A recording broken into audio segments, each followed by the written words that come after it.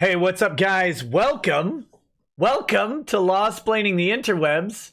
I'm your host, Nick Rekieta of Rekieta Law, a small law firm in central Minnesota that specializes in grifting people and scamming them by telling them the exact truth of what's going on. If you ever need the truth told to someone specifically to their face for the purposes of grifting and scamming, call Rekieta Law. I'm the best grifter scammer by telling the truth in the world, and you can only find me here. With me today is a very special guest. I have Mr. Null. How's it going, buddy? Pretty good. I'm tired, but everything else is okay. Yeah, you're tired because in Wyoming where you are, it's like 10 p.m. Yeah, no kidding. It's way too early for me. So you've had a very busy week, and we're gonna talk about, I guess, what's been going on with your week and the kiwi farms. We're gonna talk about Yaniv. What's the name of this person? Jonathan, Jessica, Jenna? I'm trying to think because he's lost like the blessing of IT. It used to be like my Twitter account has gotten banned for using male pronouns to indirectly refer to him. It's gotten so it was used to be like as this has happened, it seems like everyone's kind of forgotten that big IT was like a protective mother for Yaniv. And that's gone now, and it seems like everyone's forgot, but I haven't. I remember my YouTube account got a DMCA strike for 6 months because I used a thumbnail that was derivative work, and I appealed that thumbnail DMCA because I set up my live stream, and then he reported it, and they got taken down. I got my hard strike for it, and I remember emailing YouTube support every single day saying that this is a mistake, this is a mistake, this is a mistake.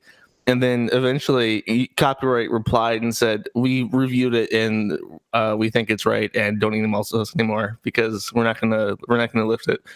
So it's like, okay, well, that's my punishment, I guess, for trying to get this resolved, is them telling me they expedite the telling me to go fuck myself. Yeah, that's the best. It's like, we're gonna respond uncharacteristically quick to tell you to F off. Yeah. So I stopped doing that. And if you Google for Yaniv, you'll find my BitChute archive, the stream I did on stream.me, ironically enough, which is now a dead service for people who don't know. But no, it's alive and kicking. It's great. It's doing perfect. Very wonderful.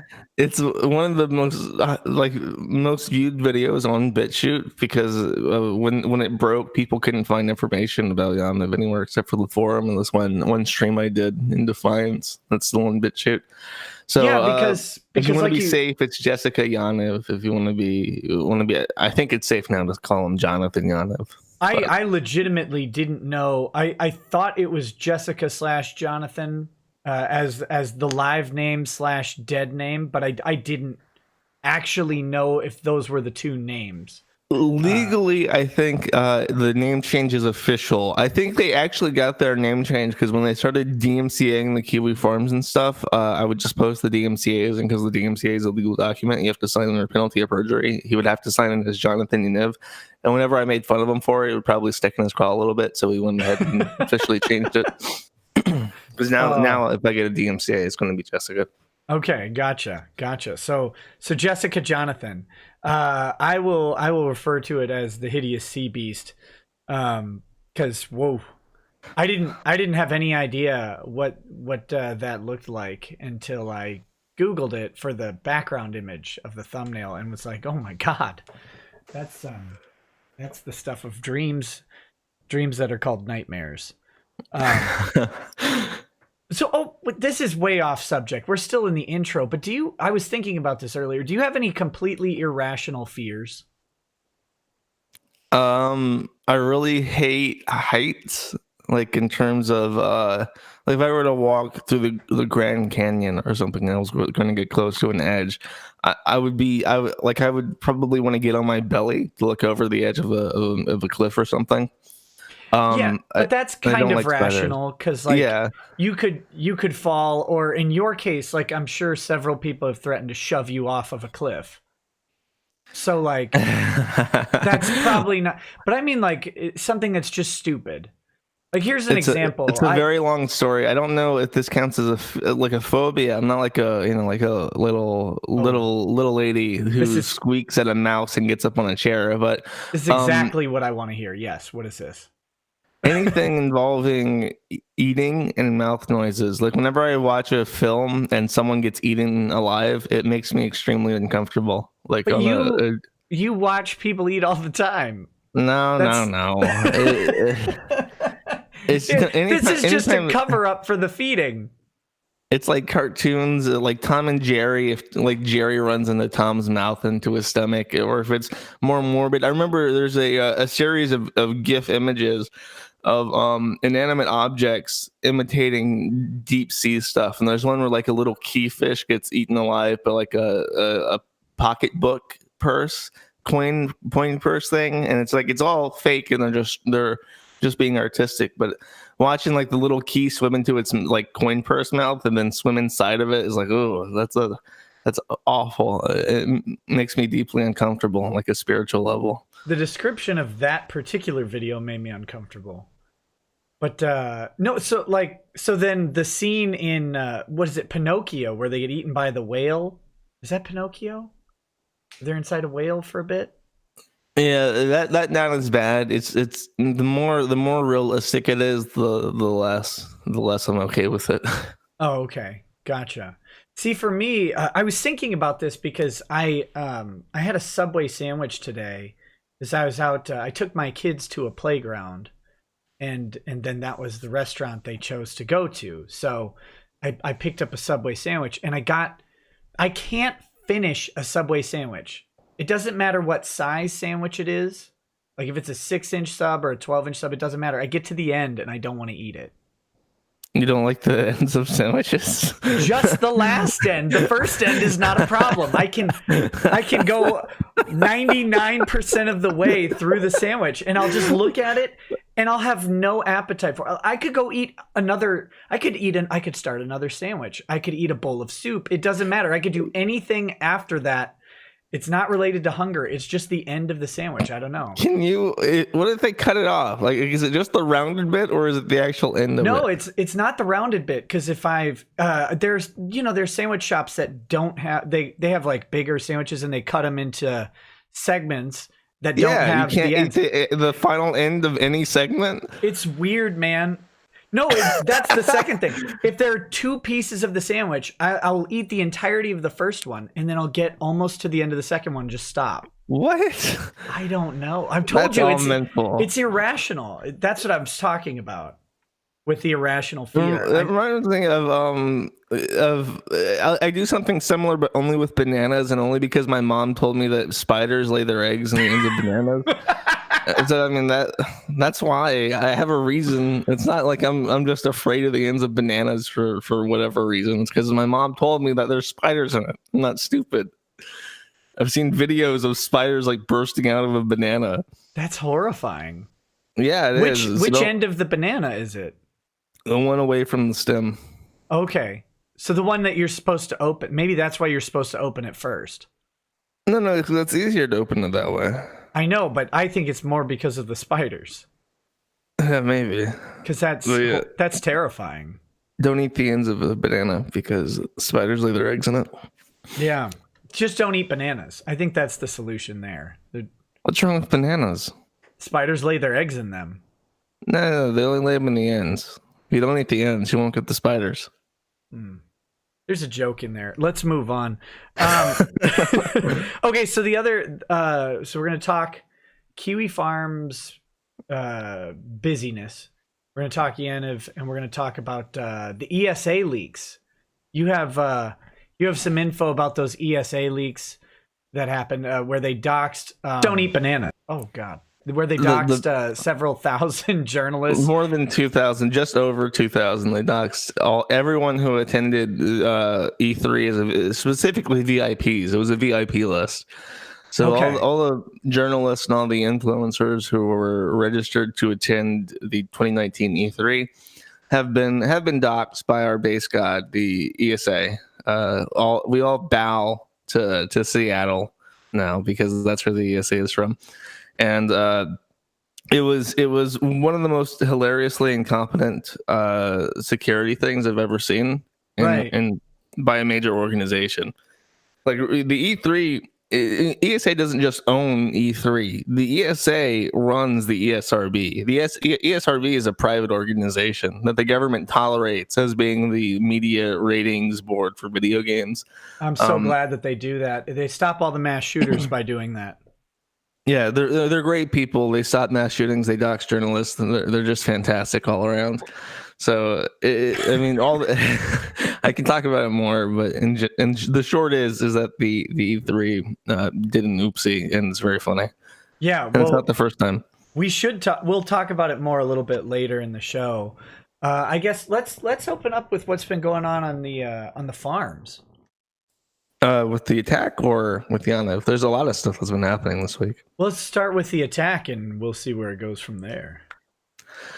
Okay, so after the news that 8chan had been taken off of Cloudflare, I made the decision that I would start preparing myself to also be removed from Cloudflare, just preemptively. Because a big reason that Cloudflare was really important for years is that I could never find hosting for the Kiwi farms. So a really helpful thing that Cloudflare does is allow for DNS changes to propagate instantly. Normally, when you resolve a domain name, like youtube.com, it hits your DNS server. The DNS server tells you the IP address, and then you connect directly to that IP address. You never connect to a domain name. And DNS changes take up to 24 hours to propagate. So if you change that IP address, it can take a full day of people not being able to connect to your website for that DNS change to propagate. Wow. Cloudflare is not a traditional DNS server. The IP never changes; it always points to Cloudflare. So if you are in the habit of changing IPs a lot because your hosts are throwing you off, the DNS will propagate instantly because that's all. It doesn't have to propagate. You just tell the DNS server that's inside of Cloudflare what to do, and that happens instantaneously because it's all on their system, and it never has to tell anybody things have changed. And eventually, I came to found 1776hosting.com, and that has been my host. My IP never changes because I own my own IPs and I own my own hardware, and I have it in a data center. Is that Glenn Beck's hosting service? Yes. Me and Glenn Beck. It'd be 1791, right? Is it 1790? Well, that's his jeans company. It was what happened in 1791? That was when the Constitution was ratified. Oh, okay. I like mine better. 1776 sounds better. Yeah. No. But yeah. Anyway, I got although you. I thought there'd be some delicious irony in you buying web hosting from Glenn Beck. I think that should. No, happen. I don't think Glenn Beck wants me because we make fun of him for being a weirdo. Aw. Okay, sorry, But, I interrupted you. Yeah, it's okay. That was the main reason. So now that I have my own stuff set up, I don't have to worry too much about being thrown off of host. I still do to an extent, but it's something that happens once every year and a half now from the data center itself, not from random shitty VPS providers across the country and outside the country just getting complaints and reacting to it. So I decided, okay, I'll make Cloudflare-less versions of the forum and start testing how the site would operate without Cloudflare. Am I in a position where I can just ditch Cloudflare? And more or less, I am.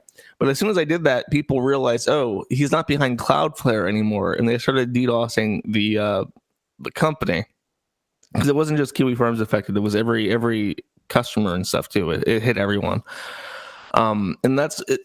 It's hard to explain this, but a DDoS is a very, very powerful attack because of how the internet is designed. The internet is not designed with the DDoS in mind. The DDoS has been an attack for decades. It'll never get fixed. There's no way to fix it. It's like cancer or AIDS.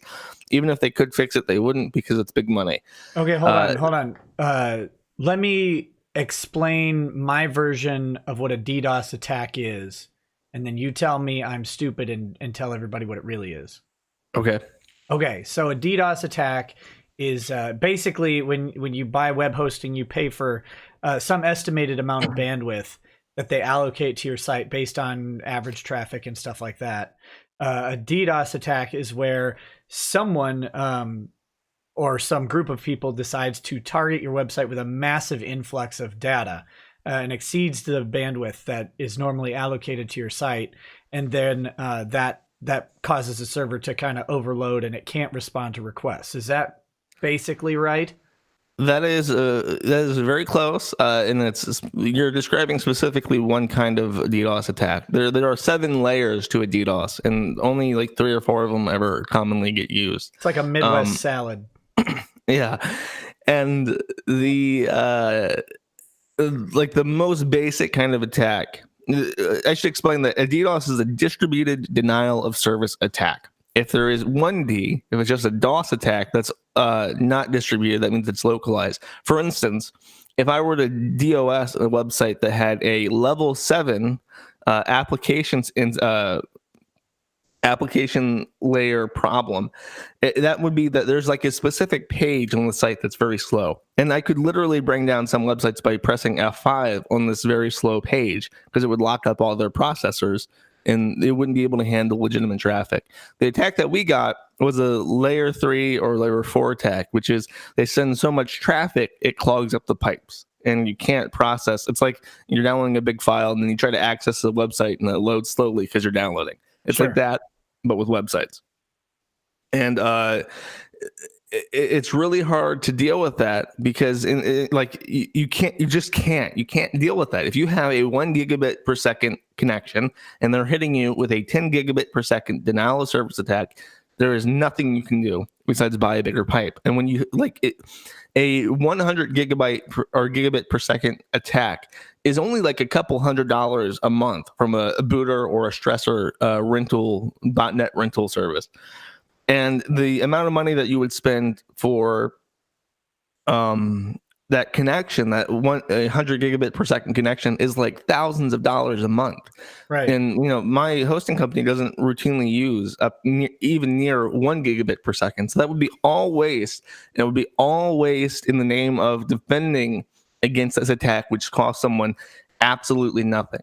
And that is the very reason. And if you did that, they could just do a bigger attack, right? Oh yeah, they could buy a second one for $200 a month, and then you would have to double your expenses, and it's way easier for you to run out of money defending it that way than it would be for them to run out of money defending it or amplifying their attack.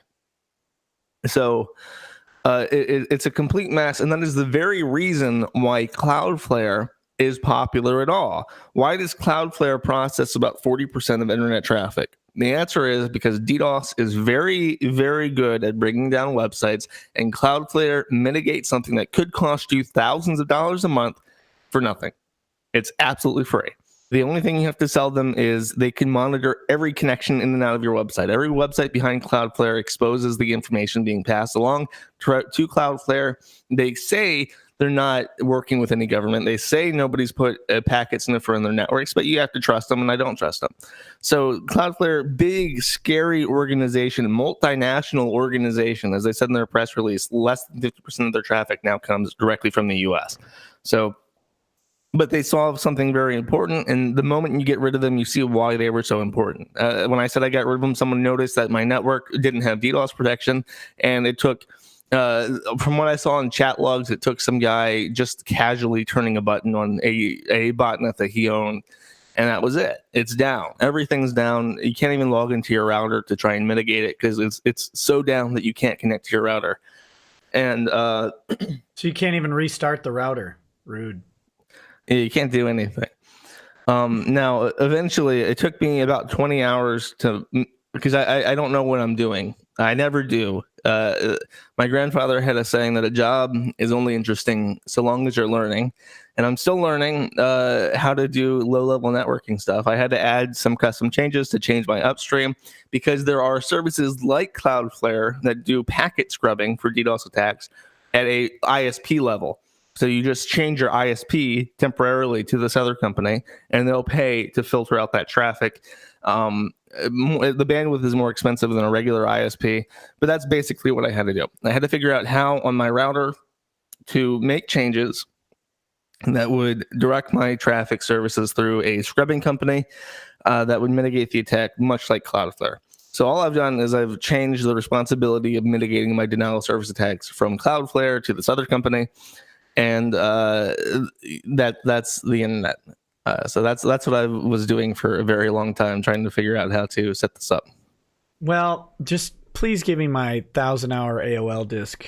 And and I don't want, that's too much complication for me. I'm glad that you're doing it.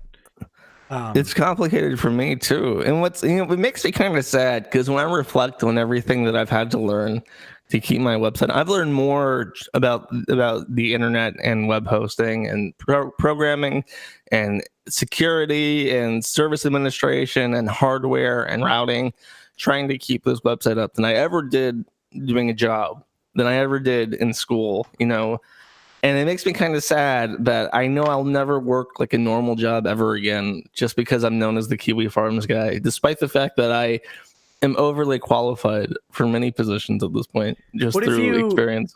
What if you changed your name to Jonathan Yaniv? I hear that one became available.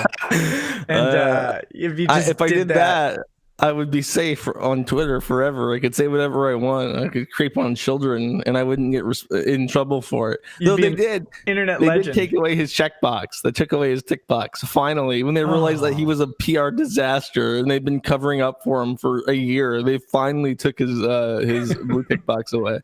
Man, did you? So speaking of that, now don't get me wrong. It sounds like.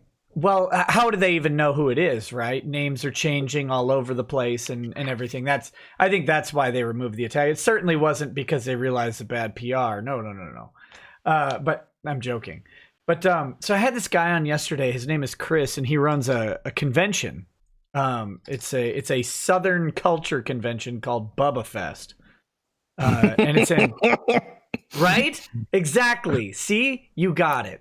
They've got Chuck Norris, Steven Seagal, Lee Majors. They've got Jake the Snake Roberts, the wrestler. They've got, Dusty Rhodes, the wrestler. They have some, like the Lizard Lick towing guys, some moonshiners. They have all these different, it's not just one specific entertainment area. Right? They have all these different people coming. So Facebook decided, he got mass reported, probably by people who are mad that he's inviting Vic Mignogna to the show.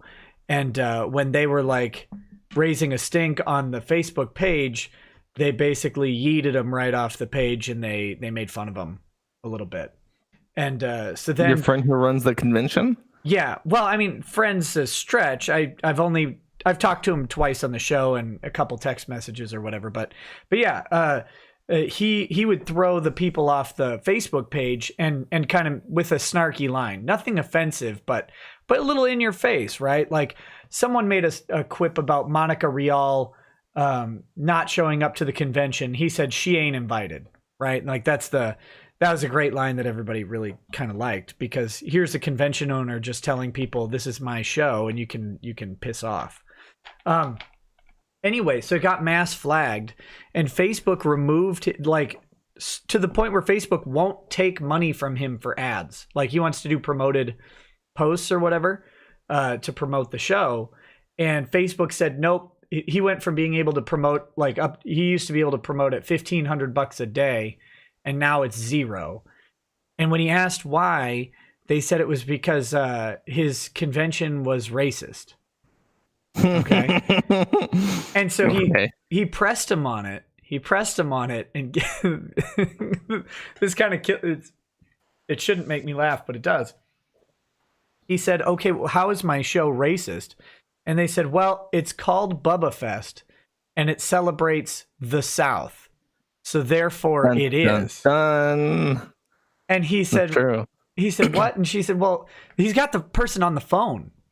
And Oh she my says, God. She says, 2 of your guests are Chuck Norris and Lee Majors. And those are both, this is not a meme, Josh. This is not a meme. She said, those are both very conservative white men. Dun, dun. That's true. It's very true. I mean, there are guests of several ethnicities coming, right? But because there are 2 white men going that are conservative, it is automatically racist. What was the name of his convention? The Bubba Fest? It's Bubba Fest. That's it. I have a convention or festival name that is more Southern sounding than Bubba Fest. What's Would you like that? to hear it? Yeah. This is a real festival. It exists and took place in where I grew up at. There is, it is called the Boggy Bayou Mullet Festival. Now, you might be thinking of like a Joe Dirt mullet kind of thing going on with that. It's actually a fish in the area called mullet. So it's actually better that way because you think of mullets. And then when they explain, no, it's actually like a bottom feeding swamp fish that they catch in the area. You're like, wow, that's even worse. That's even more rednecky than a mullet. It's also 60% of the men in Florida. Yeah.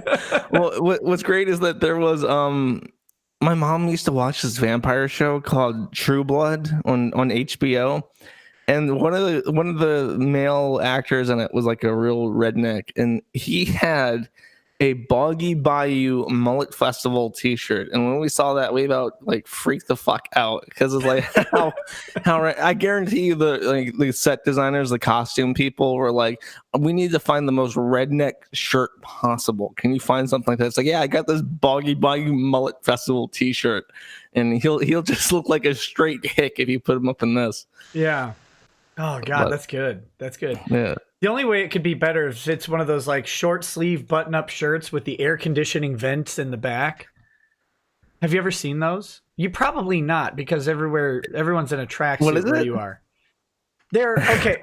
It's a button up short sleeve button up shirt, and then the back, like from the shoulder down to about midway down the back, is a flap with some mesh sides, and so it's like breeze through, right? So that I have one of those. You do? What color is it? It's black. Black. That's not hick enough, but it's pretty close. It's very comfortable. It's fucking hot in here. Thank you very much. Yeah, that's what my cousin wears like exclusively. That's great. You two would get along wonderfully. Oh God, people in chat are going Suki, which is the vampire. They're all British actors trying to impersonate Southerners, and the main woman's name is Suki, and the main vampire guy would all go Shuki like that every fucking time. And it's like, do you have like I mean, he's obviously British trying to do a Southern accent, but it sounds like he has a speech impediment. He's like retard vampire. What is this on? True Blood, the vampire show that I talked about. The Mullet Festival T-shirt. I never. Oh God, I think I watched an episode of True Blood. I should watch more of it, especially now that it's a British guy trying to be Southern. It's well, technically they use British actors a lot for Southern accents because apparently the Southern accent is closely related to the British accent. I don't know how that works, but that's what they say. Okay. I don't agree. I do not agree. I would never say that in Louisiana either. You'll find yourself in a swamp. All right. So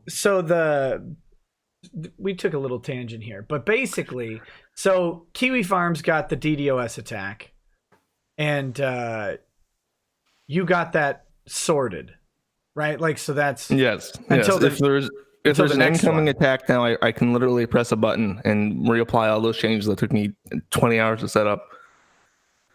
And so then now you said DDoS attacks are unstoppable, but you can stop it by pressing a button.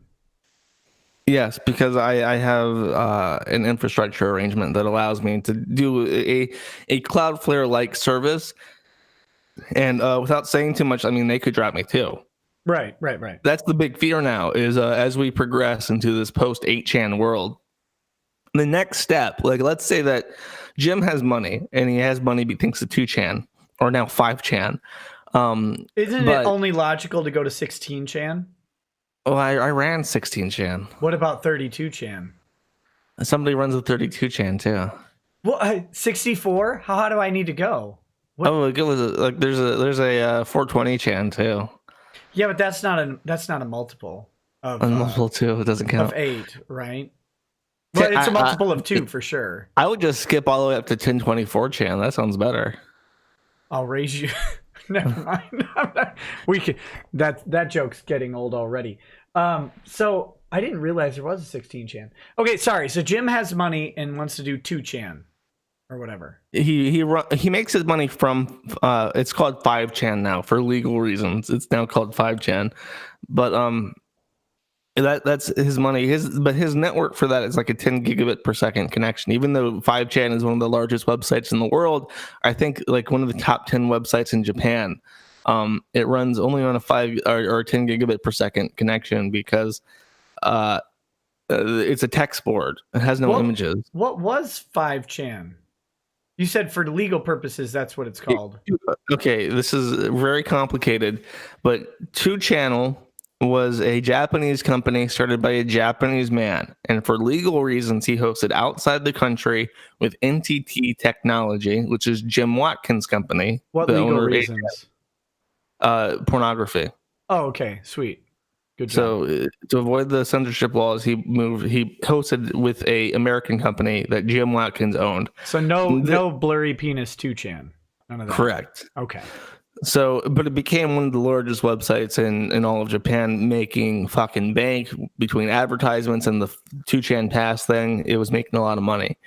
Now, what happens next is a matter of legal uncertainty, but the long and short is that Hiroyuki Nishimura, the current owner of 4chan and the founder of 2chan, lost control of 2chan, and Jim Watkins became the sole owner, manager, and entrepreneur behind 2chan. But and they've been. Oh, sorry, I'm going to interrupt you a lot because my boomer brain is catching up to what you just said. You said that this was a pornography site, but it's not pornography. It just allows pornography. But I thought it was just text. I'm not entirely sure. I think there are some image boards, or maybe it's just like advertisements that are porn that they can't run from Japan. Maybe it's just ASCII porn or whatever. Yeah, it's something that they decided they needed to host out of the US. Okay, sorry. But at some point, Hiroyuki Nishimura lost control of 2chan, and Jim Watkins, the hoster of the site, took control over it. And they've been fighting with each other ever since. And at one point, Hiroyuki Nishimura lost or won a preliminary lower court hearing that Jim Watkins had stolen the company from him illegally. And as a matter of panic, Jim owns many domains that are like 5chan, 5ch.net, 8ch.net. He owns like every number ch.net. In the entire like from like 1 to 100, so he just moved it up to 5chan.net, and so that's why that's called that now. He eventually won in a higher court, I'm pretty sure, but it was a pretty dramatic change, because if you are a weeaboo, you know what 2ch is, just because it's such a popular thing in their culture that in anime they will name drop 2ch, because all the NEETs, all the hikikomori in Japan will use 2chan. Okay. So all right. So why are we talking about this? Because Japanese Jim Watkins hosts 5ch right now, and he hosted it on a 10 gigabit per second connection. Right. And when 8chan was getting DDoS directly via IP, it brought down 5chan as well. So it's a big deal. Now he does have enough money. He could theoretically upgrade his connection. He could add the DDoS filtering, hardware and stuff. He wouldn't want to spend that money, but he could. And even if Jim was forced to do that to keep 8chan afloat, all that would happen then is the tier 1 networks that he peers with would drop him. Now in the internet, it's a web, right? So each joint, each intersection on a web is like a server. It's a router. Yeah. And to keep to connect online, you bounce from node to node to node. And the tier 1s all peer with each other. To be a tier 1 network, you have to peer with the other tier 1 network. That's what defines it. Tier 2 network peers with usually like 2 or 3 tier 1 networks. And oftentimes other tier 2 and tier 3 or tier 4 networks. So if he's peered with tier 1 networks and the tier 1 networks refuse to peer with him because it's 8chan, that would be literally the infrastructure of the internet as a whole converging to destroy 8chan. And it's like, okay, you can't hide behind Cloudflare. You can't hide behind a DDoS filtering, packet scrubber. Even if you buy your own infrastructure to host and filter your own DDoS attacks out, if the tier 1 networks won't peer with you, that's it. You're banned from the internet de facto by IT companies. And I that to me is more scary than Facebook and Twitter having control over social media. I don't know. It always comes back to your little net neutrality stance. Well, it's true. If you want to make anything something that you have to issue service for, I consider these companies far more important than Facebook in terms of, because like literally you can't offer an alternative if these companies refuse to do business with you. You know what I mean? Right. And I'm of course razzing you. Yeah, I know. I'm just saying it's very serious to me because I'm thinking about it selfishly, as I do. I'm thinking about this like, this is the reality of the situation. This might be a question I have to ask myself in a couple of weeks, maybe, in a worst case scenario. And I don't have gym money. That's it. If the tier 1 networks refuse to peer with me, that's it. That's the end of the line. The internet itself has collapsed to kill a Kiwi farm. How long till we have Japanese porn ads on Kiwi farms? Like, that's the real question. Japanese porn ads. I don't know. If it came down to that, I could do it. I could swing it. But you know what? That's probably the answer. What happens if the tier 1 networks in the US refuse to do business with you? You move. You move somewhere. You go to Taiwan, you go to Hong Kong. You leave the US because the US might have all the freedom of speech that it claims to have, but it's not worth a shit. You know what I mean? Practically speaking, it's not worth a shit because all the companies can do whatever they want, and they will. And they seem to be all conspiring and woven together to have very aligned interests all the time, constantly. Isn't that amazing? It's very coincidental. That's something that we probably agree on quite a bit, is that seems to be cropping up more and more lately. And this is the argument, right? Is that what good is a government protection of a fundamental right if we just go ahead and allow some companies to stomp on that right instead of a government? That and I mean, there's no like rogue tier 1 company that's just like, yeah, hail Hitler. There's no diversity of opinion in any of these companies. They all seem to be the exact same. Doesn't matter what the brand name is. Doesn't matter who's behind it. Doesn't matter who owns it. Doesn't matter how old it is or how new it is. They all seem to have the exact same interests, and it's just very shocking to me because you think there'd be at least one outlier in the whole gambit of companies that manage these infrastructures. You think at least one of them would be at least slightly more libertarian or conservative, but no, they're not. They're all very scary in that they think alike. We need to get some high top fades running the tier 1 networks. Yeah. Who runs them? Wait, wouldn't they? Never mind. Who? Like, how many tier 1? There are like 7 in the entire world. There is NTT, unrelated to the gym companies, the big one in Japan. Cogent, Layer 3. I've heard of Cogent. And there's another one I'm missing. I like to say Hurricane Electric, but I'm pretty sure that Hurricane Electric is not a technical tier 1 network. I mean, there's a handful of them across the entire world. All right, so how many fat guys do we need to strip in front of an audience before we can get a libertarian tier 1?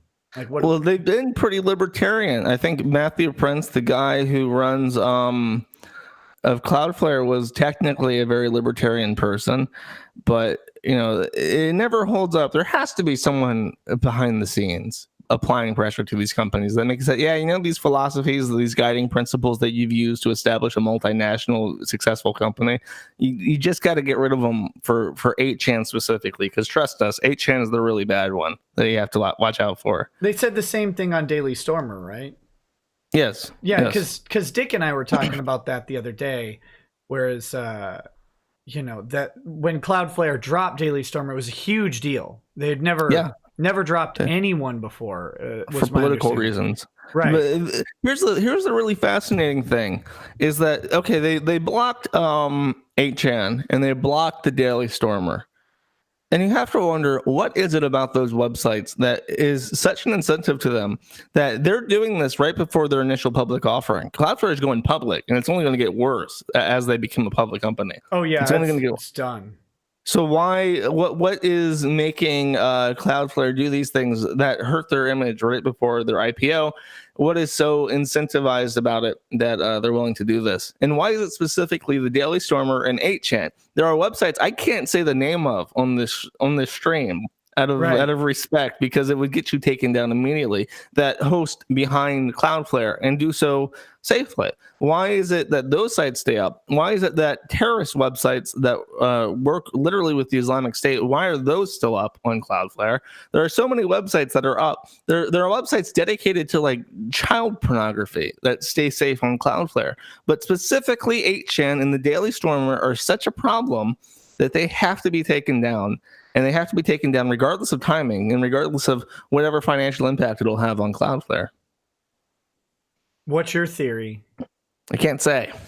Everybody knows. Everybody knows in chat. Okay, but if it's the JQ we're talking about, like, there's got to be other anti-Jewish websites out there, right? Like, not really. Really? There's only 2? I can name a lot of racist websites, a lot of anti-immigration websites, a lot of anti-Islamic websites. And as far as really, really hounding the JQ is, I mean, there's very small websites, but in terms of like big popular websites, it's Daily Stormer and 8chan, the only thing I can think of. I can't. There's got to be more, right? I can't name any. There is Stormfront, which is managed by a guy very ironically named Don Black out of Florida. I didn't know the Stormfront was what I thought. Stormfront was like an organization. It is an organization, but that also has a website called Stormfront. I think so, and it's managed by a guy called Don Black. And I just like to point out that the racist guy is called Don Black every time because it makes me laugh when I think about it. But I mean, his website's small. And it's not particularly active, but yeah, I mean, there's not too many of them. See, I'm not good at conspiracy theories. Like, I don't know, and that just doesn't seem real to me. I believe you, but my brain's broken on that. It seems like there has to be some other reason, right? Like, it just seems like you would want there to be. Like nobody chooses to be racist. Nobody wakes up and like, God, I really want to be uncomfortable in the world we live in. I want to wake up and I want to see people in the worst light. Nobody's like that. So when people start becoming racist, and that's because I wake up and I go, you know what, God, I really want to see the worst of humanity today, right now. Yeah, that's a legal requirement to pass the bar exam. You have to have an innately negative view of humanity. Well, that's why when someone calls you and is like, look, I just murdered someone yesterday, you're like, yeah, but I imagined worse was going to call today, so this is fine. Let's just talk about it. That's just the prep work. Well, that's interesting stuff. I don't know. I could go on, but I don't want to. I don't like talking about it because it's just like it crushes my soul. Like I was a happy-go-lucky Democratic voter. I remember I voted. I was too young to vote in 2020 or 2008 and '08, the first election after Bush. You're too young to vote in '08. Yes, but I could. I think I was 17 at the time, so I could vote in the Democratic primaries. So in the Democratic primaries in '08, I voted for Hillary Clinton. In 2012, I went to my local church and I voted for Obama. And somehow you voted at a church. That's great. That's all the voting places. I love Florida. All the voting places are in churches. I don't think I've ever seen the voting.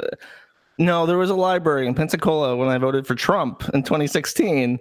I had to go to a library, but up into all the voting places I've been to before then were churches. Huh. So somewhere along the way, I lost my light. All the happiness I felt. I remember when Obama got elected. Like, wow, I'm the generation that ended racism. I think it made it worse.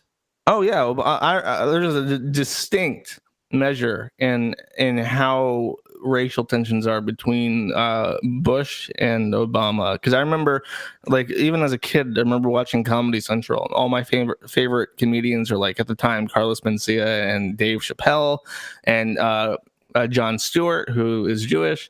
And it's just it never even occurred to me that these people were different in any way. And a few short years later, it just feels like the country's about to tear itself into pieces over race specifically. Yeah, there's So I plug this podcast from time to time. This son of a bitch owes me money. No, he doesn't actually, but he should. Malcolm Gladwell does a podcast called Revisionist History, and I'm pretty sure he covered this. I'm trying to think where else I would have heard it, but basically, there was a study done that measured racial sentiments before and after Obama, because of, this sort of thing that they had a feeling was going on. An observation, yeah. And what they found was it interestingly increased racism among the left further. And there's a I guess it's a sociological phenomenon about this, where when you have dominant groups but majority minority groups, right? So you have in this case, obviously it was white majority versus black minority, that when the majority gives something to the minority group, this doesn't have to have anything to do with race, it just happens to in this instance. When the majority group gives something to the minority group, suddenly they feel like they can that gives them license to be worse to the minority group. Does that make sense? Like, well, we did this for you, so now you have this and this and this. So the interesting thing for the Democratic Party was they found out that the Democrats themselves specifically said, well, we voted a black person in, and then they in turn treated the black Democratic members worse. And the way they measured this was actually, I believe, in pursuing black interests specifically in the congressional, in the Democrat caucuses and stuff like that. It was pretty an interesting thing. I believe Gladwell covered it. I want to say it was on his podcast, but man, it was fascinating because there was data to actually support that racism got worse after electing Obama. So, I mean, you don't need. I've gotten to the point where I don't trust any studies. I just trust my gut, and my gut says it got worse. It's demonstrably got worse. Oh, anybody with a mind can see it's gotten worse. We wonder how. We wouldn't be talking about the Daily Stormer and 8chan and the JQ 8 years ago. We just wait. It's actually really frustrating because it feels like the efforts to censor this has made it worse too. Because, the censorship I've dealt with, like, okay, how many people, okay, I want to talk to somebody to deal with a problem that I have. What other people are experiencing these same set of problems, and it's all neo-Nazis. So it's like, if I want to ask a question about a problem that I'm having running my drama gossip website that's getting censored, who do I have to talk to? I have to talk to people who are going to be like, oh, here's how you fix this. By the way, do you have a moment to talk about the Jews? And it's like, that is. Excuse me, sir. Do you have a minute? Do you have a moment to talk about our Lord and Savior Siege? No, it's very frustrating because nobody chooses to be bad. It's just what happens, and I've been shoved into the bad boy box because I just want to have a place where I shitpost about autistic people and trannies. I never occurred to me in 2012 that this would be my life. I'm just picturing, like, it's the internet, so it all makes sense from a communications perspective. But if you remove the internet and like try and analogize, like, imagine if someone was catapulted into the future from like 1870, right?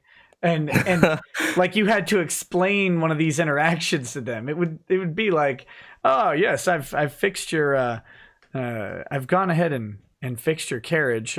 Here, would you like to read my tract about the Jews? My pamphlet. Jeez, God. Oh my goodness.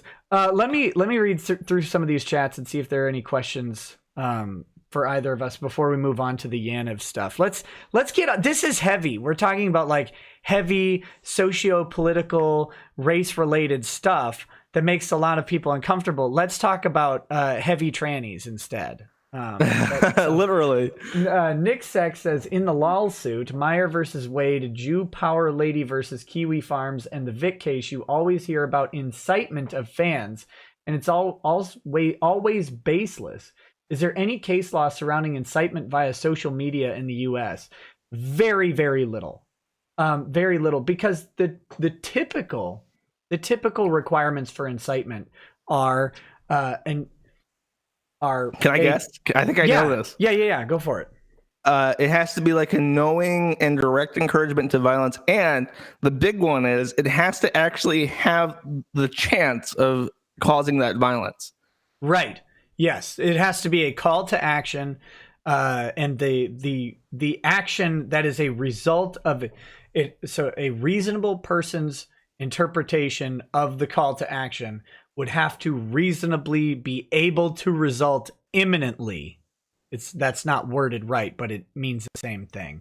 So yeah, basically you can't just say, well, the big case on it was a KKK rally, and this guy was talking in Ohio. Yeah, it was Brandenburg versus Ohio. I have this Oyez case literally pulled up right now. I just noticed it's in my tab. Yeah. Brandenburg, a leader of the Ku Klux Klan, made a speech at a Klan rally and was later convicted under an Ohio criminal syndicalism law. The law made illegal advocating crime, sabotage, violence, or unlawful methods of terrorism as a means of accomplishing industrial political reform. And the answer was that because it didn't have an imminent effect of achieving that call to violence, it was an infringement on his freedom of speech. Right. And I mean, he's literally calling for black people to be lynched. Like that wow. was his speech. You can actually, if you pull up the full case, they have an excerpt from his speech, and it's not a pleasant one. I read it on Stream Me. I think I still have the recording of it. Was that your Mumkey Jones manifesto reading? Yeah, it was the first Stream Me video I ever did because it was the free speech thing. I think I ended up taking it down though because I knew people would clip it out of context. But it was it's such an inflammatory speech, and the Supreme Court said no, of course this is protected because there wasn't a black guy there that he said go lynch that guy. That changes everything. Because you have somebody a mob who in might chat act said worst State of the Union ever. But yeah, so that's incitement, and so it's really hard to have social media actually incite an attack on someone, to incite violence, because there's no group of people who is imminently able to cause the violence normally. Now, I guess a way you could do it, let's say there was an Antifa rally that was all following a trending hashtag, and there was some Antifa overlord somewhere directing them via Twitter, and there were cameras set up, and they could actually pick someone out and order violence on someone using this trending hashtag, and then the people there reacted to it, or would be reasonably likely to react to it. That would be potential incitement of violence through social media. But the way it's written, that's kind of how it would have to be. That's kind of what would need to transpire. Something very specific. It'd have to be very obvious. Like, there could be no question about it. Now, okay, I have a question regarding about Yaniv. Tell me if this sounds like it breaks any laws in the U.S. Now, I don't know anything about Canada. I don't think anyone knows anything about Canada. No. But I'm going to read these posts, and you tell me if this sounds like it would be legally actionable. Okay, so these are posts from Yaniv? Oh, motherfucker. What? What did I do? No, a mod merged together these posts, and I absolutely did not want that because that's evidence, and they fucking merged metadata together. Oh, that's not good. Why didn't they ask before they did that? Can you unmerge it? No, merging and thread merging, that's something you can't undo easily. Oh, that's really fucking annoying. Okay, I'll just read it. At WG Kitty, you're going to fucking die. I know who you are, and I'm going to come there, slit your throat, and throw your body under the Golden Ears Bridge. Bob Adams knows who you are, too, so you better stop. You're going to die, motherfucker, going to die. You better not step outside the building or else. Wait a minute. Somebody that lives in the same building as him. That was all one post? It was three. Every one of those lines was a different post until somebody burns it together. Okay, so the first one with the slit your throat, in Minnesota, that post is a felony.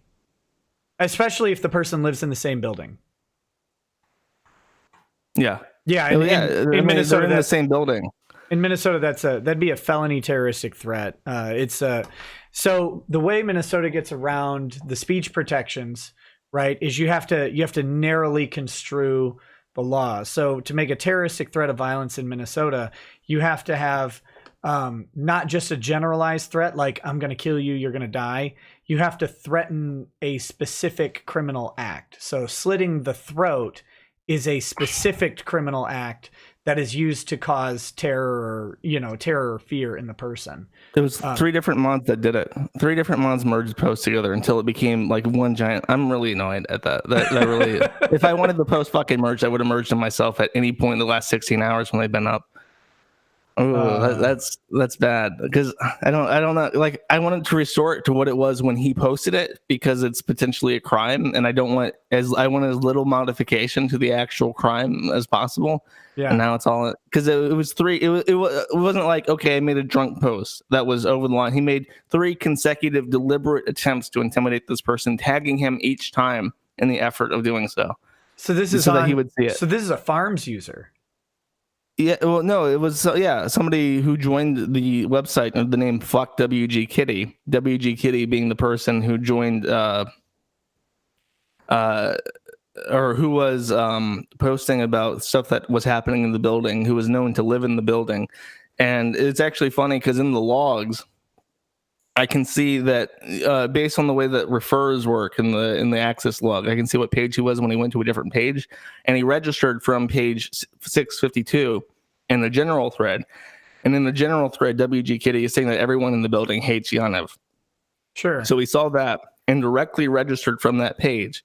And then I could see he was clicking around in different threads. He was reading about his former employer who joined the site to disavow him and say they don't do business together anymore. And then he started posting and making threats to this guy and just posting utter nonsense, like he was spamming the site like a child. That's so frequently the reaction, right? To what? Spamming the site? No. But I mean, a lot of people, I've seen this on Kiwi Farms, and you see it anywhere online, right? When someone gets attacked, they're in a real way, not just like called stupid or fatso or something, but when they get attacked in a real way, their brain, their lizard brain or whatever, their lobster brain takes over, and they go on this like freak out fest. Oh, you know about this, right? Akiva Cohen, the New York lawyer who he was doxxed on Kiwi Farms, and then now he's allegedly going to own Kiwi Farms, he said. Good luck with that. But do you know about this? You know about this guy, right? Because didn't he did DMCA He takedowns? threatened me. You said on air that you wanted him to sue me because it would be interesting. It would be something to talk about. Well, you're not reacting, so I was making sure you remembered and didn't like. No, I was letting you finish. I remember this guy. I mean, I think about him every so often because he was the first real lawyer to say that he was going to sue me, and then I pull up his Twitter account. And his Twitter account is still locked. And it makes me laugh every time I pull that up and see that this guy went on and on. Like, I make jokes about it on my stream about how his threats to me were filled with almost like a sexual energy. Like, yeah, I'm gonna take your money. I'm gonna garnish your wages. And you can't even bankrupt out of these judgments. They're gonna follow you the rest of your life. I'm gonna get $500,000.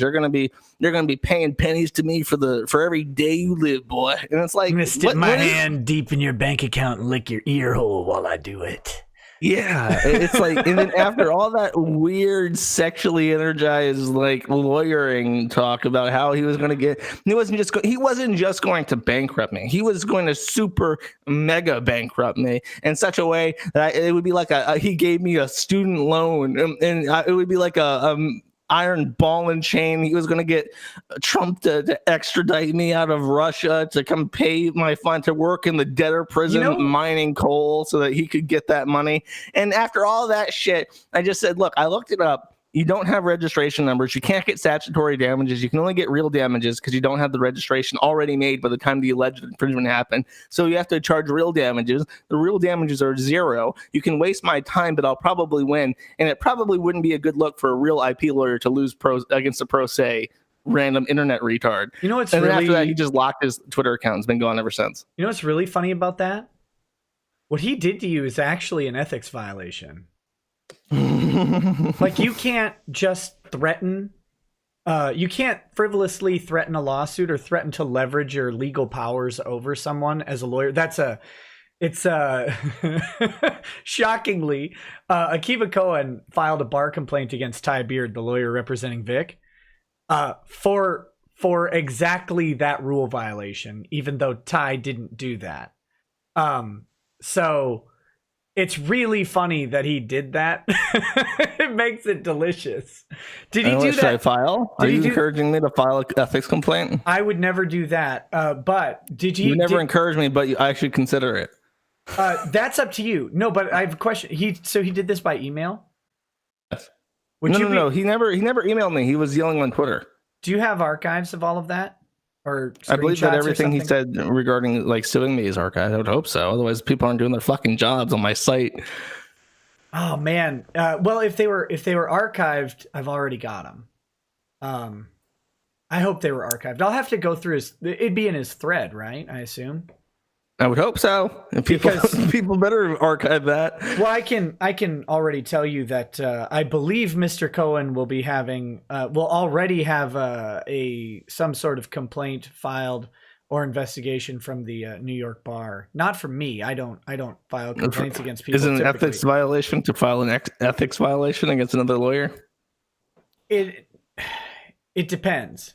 In a weird way, in the way. It's the same rule. It's the same. This is the problem with lawyer ethics boards, right?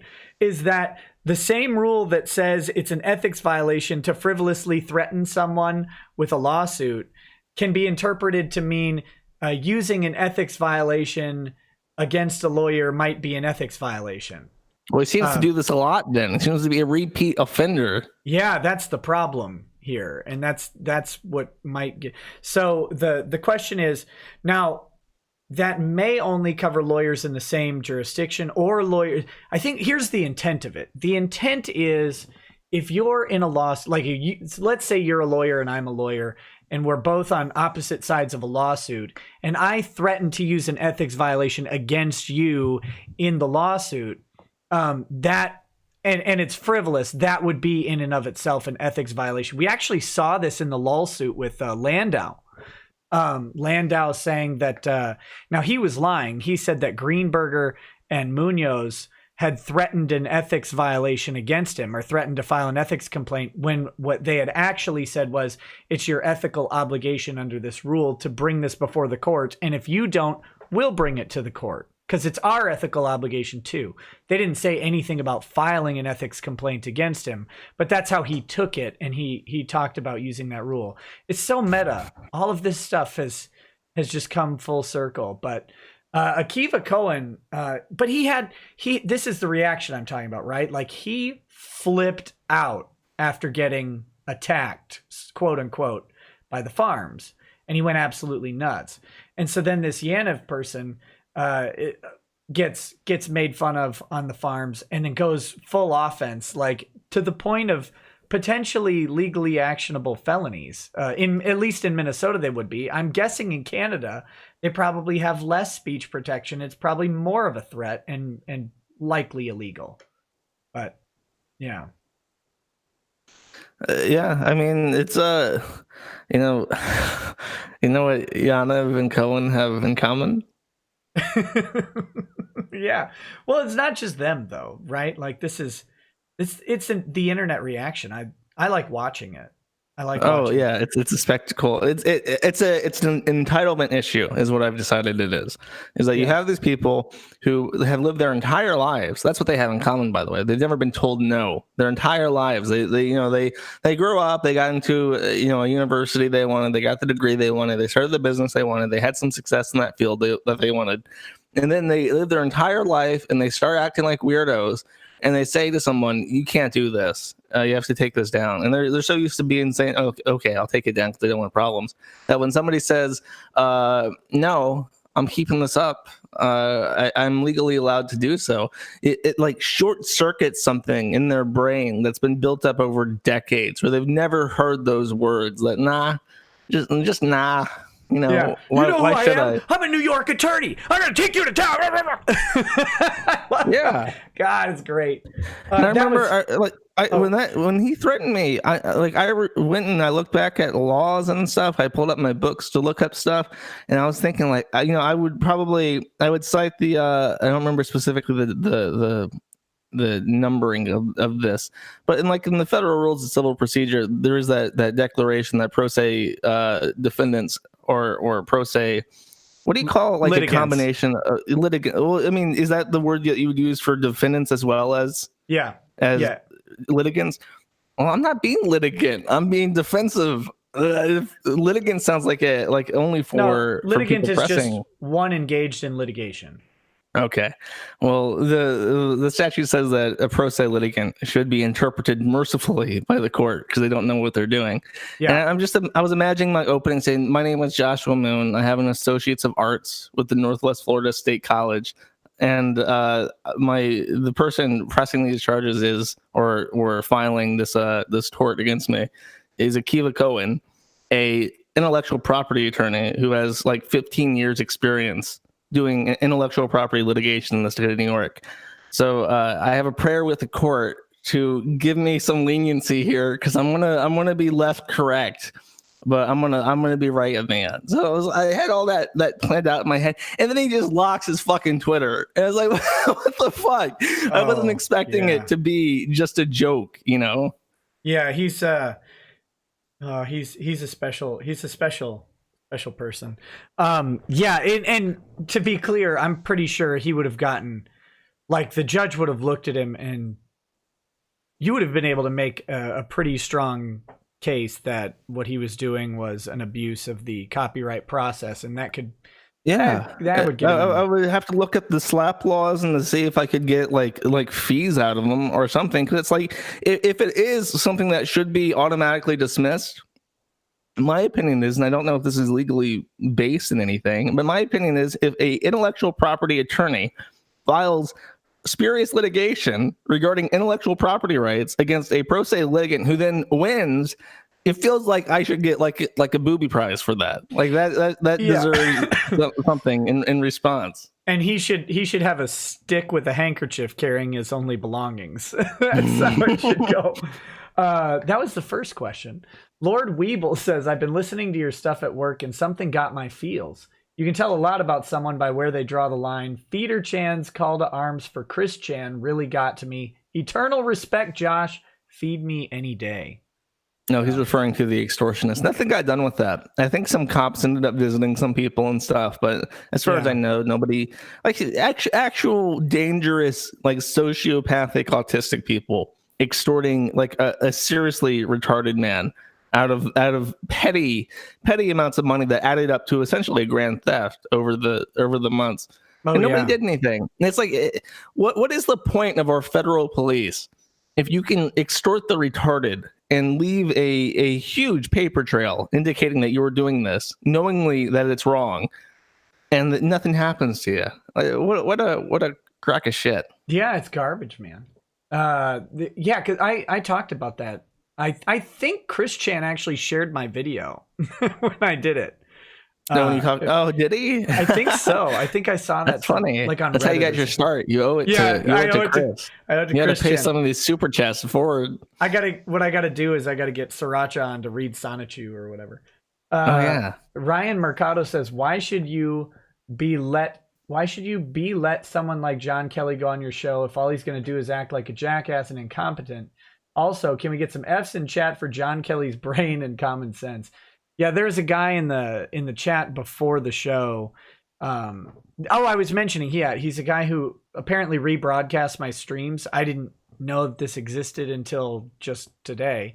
But, that guy is going to have a field day with this one. Oh, I'm sure. I'm sure. But he says I'm a fraud and a liar and I'm, stealing people's money. And then he demanded to debate me on my show. It was like, well, no. And then, like you said, then he tweeted out that I refused to debate him on my show about something. I don't even know exactly what he wants me to debate him on, but it was like the entitlement. I've gotten this before. Some guy on Twitter several months ago was saying I was scared to debate him and blah, blah, blah, blah. And so I said, actually, no, come on my show. Let's have a debate. And then he said, well, pay me. Like, well, who the hell are you? Pay you for what? I want my share of those super chats, Nick. I gotta pay. I gotta feed my farm. And then I'm like, wait, but why would I pay you? Like, what do you bring to the show that merits pay? And he's like, well, it's my time. But you asked though. Like, I'm not coming to you saying, please come on, I need your help. You're just some random guy on Twitter, and I had a free day. But oh man, I don't get it. To interrupt, this is breaking news. Someone on the forum noticed something. He noticed that a long time ago in December in 2016 or 2018. Yeah. December 26, 2018, he filed that DMCA against that thumbnail on my YouTube stream that I was going to do. They got me a 6-month strike or whatever. And I posted that DMCA, and I mentioned that at the time the legal name was Jonathan Yaniv. Well, there was some question when I was verifying that this account shitposting on my website was actually Jonathan Yaniv. And the big thing that had question marks all over it was the email address, because the email address was trustednerd@gmail.com, which is the name of his organization, and his Twitter handle is trustednerd. And but anybody can register an email address, and I know that he uses now the Jessica@trustednerd.com email address. So it's like, why didn't he use that one? Why did he use the Gmail? Right. And I couldn't find, if you Google with quotes, trustednerd@gmail.com, you won't find any hits. You'll probably find the Kiwi Farms now, but you won't find any hits for that email anywhere else. So it's like, is this actually his email address? And well, then we had another circumstantial bit where somebody did some poking around. One of the janitors for the board tried to reset a password for a bunch of people we suspected were Twitter sock accounts of Yaniv. And one of them had the trustednerd@gmail.com as an email address. It's like, well, that's circumstantial, but that's like a link between somebody suspected of being a sock puppet and someone suspected of being Yaniv. Right. Well, somebody tried to reset his Gmail password using his phone number we know is his, and that worked. It sent the reset to that phone. It's like, okay, well, it looks very certain now, but somebody found something that makes it undeniable. It's not just screwing around with resets and stuff. Sure. The copy of the DMCA I posted at the end of 2018 was Jonathan Yaniv at trustednerd@gmail.com as the complainant. Oh, so no. 100% base the original sin against me, which started the entire crusade, the entire cataloging of his activity, and my promise to bring him down. That was what the linchpin and Kaiser Sose was sitting in front of you the entire time. Ricky #InternChan says, "Hey Nick and chat, I need your help. My friend just lost her mom 2 days ago. Oh my goodness! If you can donate or retweet the link, it would be appreciated. I think she means. You can find the link on my Twitter at EmmyFire #InternChan. You guys are awesome. Ricky, DM me that so I don't forget. Thanks. Intimidator0108 says, "Hey Nick, how's it going tonight? Read your tweet about that weirdo who wanted to debate you on your show while working on the tie beard decal design. Poor Sap must have really wanted attention tonight." Yeah, I mean, that's how good. Oh, so apparently, you might know about, I don't know if you know about this guy, but apparently he's a Gamergate guy. Or like a Gamergate adjacent. Who? The guy who was like yelling at me about the show. John, the debate guy that wanted money. Yeah, well, no, the one who wanted to be on my show today, who was like, when I said no, he tweeted about it and stuff. The other guy was a different person who wanted money. That was a guy named Mitchell Horton. This is a guy.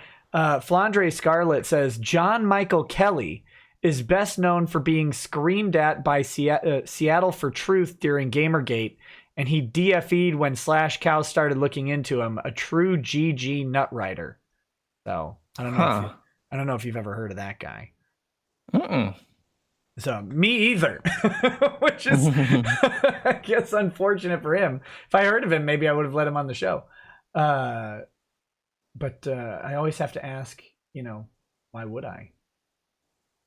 Okay, next. We've got stupid.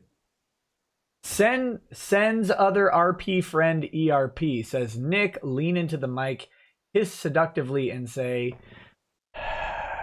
reading Senpai's Homes ERP low-key turn me on."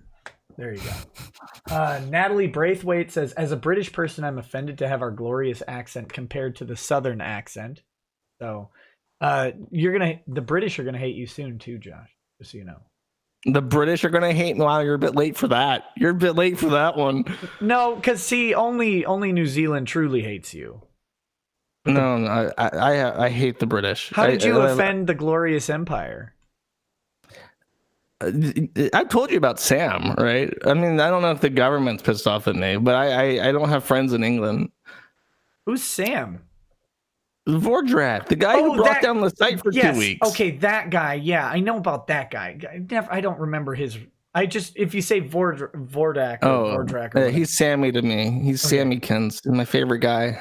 Yeah, well, I know that English person doesn't like you, but I didn't think that applied to the entire country. I hate England. I can't say anything nice about it. And it's all the Commonwealth countries are the ones that are mad at me. Fuck the Commonwealth. I hope every Commonwealth country burns to the ground. I just, and you know what's weird is that whenever you talk to an English person, the first thing they bring up is pedophilia. I don't know what it is, but I brought this up before and people got mad at me in the comments.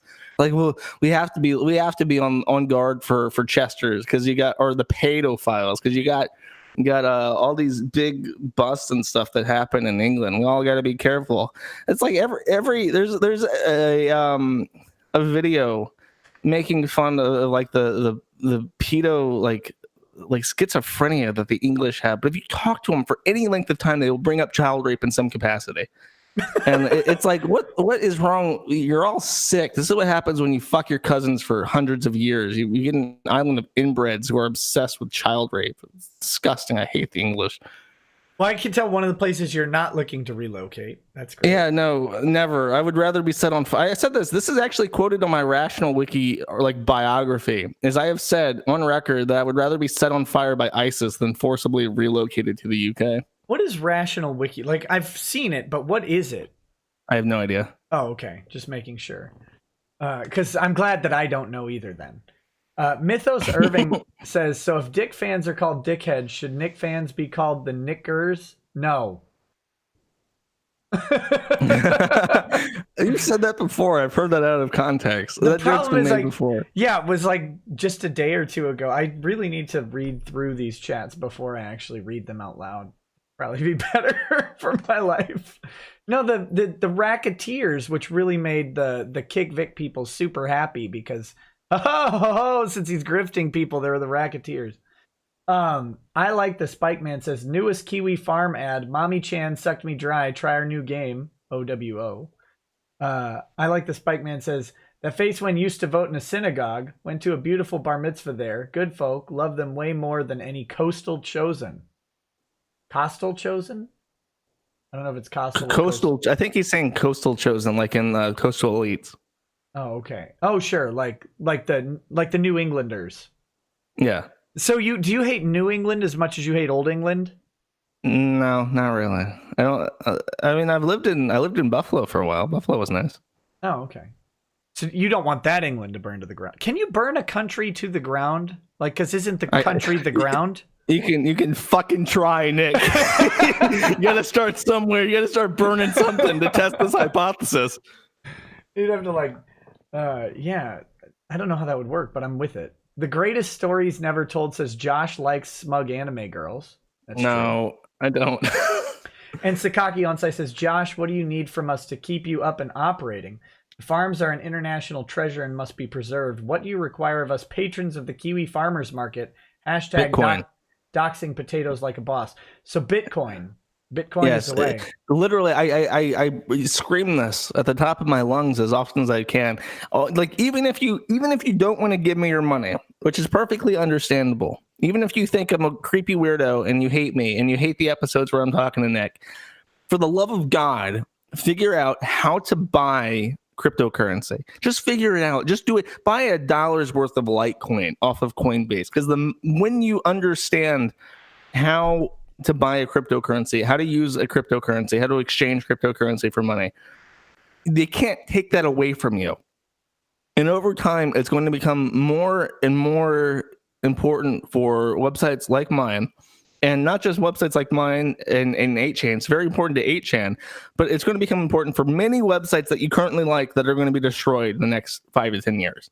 And the only way they'll be able to function is through Bitcoin, because they go after the money every time. So everyone should know how to get cryptocurrency and use it. Yeah, guys in the chat, it's Nick Uz, please. We don't use hard R's here. It's Nick Uz. Nick Uz. I can't say it because I'd fuck it up. Yeah. Drake. So okay, so that's buying Bitcoin. Can you give BATs as well to the farms? Is that a possible thing? Oh, okay. So for a long time I was shilling a browser called Brave. And to this day, I continue to shill it. It's a great browser. If you're looking for an alternative that's privacy oriented, try Brave. Mm-hmm. It's made by, the Brave Foundation is ran by Brendan Ike, who is the original founder of Mozilla Foundation, and he was kicked out of Mozilla in 2008 because he donated his own personal money to the Prop 9 campaigns in California, which temporarily banned gay marriage in California. Right. When they found that out, they kicked him out of his own foundation, basically. And ever since then, Mozilla has been on a steep decline in quality as they've moved towards a more woke-oriented team.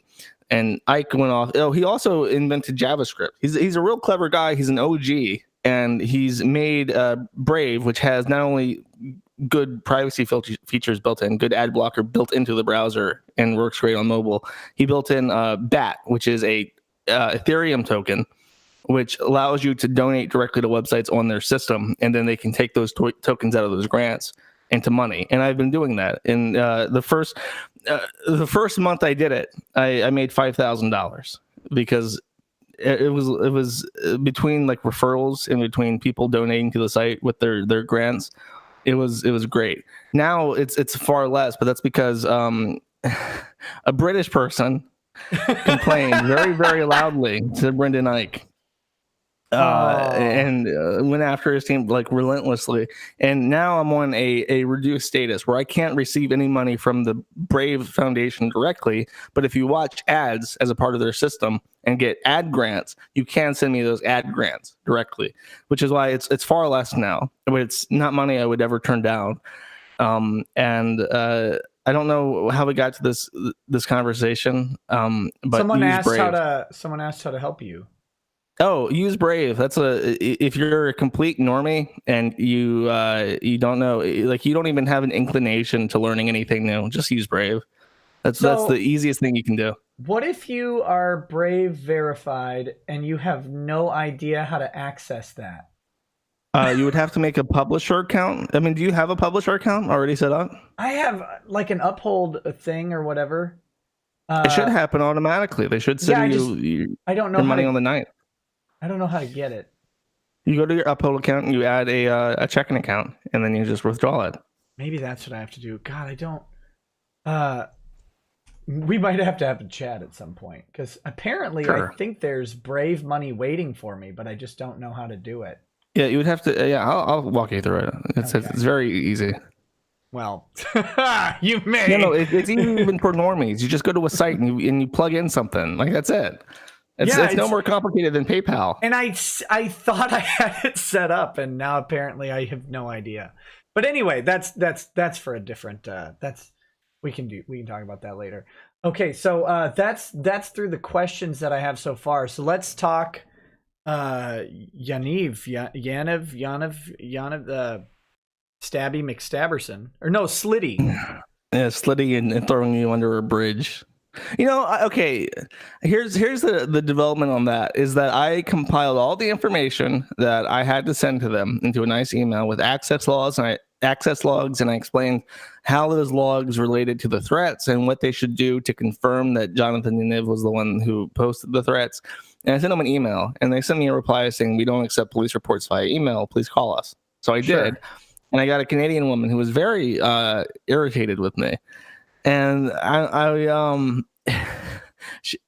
don't know if she was irritated with me because I'm basically an anonymous foreigner trying to file a local police report, or if they get so many complaints about Yaniv from people in general that just dealing with another police report about Yaniv was irritating to her, or a combination of the two. It could be both at the same time. But like I was explaining to her stuff, and she had like sass, and I've never heard a sassy Canadian. And I was explaining like my mailing address was in Fort Walton Beach in Florida, and she asked how to spell it, and I said it's Walton, like the Walton family from Walmart. And she's like, "Oh, well, we're in Canada. We don't know much about Walmart here." I'm like, "Motherfucker, don't you lie to me. You know what a Walmart is. You know who the Waltons are. You don't know what Walmart is. You're in Langley. If you drive 30 minutes south, you'll be at a Walmart." Oh, that's great. But I got I eventually got like a call back from I don't know if you would call them cops or what, but. And I talked about it. He was in the car, so he couldn't really walk alongside the data. And I just said, "Look, this is the information, and it explains how you can confirm that this account and the threats made belong to Yaniv." And he's like, "Okay, well, we can't really do anything with that from an anonymous report." I'm like, "That's great. Just give me a case number, and I'll forward it to the person who was affected, and they'll report it." And the person who was affected, who was targeted by the threat, says that they're posted just now, I think. That they're going to post an update when they call. And I think they're either doing it probably tomorrow because it's late today. But now, does this qualify as interacting with a cow? Like, aren't you not supposed to do that? No, not really. I'm not talking with them. I mean, it's like you don't go to Chris. Like I would never encourage someone. I would never encourage someone in a serious capacity to find Yaniv and tip over his scooter. I would never ever encourage that. Come on, does he have a scooter? You don't know about the scooter? Oh my God. I don't know anything. I told you the first time I ever saw a picture was when I pulled up for the thumbnail. That was from what I understand, Yaniv has he claims to have brain cancer, but from what I've been told from sources, like people email me just shit. Like I live near him. I work at this service and I dealt with him today. Like they just email me like complaints. I'm the Yaniv Langley Police Department complaint recipient. But that's the best part of this internet stuff, right? Like once you reach a broad enough group of people and you talk about or interact with someone who's ridiculous, someone out there knows them that is and is closer. Many people in this case. Yeah, like Langley, Canada has Walmart. You're welcome to. Yeah. Fuck off, angry police. You don't know you don't know who the Waltons are. Whatever. Everyone knows who the Waltons are. You can ask a Russian. Do you know who the Waltons are? And they're like, oh yeah, the rich people in America. Oh boy, that's great. That's great. But no, but of course, I'm kidding. I'm just razzing you a little bit. When there's an actual crime to report by the victim, then that's I'm not suggesting that the victim should not report a crime. That'd be silly. Yeah, no, definitely. And it would require it in this case. They can't just act on it. Even I think there's a genuine want to act on it, but without an actual victim. There's not much they can do, even if there's a want to pursue it. So hopefully they will follow through. And there were more tweets. Somebody sent me screen caps of tweets of Yaniv with a camera in the hallway calling out, this is a quote, LOL Kitty, you know where Linda lives. Just drag your big ass from 207 to 218. You don't even need to climb stairs, which will require an ambulance for you. I see you. And it's a picture. It's like a horror movie shot of the hallway from like a fisheye lens mounted to his door in the public hallway of this apartment building. And then Kitty, aka Sharon, you and your two girls should be very afraid. It's so obvious it's you. I've got you on camera. Prepare for the worst life ever living here. I know it's both you and Linda. You're both asshats and revenge is coming. You won't like it and you shouldn't buy hand wave emoji. So it's like you have multiple. It's not like you can't even excuse it. Like Yaniv is saying that he's hungover and drunk right now. He did it when he was drunk. It's like that's not drunk posting. No, that's very sober, and it's very the reason why I was mad about. You should drunk post the Langley police though, because they called you anonymous. You're like, you know who I am, Joshua Moon. I'm banned in New Zealand, motherfucker. You know my name. Oh, by the way, someone said. Oh, Akiva Cohen said your website was most known for the Christchurch shooting footage in the manifesto. That is the most known thing about Kiwi Farms. Would you agree or disagree with that statement? It's not a incredulous statement. It's not something that's just like that's stupid. It was the reason that we got a Wikipedia page. And Kiwi Farms didn't have a Wikipedia page until then? That's correct. That's amazing. That blows my mind. The people tried very hard to ignore us for a very long time. I know for a fact that there are people on the left-hand side, like the former Gamergate, all the literally who's from Gamergate. I was told by one of them in a candid conversation I had with them that they actively avoid mentioning the site because they don't want to promote it in any way. So there was a real attempt to cover up that we even existed for some time. And then after that, it's like, enough normies heard about the site that they started looking into it. Yeah. That's great. That's amazing because I figured that you would have pissed someone off enough to have an angry wiki entry before that. I do, just not on Wikipedia. There were attempts, but they got deleted. Huh. For not meeting notability requirements. Well, it's not laughing anymore.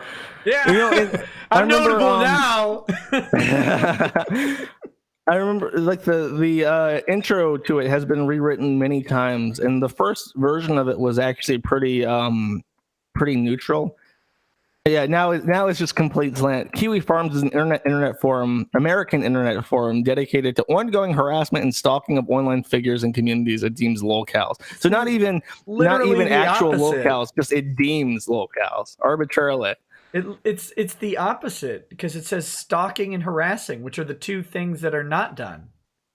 Yes. Well, they don't care. Right. Truth is irrelevant in our post facts and logic age that only Ben Shapiro can help us with. Yeah, the Wikipedia is a weird place because like so you can like edit some Wikipedia entries and then other ones get specifically locked, right? And Dude, can't be edited Wikipedia except is by a mess, and I used to donate $100 a year to Wikipedia because I supported it, and I gave up during Gamergate because I remember it was like the page of Anita Sarkeesian or something, and or it was something Gamergate related, and the article just said something like everyone who doesn't like Anita Sarkeesian is a sexist. If you don't support feminist frequency, you hate women. And I tried to edit it to say, like, you know, people call her out for being a scam artist for the fact that she didn't do what she said she was going to do. She didn't put out the episode. She was going to say like genuine things that people criticize her for. And it got reverted. And I like the guy who reverted it was like a feminist portal like manager. And I left a comment like, hey, you know, you reverted this change. And I was just wondering why, because it's factually incorrect the way it is now. He didn't just like refuse. He undid my change to his talk page where I added my comment, very reasonably reaching out to this person, hoping to have conversation with him about this change I wanted to add. He discarded my thoughts like they were a plague rat on his ship, and he just lazily kicked it off the side of the ship. Like he deleted it, and I was so appalled. I contacted like you get like a special email if you donate for like investor inquiries. And I wrote like the support, they didn't respond. I wrote the investor inquiries, and they finally forwarded it to someone who took a second crack at it. And all he did was change the wording very slightly, but the general theme was still that anyone who doesn't like Anita Sarkeesian is a sexist. I'm like, fuck it, fuck you guys. Yeah. You guys are ridiculous. And it's so strange. You can't edit Wikipedia unless you are in the circle of people who it's like there are Wikipedia articles explaining we are not a bureaucracy. We're not a democracy. It's not like a vote. It's not a bureaucratic process. And like, what is it? Is it a autistocracy? Is it a nepotism or an oligarchy? Like, what? Because there is a hierarchy, and it's trust based, and it's who you know and what narrative you're spinning, and it's just a complete fucking mess. And I can't advocate supporting Wikipedia, and really people should stop, because Jimmy Wales will probably go back to his roots and let things be neutral again if he has to fear that not enough people are paying their $5. Yeah, I don't know why anybody does, frankly. If you look up they have very accurate info on Spicer, Minnesota on Wikipedia, I've heard. But other than that, the rest of the pages are trash. So there's, that's how it goes.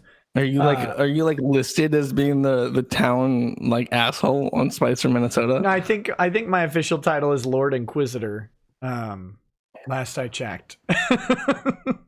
But how the fuck you pronounce the name of your county? Candioi? Candioi. That's a weird name. That's an Indian name. Let's see what it says right now. It got changed a couple times. Doesn't say anything about you from what I can see. Oh no, it's under history. Oh, good. I'm elected as the city's official Tard Wrangler, and there's a citation. Where?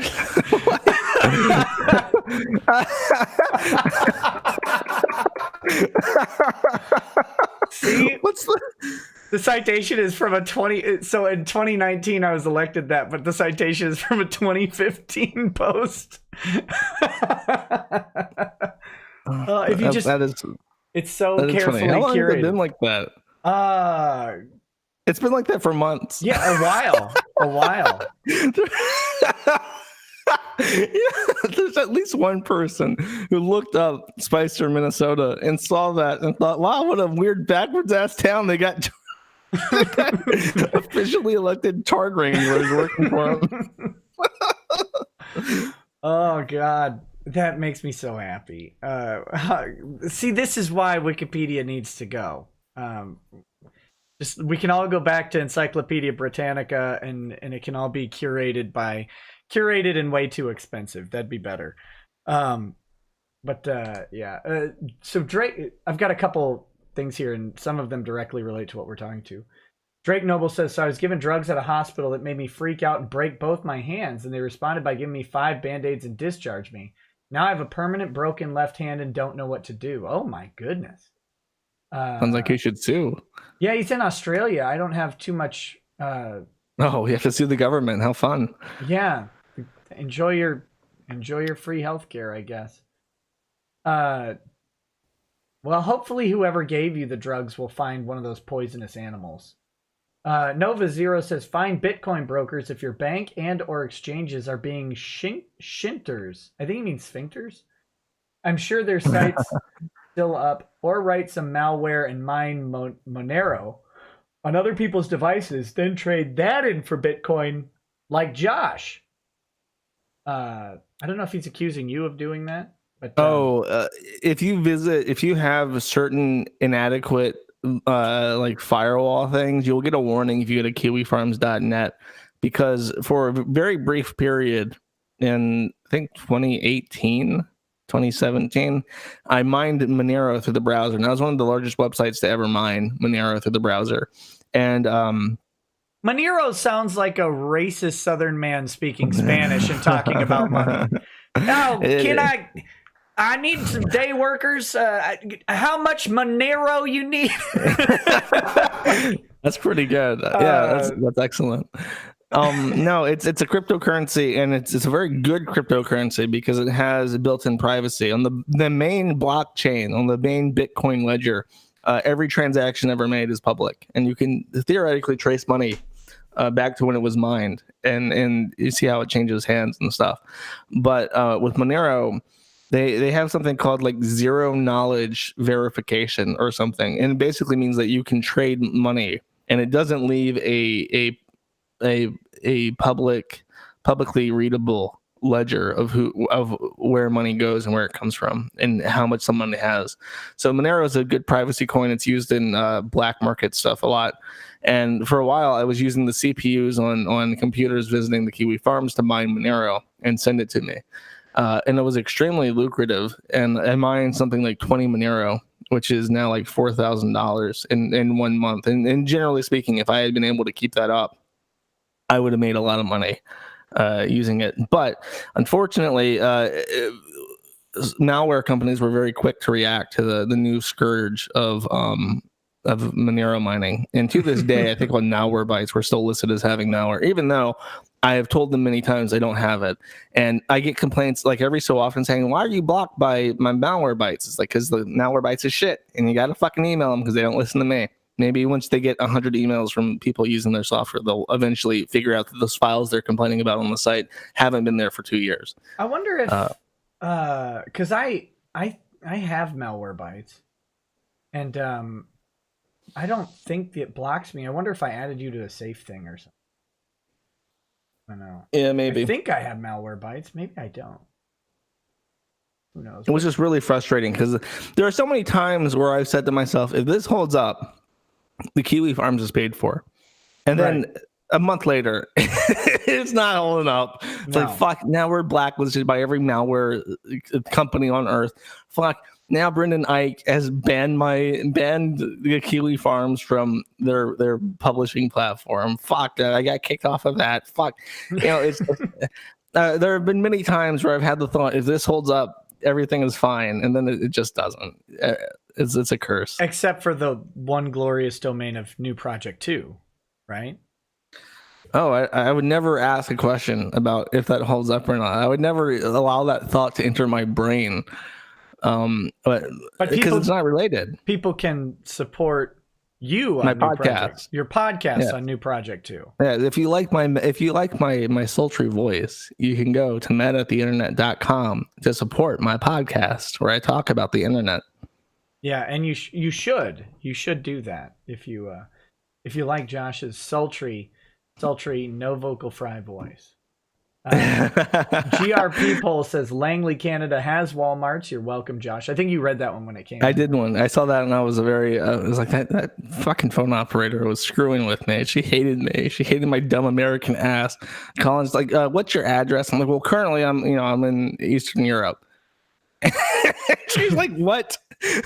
What's your address? The irradiated place. Yeah, Chernobyl.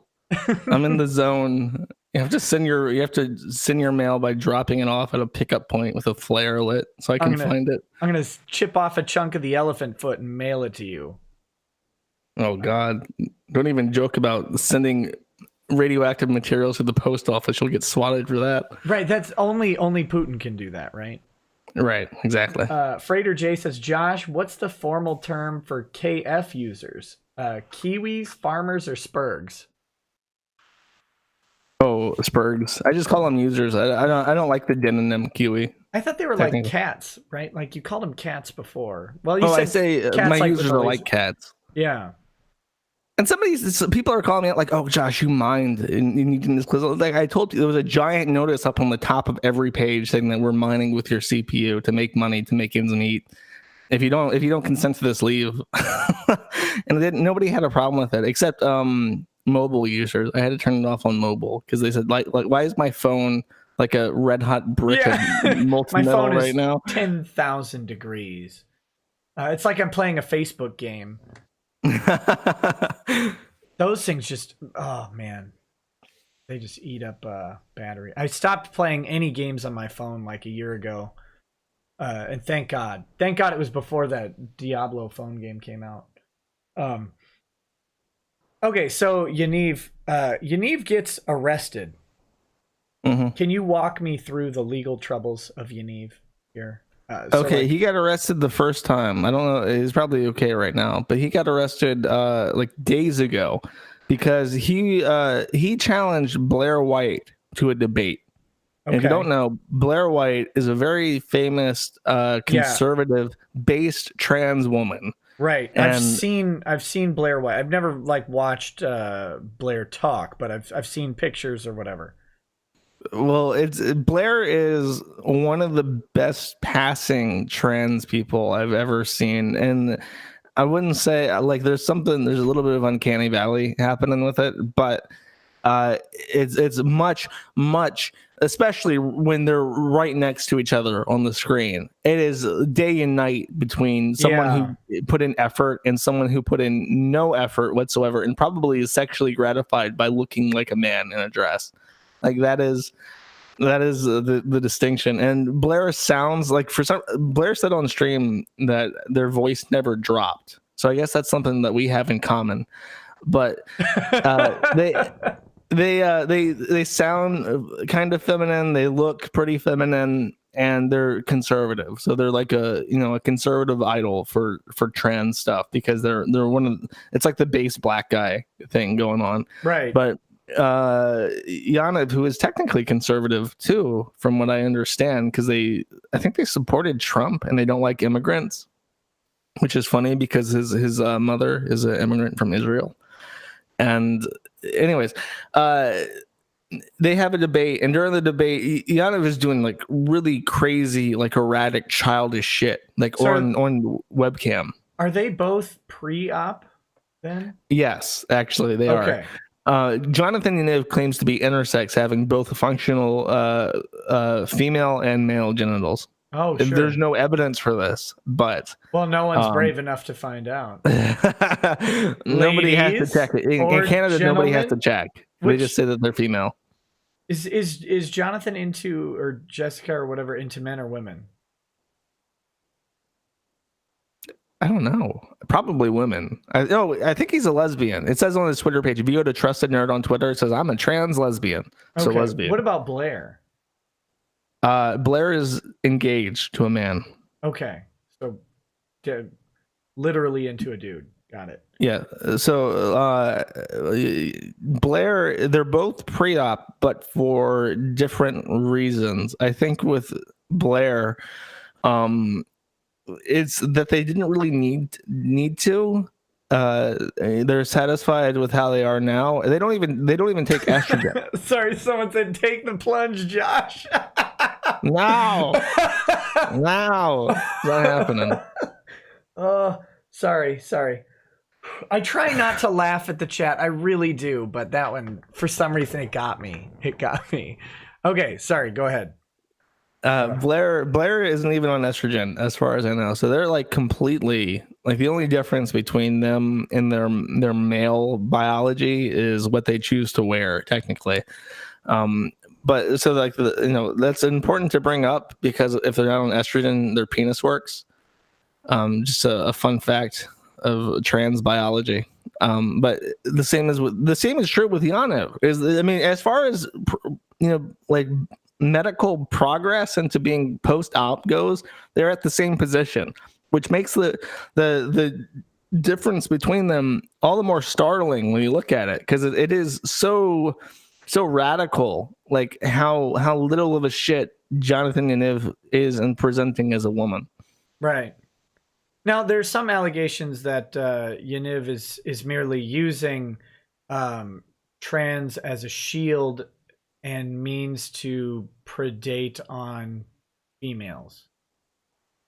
Oh yeah, absolutely. That's the reigning theory. I think it's not even just that. I think that there is a genuine sexual gratification from making people uncomfortable, which is like the weirdest fetish in the world. I think it actually genuinely makes him like erect. He gets a stiffy if he is talking to a woman about woman issues and she becomes visibly distressed talking to him. I think that is actually the vector that he's going for. That is because there's no other way. Horrifying.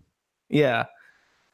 Koila Dante says, bio student here, functional hermaphroditism, as Yaniv describes, has never been observed to occur in humans. I've heard that as well, because they claim they get periods. They claim that they have a functioning cock and balls, and that they also get periods. And I don't think, like, I mean, technically, if that was possible, he could impregnate himself, which is a ridiculous. It's a preposterous notion. There'd have to be some bending involved, right? Like, that'd be... You could just put it into a cup, Nick. Oh, well, I mean, why I'm not literally suggesting that Yaniv can fuck himself. I'm just saying, why do it the no fun way when there's the fun way, right? Like, that'd be... That's true. I'm saying that if this was true, they would be on like the front page, like man impregnates himself. That would be like a UN thing. There'd be like it's like in he'd win every award, right? Like, yeah, every reward. And it's like an ET when the spooks come in to take the alien. It would be like that. You would have some kind of weird government shit. Like America would invade Langley to set up a perimeter around this house because it's a medical marvel, and they have to contain it and study it. But then would we have footage of Yaniv being like, I am not an animal, or whatever? Yeah, exactly. It would be like the human like vivisection type shit to study it. Yeah. Well, we'd have to put it down and cut it in half. No, it's a vivisection. You keep it alive. I guess. Do you give it drugs? Or do you just... No, that disrupts the biology. You can't observe it. You got to see what's going on there. Okay. Yeah. Anyways, they put out like a taser on stream, like because they were doing they were doing silly stuff like if I'm not a real woman and if I don't have periods, why do I have a tampon? And he pulls out like a tampon on camera, and she's like, because you're a freaky weird fetishist and you buy tampons even though you don't have a need for them. And then later on, they pull out a taser and they bring it out of nowhere and put it right next to the mic and go, Brah! And it's like startling because it's like a loud noise. Yeah. And it's just like, Blair's like, is that like a moment? Are you having a moment? And he's like, no, but I just wanted to show you that I do have to fear for my life. And I have a taser, even though it's illegal for me to have a taser. What do you think happens after he says that? Live on air. Oh, God. That was a good plan. Yeah, it immediately blew up in their face, and they got raided by the RCMP. And guess who posted pictures of the cop cars and police presence at the apartment building on the Kiwi Farms? I have no idea. WG Kitty, who 2 days later, while talking about how nobody at the apartment complex likes Yaniv joins to say, I'm going to slit your throat and throw your body under the Golden Ears Bridge. Right, gotcha. So this was a debate between these two. Was it like live streamed on YouTube or something? Or yes, it's called a heated debate with Blair White and Jonathan Yaniv, or Jessica Yaniv, sexual predator or something. What kind of audience did that have? Like, was this a lot of people? 50,000 people were watching it. Oh my God, 50,000 people. Were they Was Yaniv rated live during the show, or did it No, happen? no. They weren't swatted. They got in trouble immediately after, like hours afterwards.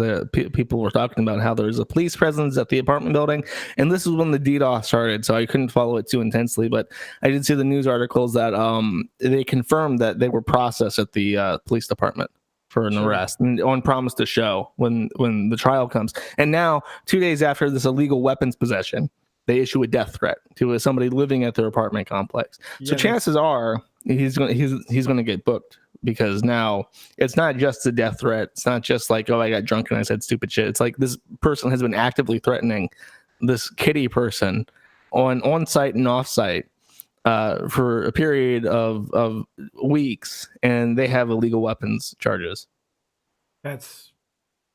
That's a good plan. Definitely, I always recommend to my clients, whenever they have any pending criminal issue, that what they should do is find someone near them and make death threats to them. They should complicate their own life. Highly specific death threats too. Yeah, actionable death threats to people you have physical access to. That's the best kind of death threat. That's wild. That's wild. So people are saying I should have Yaniv on the show. He would come in a heartbeat. Are you serious? In a heartbeat. Why? Because they love it. They love the attention, and they're going to say things to try to make you uncomfortable because it makes their pee-pee hard. What if I don't get uncomfortable? What if I? They'd probably get frustrated and start doing stupid things like pulling out tasers on stream. Yeah, because I'm like the master of comfort. Okay. People brought this up. I have to address it.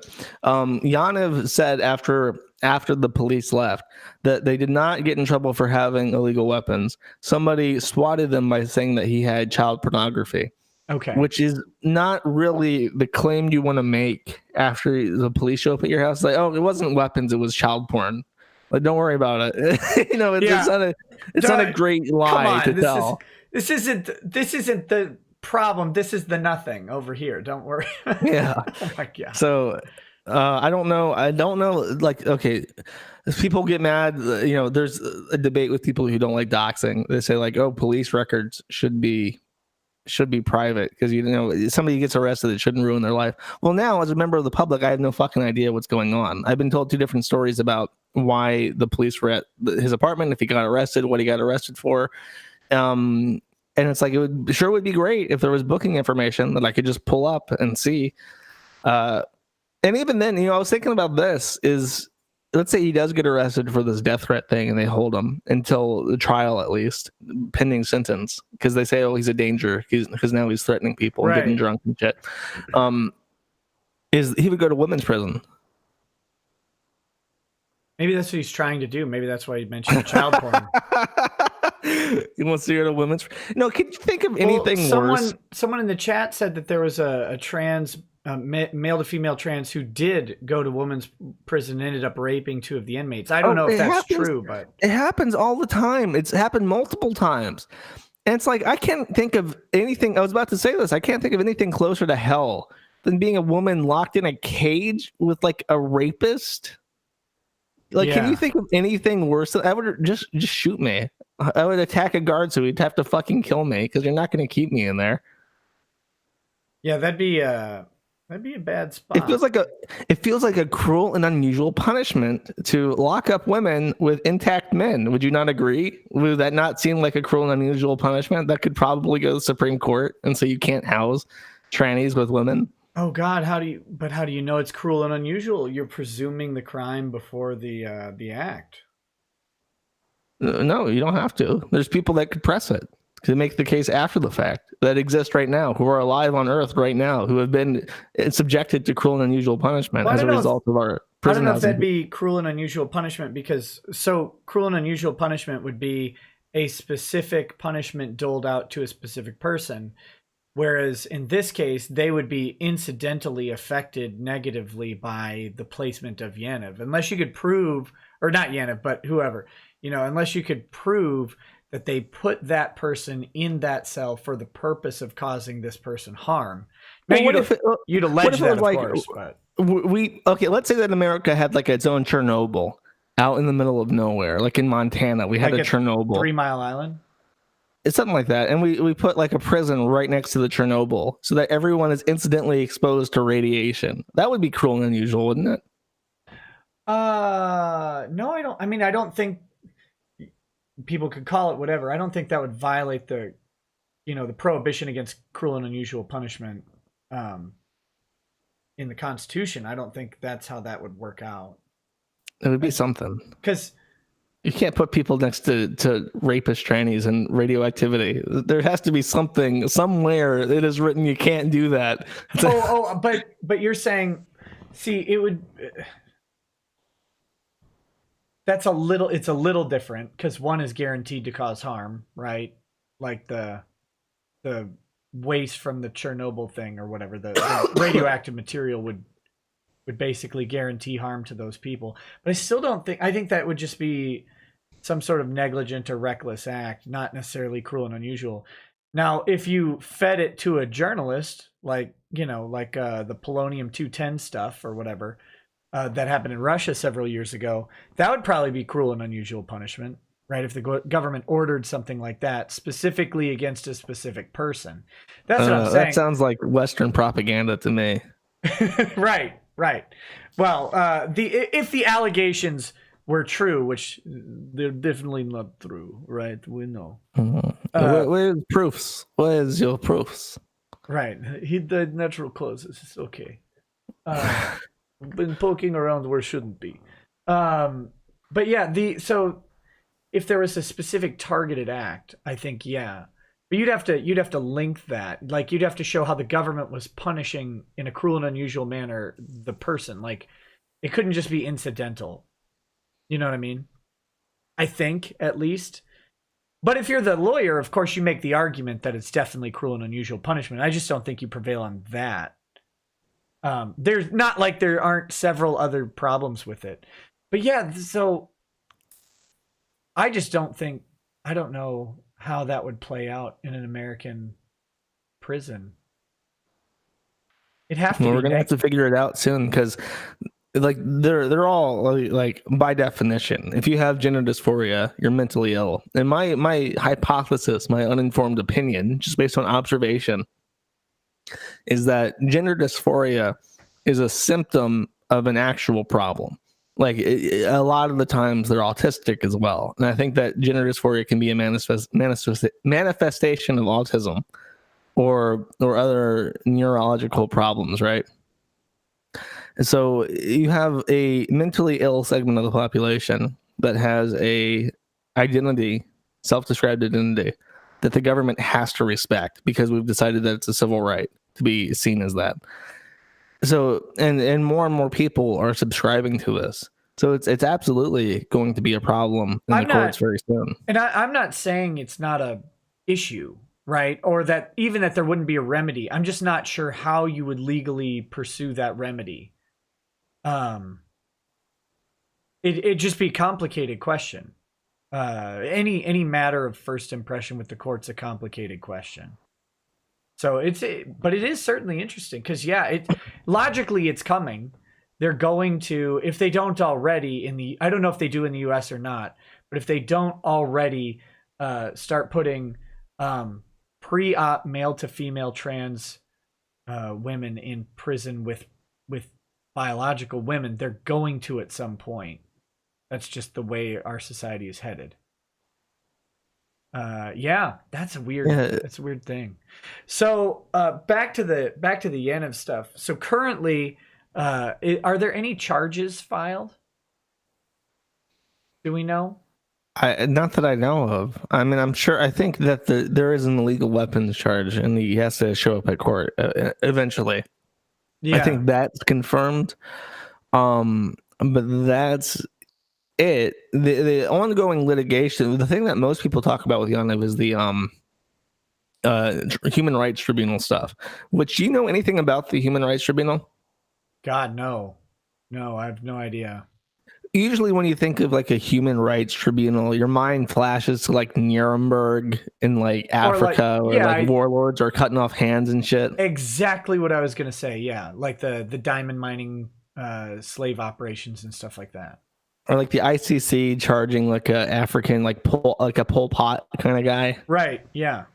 But in Canada, they have human General rights butt tribunals. naked. That guy's great. Yeah, exactly. And in Canada, their equivalent, the Canadian equivalent of those courts is trannies not getting their balls waxed. And when it was originally conceived, it was supposed to be like Wait, so it's the Human Rights Tribunal in Canada. Yes. Are they the same? Are they the same people? No. So did they pass the rule? This is like the whole Jordan Peterson thing too, right? Like with the forced pronouns. Did that come from them, or is that something else? That was just a rule. I think that was probably them. Anytime it's a civil, it's like, okay, the Canadian courts basically set up, it's like a computer. You know, you got your processing unit for handling most instructions on a computer, and that's like the court system. But they set up like a sub-processor specifically for civil rights issues. Gotcha. And that's the Human Rights Tribunal, and it's anything from the black person being suspecting that they've been fired for being black. It's and that's what it was originally set up for. Is that Canada in its constitution, its basic law, it has a lot of protections for religion and stuff, and race and identity and all that stuff, just written into the code. So when they set up this, it was intended for people who were being discriminated against, for the indigenous people and for the Asian people, and they got the French there. Right. So they have to take care of the French. They have to have some dedicated system for handling ethics complaints in Canada. And in the modern era, in the post-Obama end of racism era, it's almost exclusively used for like gender stuff right now. And it's essentially because the way that Trudeau passed a law, basically saying that if you identify as a woman, you are a woman, and you have to be treated as a woman. And the ball waxing stuff is gender affirming care. If you want a Brazilian wax, they have to do it because it is something that is crucial to your identity as a woman. A woman has to be able to get a genital wax if they choose. And what if you're a guy and you present as a male, you decide you are a male, and you have normal male parts, and then you want to go in and get your balls waxed? Do they have to do it then? Well, no, they could refer you. See, this is the other issue, is that many of the women that he is pressing ethics complaints against, because he's not suing, he's not pressing criminal complaints. It's weird. He files a whinge, he files a big cry in the system, and the subprocessor kicks it off automatically, and essentially does everything for them for free. It is one of the most easily abused court systems in the entire world right now, because all you have to do is whinge. Yeah, but I mean, so he whinged about people doing Brazilian wax jobs on women, and then saying, well, that if a male to female trans wants to can't do it on you. The technical process of waxing around a vagina is technically different than waxing around a penis and balls. But I mean, isn't that just the punishment? Like, shouldn't that just be the punishment that they get it done wrong? Well, that's what some people say. There's a very funny, like, feminist Dutch woman who says, you know how if he really wants his penis and balls waxed, I say put the wax on and rip it off.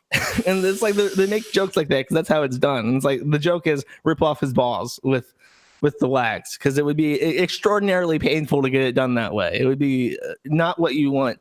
And honestly, Yaniv probably never wanted his balls waxed. I'm sure his balls are extremely hairy. They've never been manicured in any way, shape, or form whatsoever. And he likes it that way because it's all about being a weirdo and not about being a woman. And the whole point was just, it was like with the gay cake thing. They shopped around trying to find a store that would refuse them, and then filed the charge, the tort against them after that. Right. And the same thing, he called around looking for women that would refuse him for any reason, even very legitimate reasons. And then he went to the courts, and the courts kicked off like 16 different ethics complaints at once. And for a while, anytime they lawyered up, they put the money down to lawyer up, he would immediately drop the complaint. And it happened 5 times before the court said, no, you have to stick with this one. You can't drop the complaint every time they defend themselves. And some of the women went out of business and shit. The very first customer that one woman had, she was going to do it out of her home with her kids there just to make money. The very first customer she got for her business was Yaniv, who immediately filed this ethics complaint against her, and she just immediately shut down. It's like, I'm not putting up with this shit. I have something really important to address with you. Go for it. When and why did you start using the term whinge? I like it. Are you going to say that's a British thing? No, know I what you're mean thinking. someone else might do that. I'm just curious because it's such a. I mean, the only people I ever saw saying whinge were Canadian, so I inherently rejected it. It is an Anglophile word. I will not deny. I borrow their language a lot. I like to say nonce. Nonce is a funny word. I still think. I thought isn't nonce like a pedo? Yeah. And don't you hate that the British talk about pedos? What's wrong with you? Well, if I'm making fun of a British pedophile, I'm gonna call him a nonce. That's just how it is. But no, I like the word whinge because it sounds like what it is. When somebody when they cringe and they're cringing because they're so complainy and whiny, they're whinging. And when you hear the word whinge, you think of someone crumpling up like a piece of paper because they're offended by something. They're whining about it. I think of a West Nile riddled lung being squeezed and having the air coming out. That's what I think of it. Yeah, that's pretty good too. Yeah. Yeah. Very weird. Very weird. Okay, so we keep getting off track here, and that's fine, but I'm trying to just make sure we circle back. Because you're whinging about my word choice. Yeah, I just want to make sure we keep circling back to the main discussion. So we believe there's a weapons charge against Yaniv, but it's not confirmed, and that's probably because if Canada is like most U.S. states have decided to take pending criminal charges off of their database searches right now. So like in Minnesota, if you want to look for a criminal case that is ongoing against someone, you have to go into the courthouse and use their computers to look. Whereas with everything else, you can look at what's already out there. Or even the booking information is public and stuff, right? It's getting less public because what they're finding out is that employers are searching, searching for people who have been charged with stuff, even if they're not convicted yet, or even if the charges are dismissed. So they're trying to make that less and less accessible, so that it would have less impact on your job, or getting the issue with that though. I have with that is if it's not public, they can just abduct you. It's from your home, and nobody will know. It's public. You just have to go into the courthouse and use their crappy computers. No, because it's like, if I would want that. If I get arrested, I want everyone in the world to know. I'm just saying. I want everyone to know that I was arrested. I agree for that purpose, but I'm just saying that's what they're trying to do. So it's still. I understand the argument. It's just that I don't think it's worth it. Like the risk and reward. And I'm not a proponent of it either, because sometimes I need to look up what's going on with a particular person. Like if I have a client, then you have to drive to the fucking courthouse and find it. Right, and it's a pain. It's a pain. So yeah. And they got business hours and shit that's like 5 hours every weekday and not on weekends. Yeah, that's awful. That's abysmal for a lawyer. Right. And the most annoying thing is when you get there, it's an online system too. So it's not like it's not like it's walled behind some special thing or like don't worry, you'll be able to pay $200 a year for privileged access to this computer system in the future. I wish I could, but you can't even do that. They will eventually. That's how it is in some systems, some states. That's how it is for the property system here in Minnesota. Like they have online property records that you can access for the low price of. They start at $50 a month, and that gets you something like. It's like 15 minutes of search time. But if you want unlimited access, you can get that for the low fee of $500 a month. A month? Fuck off. A month, $500, and you can also, of course, you can search for free if you go into the county and use their system. They're 1998 computers that take literal hours to look through this. Of God, just make it public, man. Just make it public, because everyone has an interest in knowing who's been arrested. Well, and I know it sucks that somebody you get arrested and you're not charged and it ruins your life and shit. But that's an issue that we're gonna have to come to terms with anyways, regarding like negative smears. Like, we're going to get into a point in the near future, the very near future, where every single person in this country has negative things about them on the internet. And we're going to be forced with the dichotomy of not hiring anyone or just being egalitarian and hiring the right person for the job, regardless of their background. Well, that's something I kind of wanted to talk to you about too. Because in the course of this Kick Vic and Stand with Vic, the Vic Mignogna stuff, right? Several people's docs have popped up on Kiwi Farms, which is just a function of free speech, right? And what's interesting is that so many of these people hide behind some anonymous handle and then make moral proclamations about what is right and good, and then the second that anonymous handle is quote unquote cracked, you find out that, man, so many of these people suffer from the exact same moral wrongs that they accuse other people of. And never trust anyone who claims to be a moral arbiter. I've noticed that the people who think that they're morally righteous are usually the worst people in the world. There's no one worse than someone who thinks they have the high ground. They never do. Yeah, I have only been able to trust people who think that they're bad. That's my philosophy with people, because it's just and you know, with the Yaniv thing, I've gotten people on the site who are like talking about how we need to do something. We need to do like vigilante justice against Yaniv. And when you ban them, they're like, the Kiwi Farm, they're on Twitter saying, oh, the Kiwi Farm has banned me for being too extreme. Well, I'm sorry that hunting down a pedophile is too extreme, but I don't think that there's any extreme with dealing with pedophiles. And it's like, then kill them. Go up there and kill them. Just don't post about it on my fucking site. I don't want you being a crazy person on my site. And when you say that, they get like, oh, are you defending them? Are you defending them? Are you a pedophile? Are you defending this person? Like, no, I just don't want your crazy fucking psychotic ass on my site.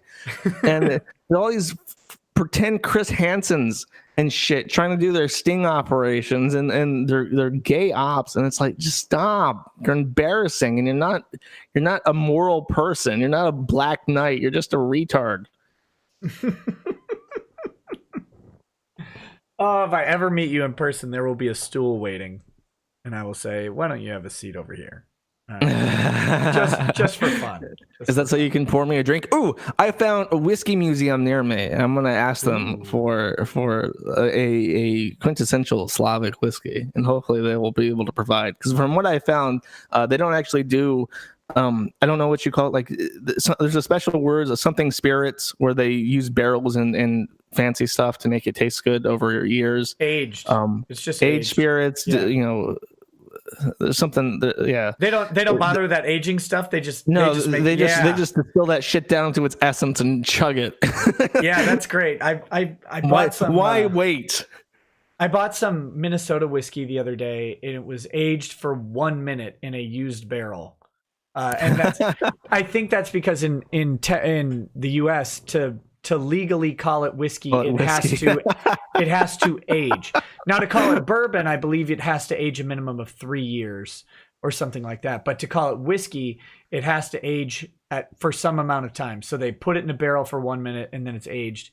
But it's clear, and it tastes like whatever grain they use to make it. It's like rye, wheat, and corn. You can taste the corn very prominently. That takes some of the bite off. It was good stuff, man, but it was harsh as hell. I've been told good things about a Armenian whiskey as well. Oh, so please tell me it's called the George Malt or something. God, that'd be fun. The George Malt. Have you seen that would him? Be a shitty whiskey, and it would be half empty. Have you seen him going nuts lately? Yes, no, I can't say. I don't want to be too loud about that. I've reached out to him. I said, "Look, dude, I want to talk to you. I want to talk to you about your issues with Dick. I want to hear the entire story, because you've been." Here's the funny thing: we live in this era now where you got your Cohens, you got your Yanivs, you got your Doucets, you got all these people who can't shut the fuck up. But then you have Maddox, who hasn't opened his mouth in 2 years. I know. I desperately want to talk to him. I still like Maddox. He thinks I hate him, but I don't. He hates me.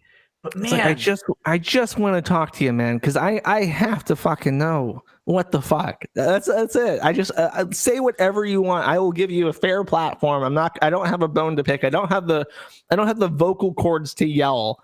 I just want to know what the fuck. And he hasn't responded, and I don't know if he will. I've tried like I have mutual friends with Maddox, and I'm like, can you please? And they've done it, but Maddox, you don't have to come on my show. Talk to Null, man. Please talk to somebody. I've been begging you. This is what bothered me. You know what would have been the ideal outcome of all of this? Without the lawsuit.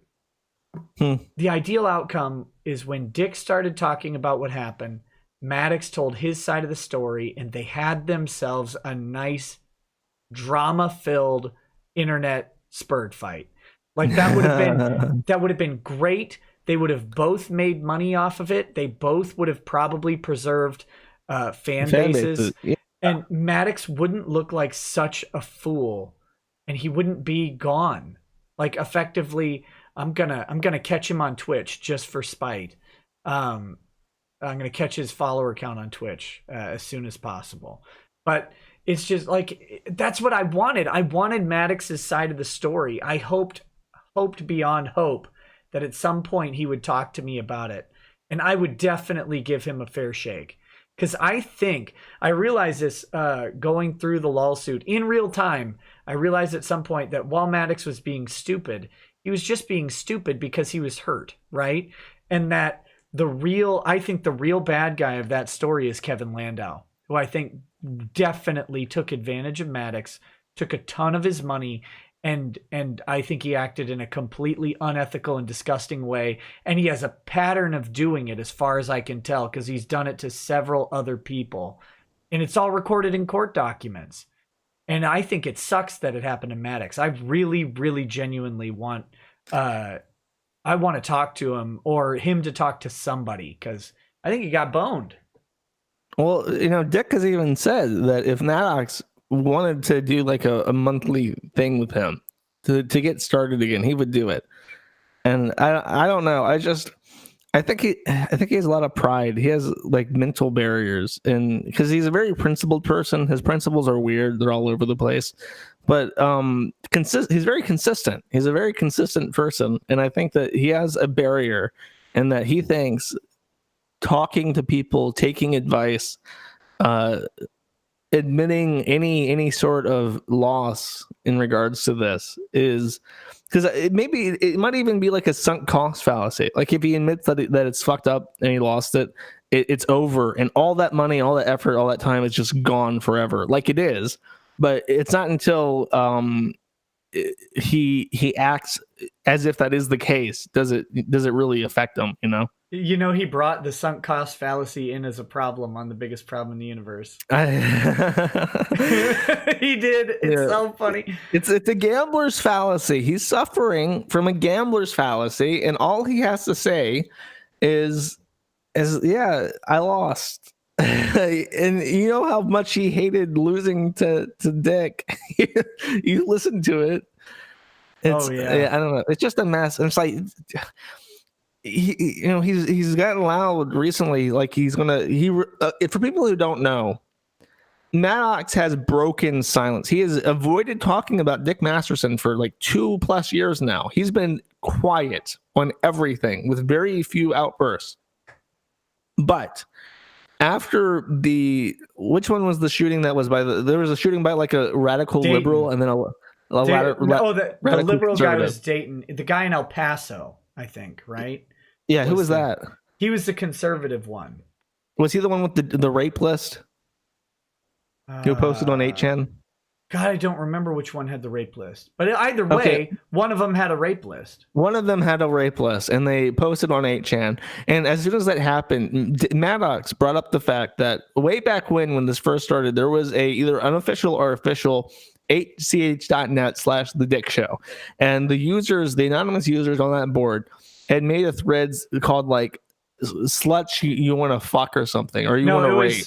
It was cum dumpsters you wouldn't be sad to see Or no, that you would be glad if they got raped and left in a dump, left for dead, or something like that. And I mean, it was pretty like, pretty brutally titled. It was what's the word when it's like? It was Dayton, Ohio had the rape list, by the way. Okay, Dayton. Yeah. So anyway, Maddox has said when they parted ways that this was why, that Dick was a misogynist. The author of Men Are Better Than Women is a misogynist who holds misogynistic views, and he cited the rape list, which was made by the anonymous users on 8chan. It's like, I don't want to have anything to do with any man whose fans have a rape list. And after this Dayton shooting, he is contacting press saying that the other, who else has a rape list? Dick Masterson. Dick Masterson has a rape list, just like the Dayton guy, and his fans are shooters in the making. And you gotta cover this. And why does Patreon allow this man to make $22,000 a month off their platform when he is exactly like the Dayton shooter with his rape list? And it's a shockingly petty and desperate clawing action at Dick. And it comes out of nowhere after months of silence, and people are like, Maddox, are you sure this is what you want to do? Because this looks foolish. And he's like, I'm done being quiet. I'm done being quiet. I'm gonna make Dick wish that I was quiet. I'm gonna strike back now. And that's his opening gambit, is trying to get the news to falsely equate Dick Masterson's shitty unofficial 8chan board with its rape list as being something that he personally signed off on. Yeah, something that he had literally no ability to control.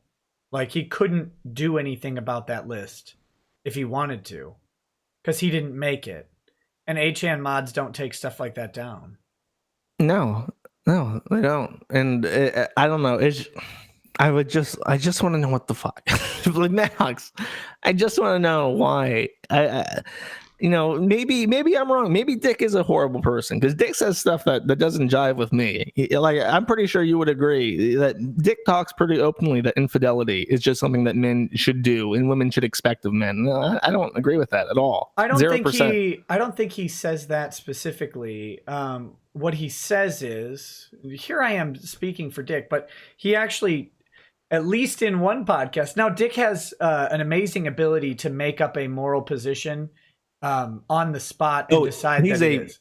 He is a professional, industrial strength devil's advocate. Yeah, no, but I mean, he will adopt a moral position. Like, for example, I was just on his show on Sunday, and he was talking to that guy, the bagel shop freakout guy, the little short guy, and Dick was saying that he doesn't make fun of men for being short because that's the tool of women to mock men. He doesn't like the whole manlet thing. Yet he had previously made fun of Destiny. Someone brought that up for being short, and he's like, well, whatever. So Dick has the ability to do that, and I think it's part of his charm. But at the same time, so he can make up these moral axioms and then say they're true. But I remember specifically in one episode, he was talking about, not that he said that men should have infidelity or should be unfaithful to someone, but rather that if someone was contemplating being unfaithful, stop being a pussy about it and just do it, or don't do it. One of those two things. Just don't sit on the fence. Just do it, because if it screws up your relationship, you'll get another one, was the idea. But even that, it's like, well, and I don't agree with that either, but that's I swear I've heard him say things to the effect that men should just do it, or whatever. It's just getting your dick sucked, so it doesn't matter. And it's just shit like that where it's like, nah, I don't know. So my whole point was, though, I think that, like, I'm open to the idea. Maybe Dick is horrible. Who fucking knows? I don't know. I've never met the guy. I've had very good experiences with him. He's very supportive, and he seems to have a genuine heart for positive change. He seems to be very, if there is anything that Dick is morally principled about, it's libertarian views, which I share with him. And, like, I don't know, but I'm open to the idea that things could be not what they seem, as is with everyone. Sure. Yeah, because everyone has their public face and their private face, and I don't know. I just want to. I just want to have a conversation with the guy. No structure, like maybe chronologically take it from as far back as he can remember. How'd you meet? How'd you get there? How'd you do this? What happened with this? Is this true? And just hear his side of the story, because he has never given it ever in any context. And the stories we do have come from Landau, which are fiction to all parties. There's shit that he's conjured.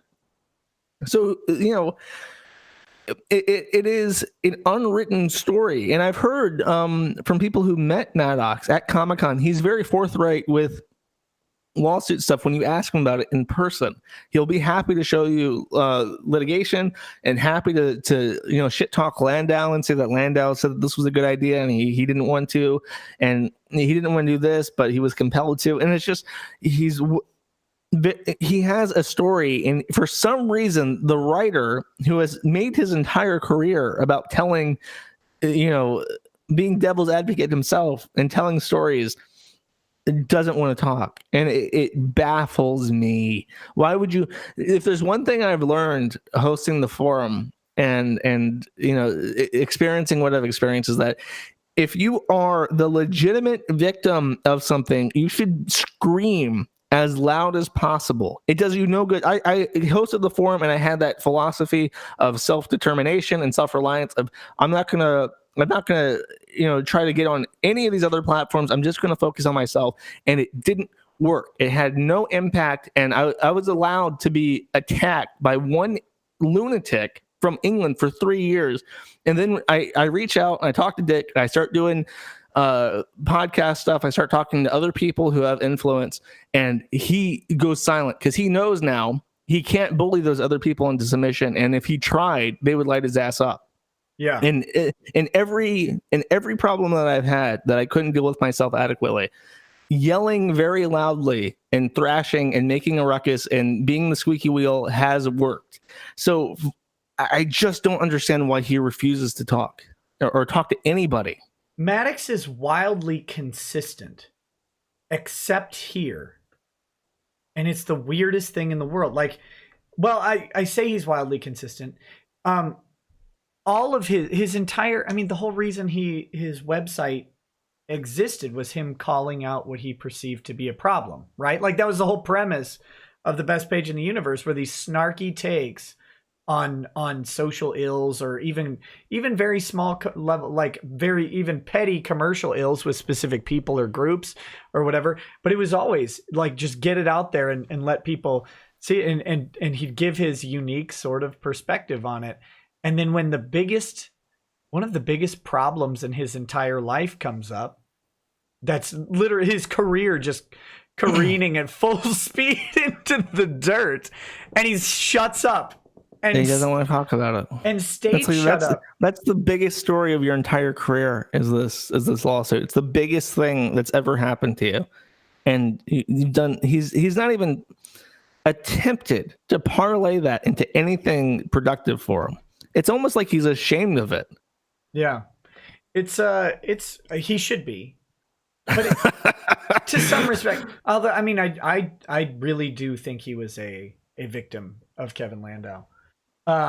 Rick Nikita says, breaking news, man impregnates themselves, woman now obsolete. Dustin Fritzfar says, who I've always called Dustin Fitzfar. I've never read that correctly until he pointed it out yesterday. Dustin Fritzfar says, sorry for being a few minutes behind the stream, but prisons better get trans sorted out before forced prison babies happen. Yeah, that's a mess. Blaine 20 says, Ricada Farms dox-splaining the interwebs fueled by whiskey and hummus. Oh my goodness. Okay, we should probably, before I guess while the night is still young, we should probably get into this ESA stuff.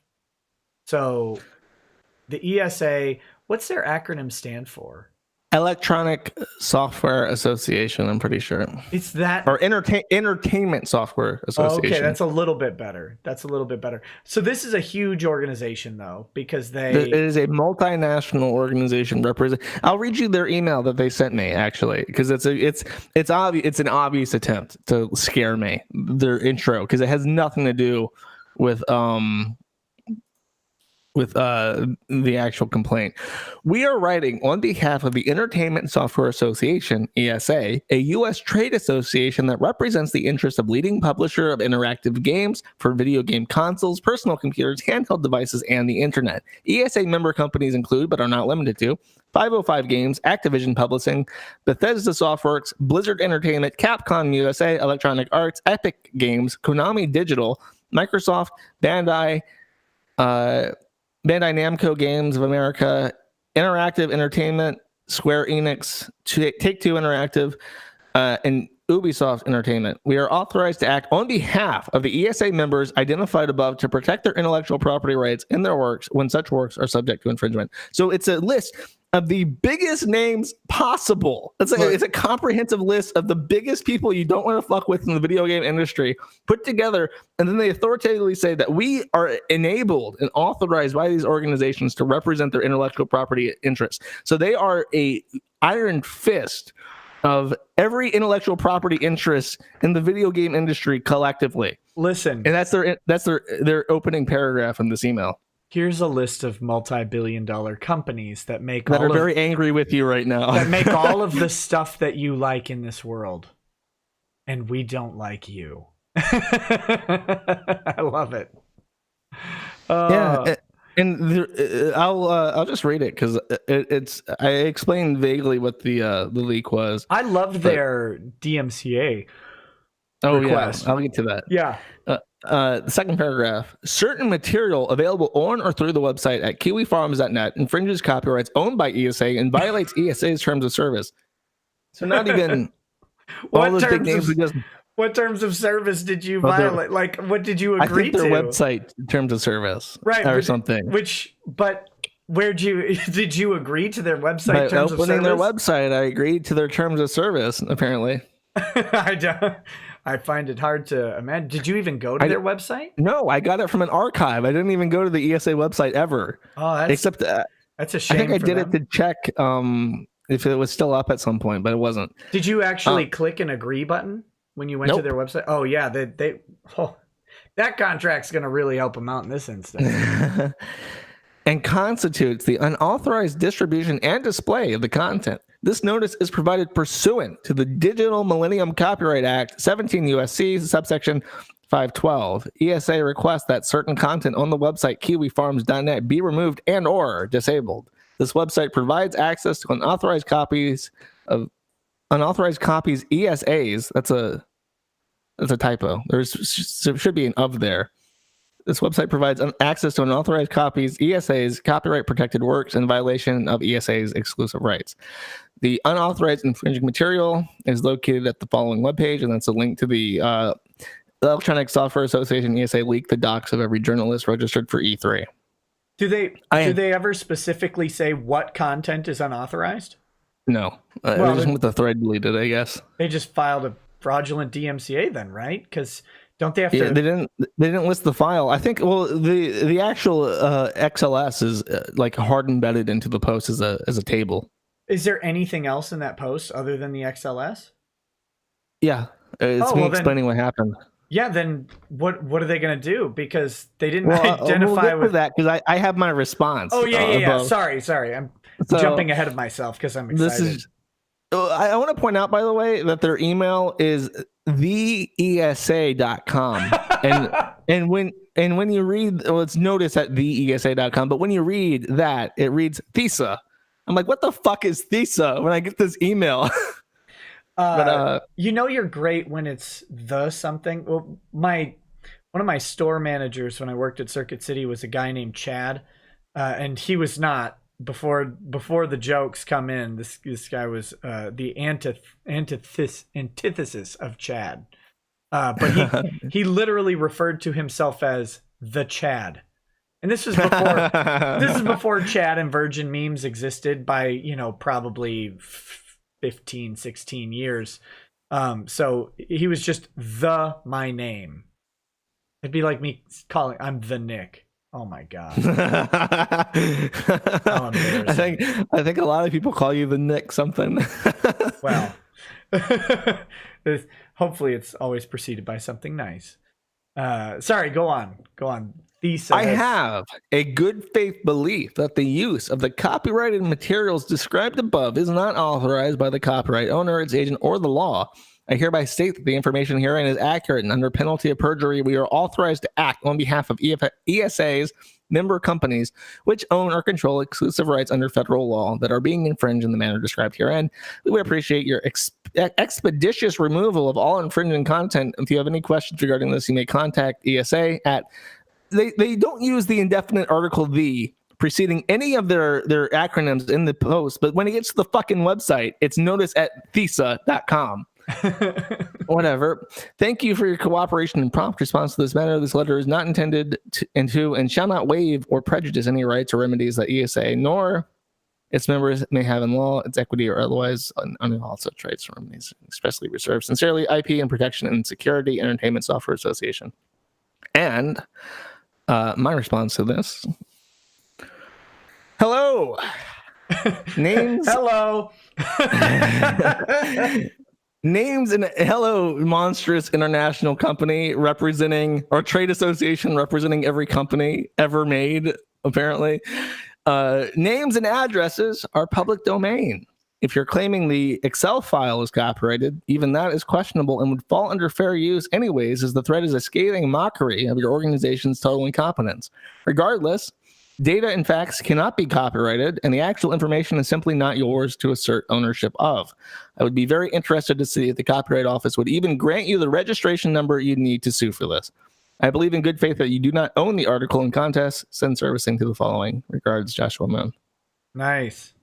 Well done. And that was the first time I've ever said in response to a copyright complaint, you don't own this. I've never had to say that before. Usually it's at least the person who owns the content, and it's an obvious fair use or an edit or something. This is the first time I've ever gotten a complaint for something that ostensibly cannot be owned by anyone, which is just an Excel sheet of names and addresses. I think what they would try and argue is that they own the work product of collating those names and addresses, but that's not even true because those names and addresses to them. Yeah, well, and even so, it was. I would imagine it was gathered incidental to actual work product. Like they've just aggregate, or they. It's not like they went out and were like, we want to gather this specific names and addresses. We want to do this docs. That's not what they wanted to do, right? They just happened to gather that data as part of data collection on entrance, like submitting that data to them willfully. This is not work product that they've gone out to create. Somebody actually linked me to this after I submitted this. It's in the thread somewhere if I really wanted to find it. But there was a existing copyright dispute that got to a high court. And the complaint was between two phone book companies. And the allegation was that phone book A just stole names and addresses and content from phone book B and published it. And the finding was that they couldn't claim that because names and addresses are public information. Right. So I mean, if they tried, I mean, you talk about Akiva Cohen, IP lawyer, losing to pro se litigant, Joshua Moon being embarrassing. That would be humiliating. If massive multinational trade associates, that would ruin their entire business if they tried that and they lost to me. That would like destroy a multinational organization. So they should, I think I could do it. I got faith. I'm the lightweight champion of the world. I got this. If they sue you, I would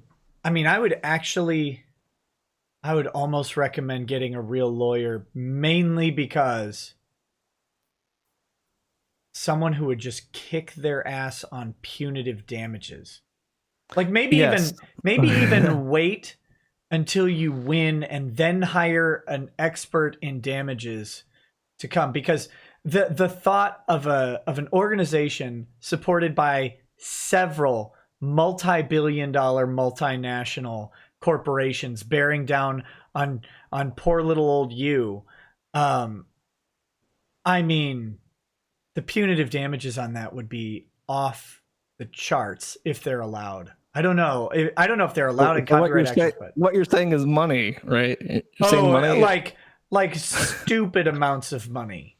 Ooh, I Stupid like amounts money. of money. I have to build a fucking tier 1 data center in goddamn Albuquerque and lay cables to China at some point to free my internet, to free my internet homies. So I gotta get that money so I can lay the cables. Yeah, I mean, well, it's like the Oberlin College thing, right? So you've got this giant college, and you've got this little bakery. I mean, little bakery that's been there for 130 years and is a staple of the community type thing. But still, it's just a bakery, and then you've got this college with a several $100 million endowment fund, right? And the college is this big organization. And it flexes on this little company, and so they win their defamation suit, and then the punitive damages that the jury awarded were higher, I think, even than the statute allows, because they're so pissed off. Really? Yeah. Did they even challenge? Wow, that's crazy. Well, I mean, they'll those types of things will get mitigated. They're on appeal now, and those, assuming they preserve the victory, they'd be pared back to the statutory limit. But I believe they awarded them triple. I think they awarded them triple, but technically you get your original damages award plus 2 times more. So it ends up being triple, and what they awarded ended up being quadruple or something like that. But I mean, they hate that. They hate when people, like, because this is the jury of your peers thing, right?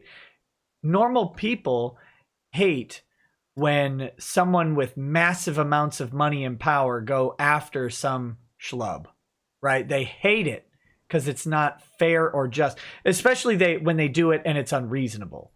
Now, if they have a just... It sort of reminds me of like a Dungeons and Dragons type thing where it's like, okay, roll 20 on the lawsuit outcome. Natural one. Okay, that's a critical failure. You have to pay quadruple damages. Yeah.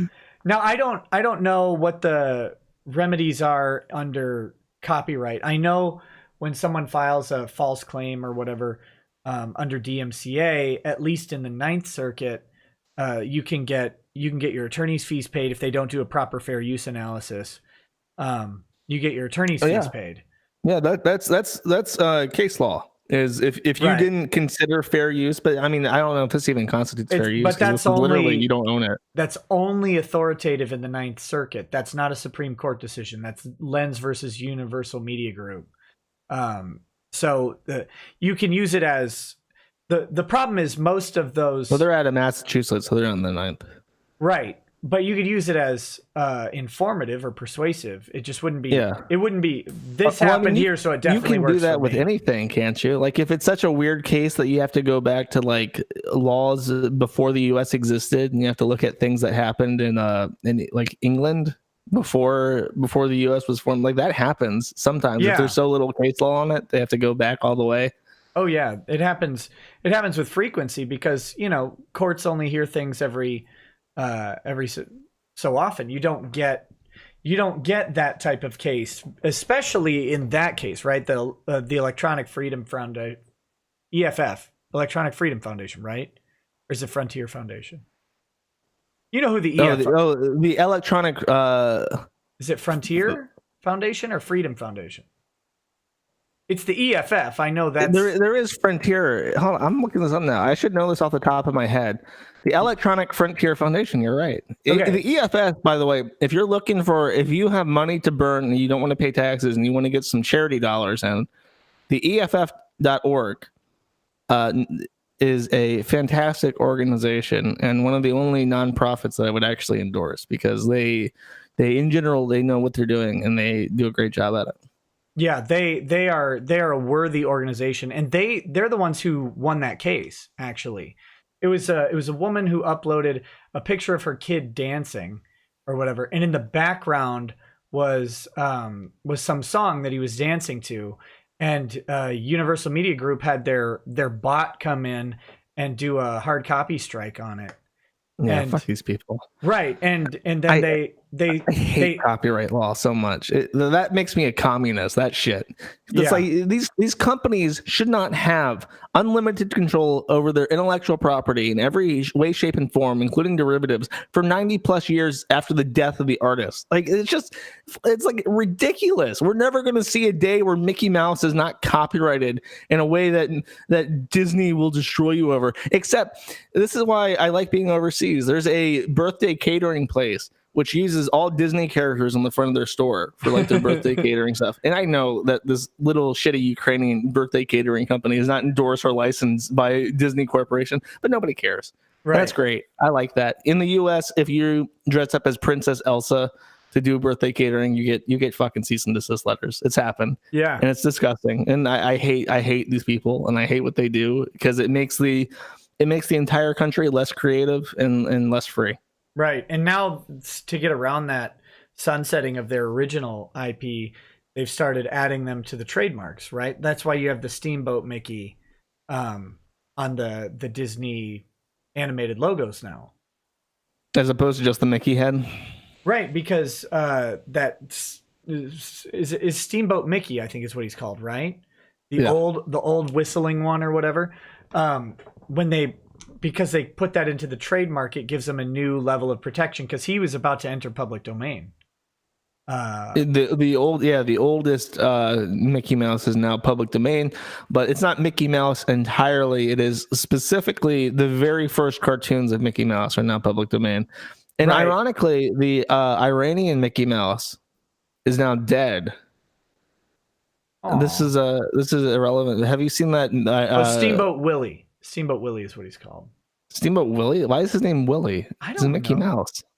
Well, I'm glad that's public domain now. That's shit. I don't want to be Steamboat Willie. I want to be Steamboat Mickey. But the design is the same. I mean, it's still the Mickey Mouse design. You know, if you looked at it, you'd say that's Mickey Mouse. But the point is, they added it to their trademark to give them another level of protection on it, because their copyright expires. Just to keep it rolling. They'll probably update it like 5 years before it expires, so that people get accustomed to the new one before they change it over. But what Iranian Mickey Mouse are you talking about? There is a jihadist Mickey Mouse. It looks exactly like Mickey Mouse. It's like a man in a costume who talks in falsetto in Arabic. It's very funny to listen to. And he talks about jihad and talks about the holy war in Palestine and how Israel's evil. And it's a kids program. But as Mickey Mouse entered public domain, and whatever claim, I guess the copyright claims from the U.S. don't work in Iran because they're under sanction and they don't care. Yeah. But as has happened, unfortunately, he died. He was abducted by Israel, and they showed graphically in this Iranian kid show that Farfour was abducted by Israel, and they were trying to get him it was like a stage thing that they were doing for the show. And the Iranian actor or the Israeli actor was saying, like, you have to say that Palestine doesn't exist and it all belongs to Israel, or we're going to kill you. And Mickey Mouse Farfour was like, no, you'll never make me say that. Palestine, viva Palestine. And then the Israeli guy just took the knife and started stabbing him on the show. And the little Muslim girl in her hijab is watching this and just shaking her head very disappointedly as this happens. And then, so she wasn't angry. She was just disappointed. No, she wasn't trying to help him or anything. She was just, very, very mildly disappointed that Farfour allowed himself to die in such a dishonorable way. And then it turns to her and she says something like, we will never forget you, Farfour. You are a martyr for the cause, and we will have revenge in Israel.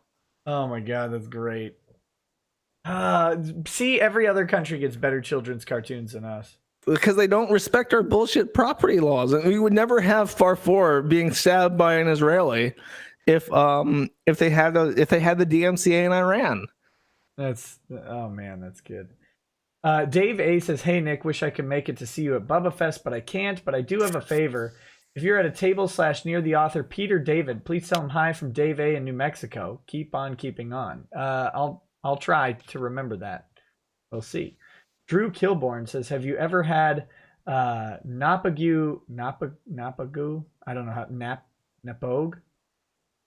I don't know how to pronounce that. Castle 12 year. No, I have not. My local liquor store started carrying it, and I bought a bottle, but I haven't tried it yet. Also, hi Josh. Good luck reaming the ESA in court.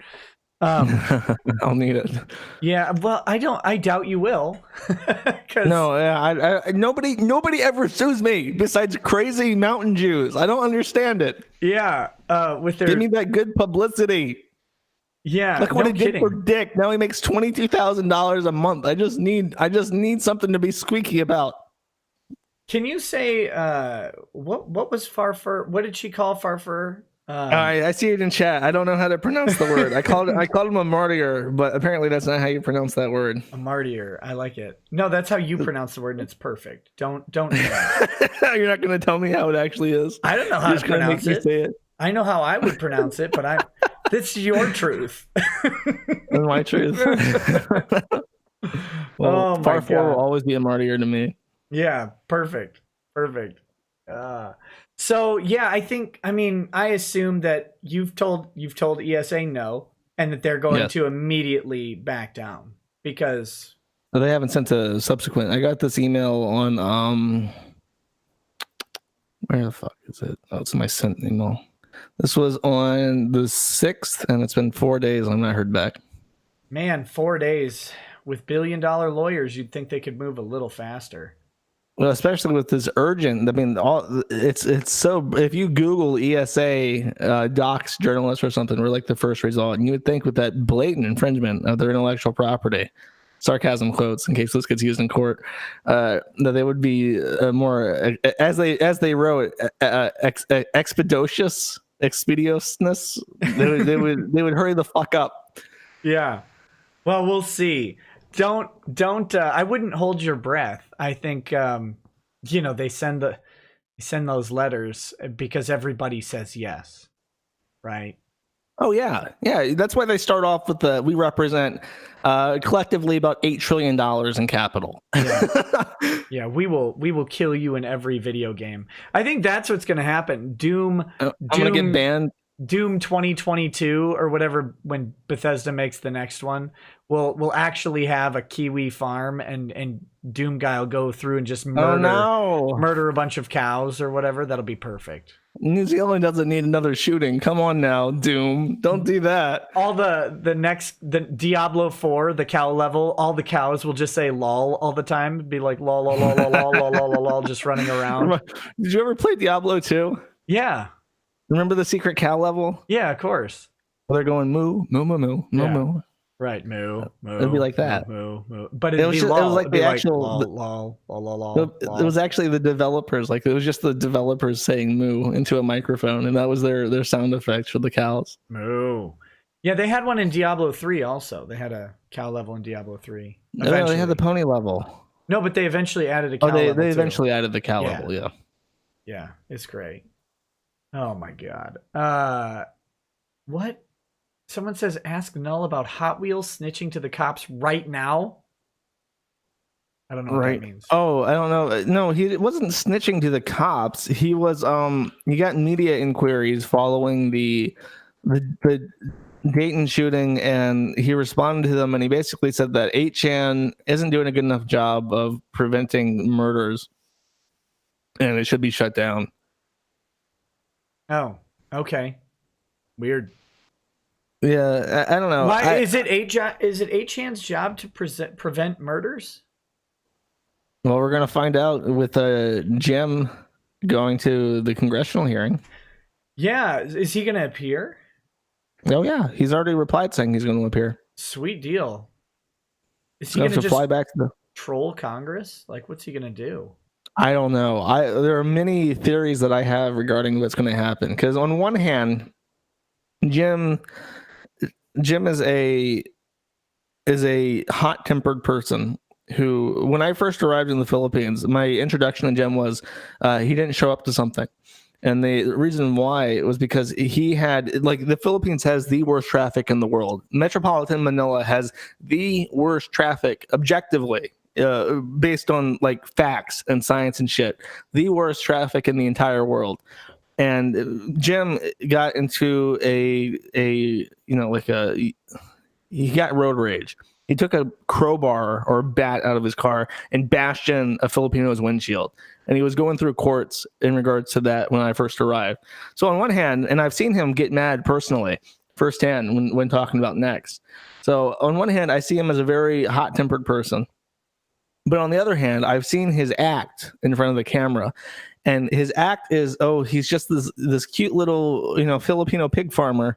And he doesn't know all that much about technology, but he runs a business, and he's just an honest man doing an honest day's work. So I want to be curious if we see Pig Farmer Jim or the violent psychotic Jim. And I don't know which one I want to see more. You think he'd Because come on one hand, I want him to succeed. On the other hand, I want to see Congress get called names. You think he'd come on my show? I mean, I'm pretty much like Congress or whatever. I'm like a lawyer or whatever. Some of them are too. Maybe. If you ask him about me, his opinion is going to be very negative. Oh, he doesn't like you? That's too bad. No, you don't know the story of that? I don't know any of these stories, man. That's why I love talking to you. You know all of the stories.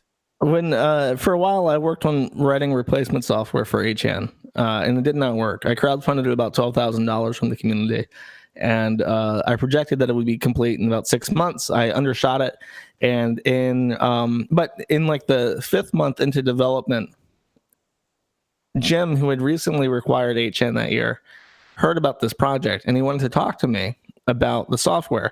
Now, a big deal about the software was in the prior existing software, there was a lot of licensing issues. So the license I wanted to use is called AGPL, and AGPL is it's called like a herpes of licenses, because if it makes it so that if you run a website, you is it have because to all the college kids have it? No, it's because if you fork the code, you can't change the license. It's stuck at AGPL. It's contagious. Less restrictive licenses let you change it, so you can go from open source to closed source, for instance, which a lot of companies do. They'll take an open source project and add to it, and then close the source. AGPL doesn't allow that, and it's addition to the GPL license, in that if you take GPL code and run a web service with it, it doesn't count as distributing the code or a binary of the code, so you can close the source de facto with GPL through a web service. With AGPL, real quick, this isn't Medicare we're talking about. Medicare wouldn't. No, Medicare. There's 3 gems. There's Jim Medicare Gem. There's Jim.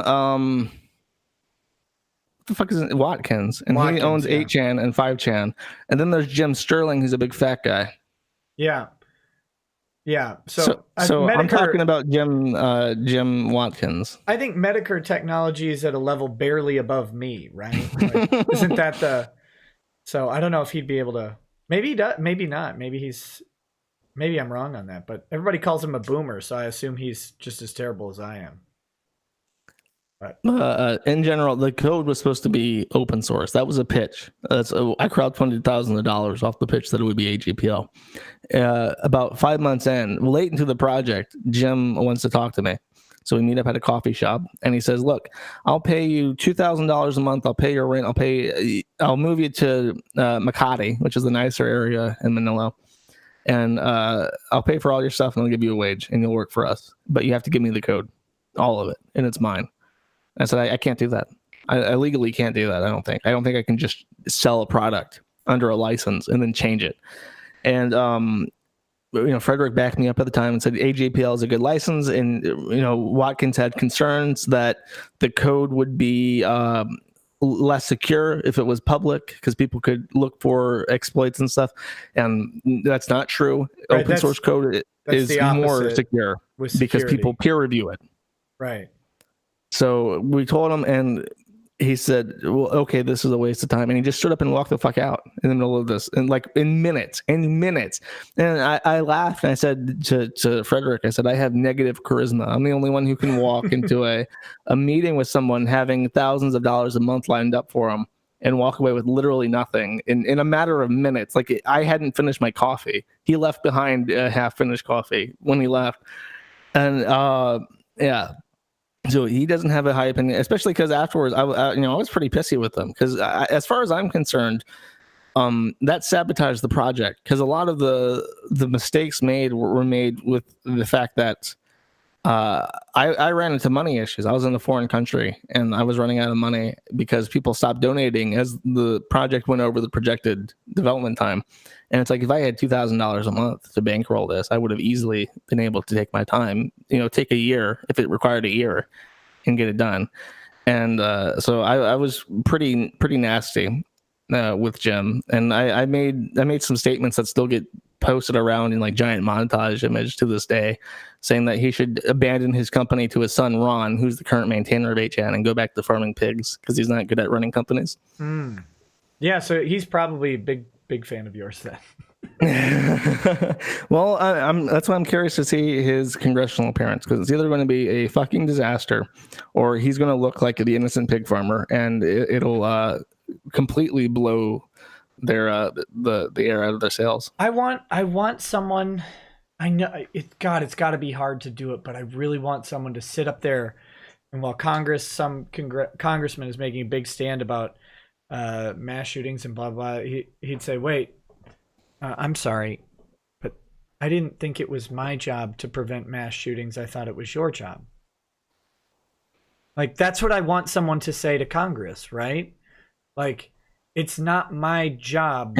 Isn't this why I co-signed all my rights away with the Patriot Act, and now I have no privacy expectations whatsoever? Isn't that why I pay you 30% of my income every single year? Every dollar I make is cut in thirds to give to you to fund your wars, so you can make me safer.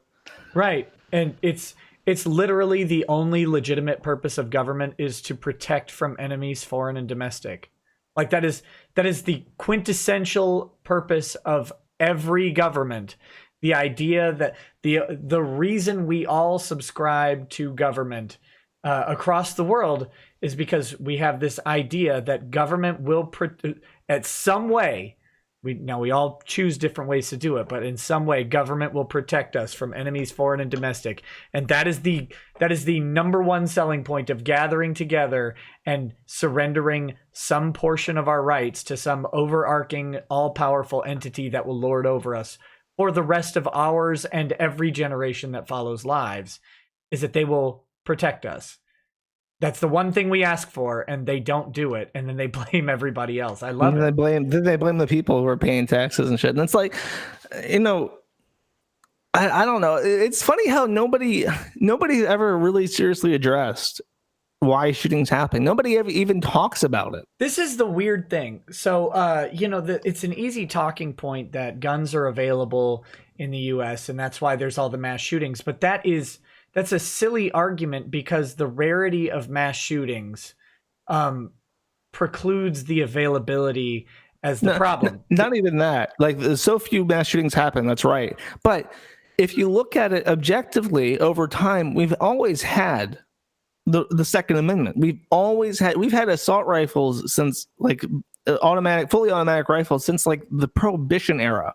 Yeah. And we since the Prohibition era, the number of mass casualty events in the U.S. as a result of gunfire is almost nothing until like 2012, 2016. And then it skyrockets. And it's like the availability of guns did not change at all. It went down, if anything. Right.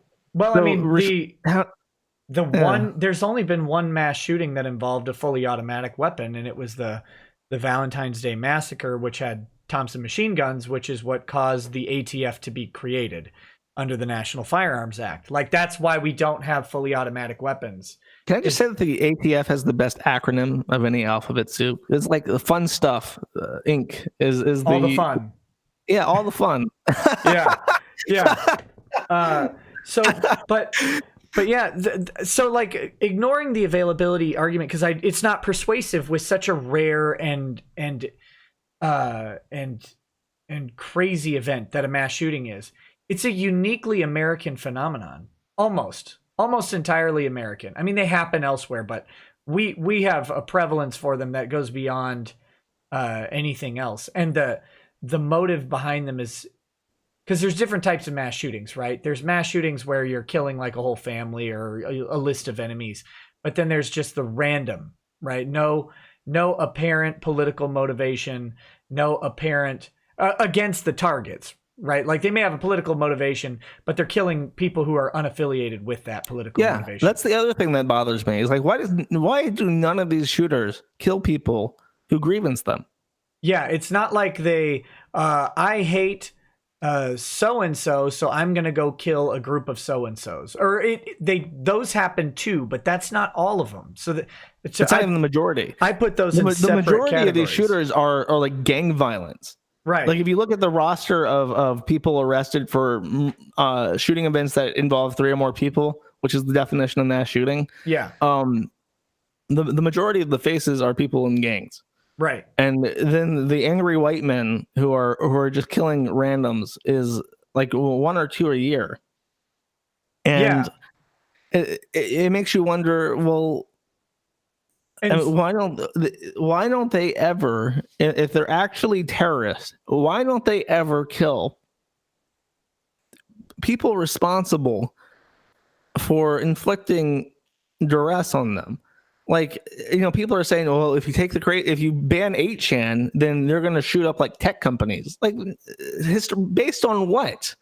Based on what do you say that? Because never has anyone ever accurately attacked any institution, be it government or private, that has grievance them. It seems, I don't know. I get conspiratorial when I think about it, because it's like you have politically opportunistic people who, like, for rivals, like as if they only want to help the establishment make the case for taking guns, just taking up guns and shooting completely irrelevant targets for fun. Yeah, when guys, just to clarify, I'm not saying that Americans are bad or that there's something uniquely American about this.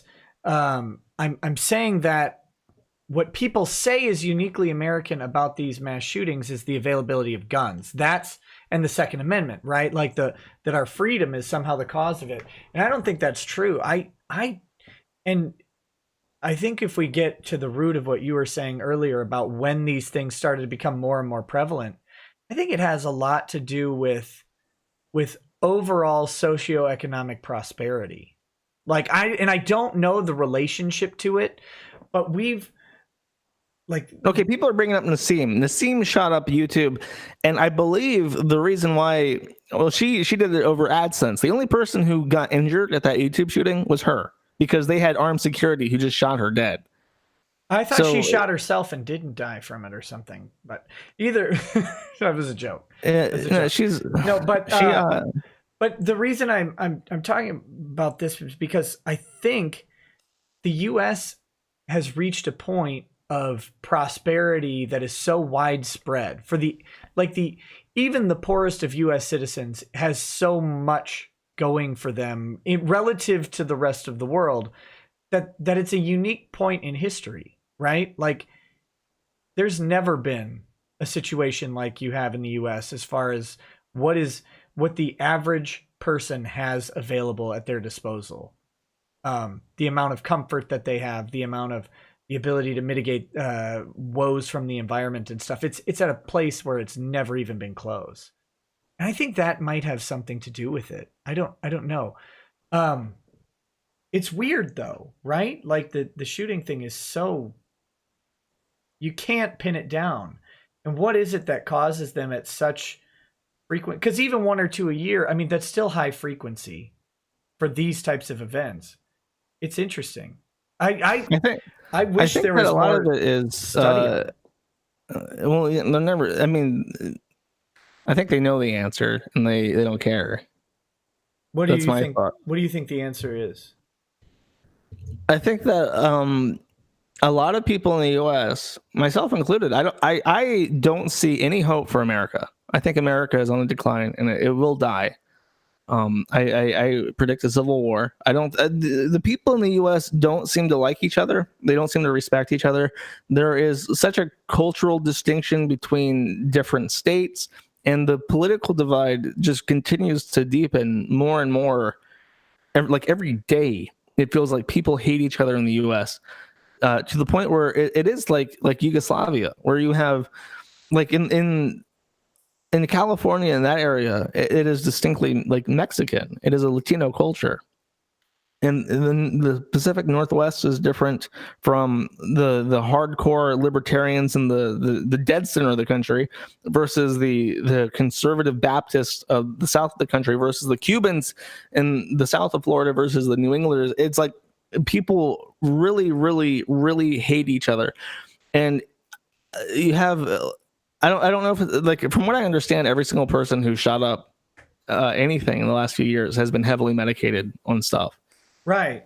So you have heavily medicated, depressed people who hate everyone around them, and something just snaps, and they're like, and it's part of the fame thing. Because when we had a similar situation in the 70s where we had spree killer or serial killers. There was a huge thing with serial killers, and it was the biggest story. And every time a serial killer cropped up, the media went apeshit over it, and to the point where the serial killers would play games with the media directly because it was entertainment to them. And the FBI said, stop it. Stop publishing these serial killers manifestos. Stop playing the game. Stop looking at the guy's note and trying to crack the code. Stop it. You're encouraging people to be horrible, sadistic monsters, keeping people alive and torturing them in the back of trucks for months at a time. You're complicit in this. Stop it. And it stopped. And there's still serial killers active in the U.S., but you don't ever hear about it because the media is essentially prohibited from doing so. But now, somebody shoots up something, it's too big to ignore. You can't just say stop encouraging this by promoting it, because it's like, how do you ignore the fact that 20 people got laid out in a bar? You just can't.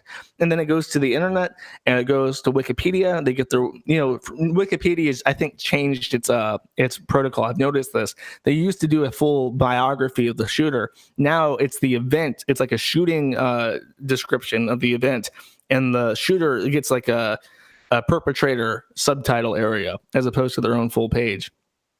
Yeah. So I think I determined this when I was in high school. It's like, you can work really hard. You can bust your ass your entire life to win a Nobel Peace Prize, or to become a famous entrepreneur, or to become a politician, or you can kill a bunch of people. Either of those options will cement the fact that you existed, if only for a brief period of time, into the history books. And all these hopeless, desperate, drugged out motherfuckers with a gun see that their life is meaningless. They'll never accomplish anything. Their country is dying. And if they want to be known, if they want to be anything more than a name on a box, because they're going to get cremated because nobody cares about them enough to bury them, if they want to be anything more than that, they got to kill a bunch of people. And I don't know how you fix that. This was actually a prominent public argument after the Newtown, Connecticut shootings, right? Like, don't say his name, don't use his name, don't post about him. That's insufficient. It's not good enough, because you can't do that. You can't convince everyone to block that out in their minds. It's no longer a bottleneck like with the newspapers. How do you stop the entire internet? And a lot of people brought that up with me, like, why are you publishing this guy? You're encouraging it. It's like, because people have a right to know. This guy streamed himself shooting a bunch of people, and I'm not going to let the government cover up what his motivations were, or the live stream footage, because it serves a legitimate purpose. The situation in the U.S. has to change enough where not shooting people is what everyone wants. Yeah, although I think there's something to the antipsychotic medications you're talking about too. But interestingly, and this is what lawyers do, I think that plays into what I was saying as well. Right? Like, we're so insulated from pain and suffering. Not that people don't have pain and suffering, but look at the efforts we go to try and lift people out. Like, there are people who are legitimately depressed and need certain medications, but then there's a bunch of people who maybe don't, right? Like, they're in a bad spot, or they have. If I've learned anything, it's that suffering is a legitimate part of life that you should embrace. If you are currently black-pilled, I have a reading. How very Christian of you.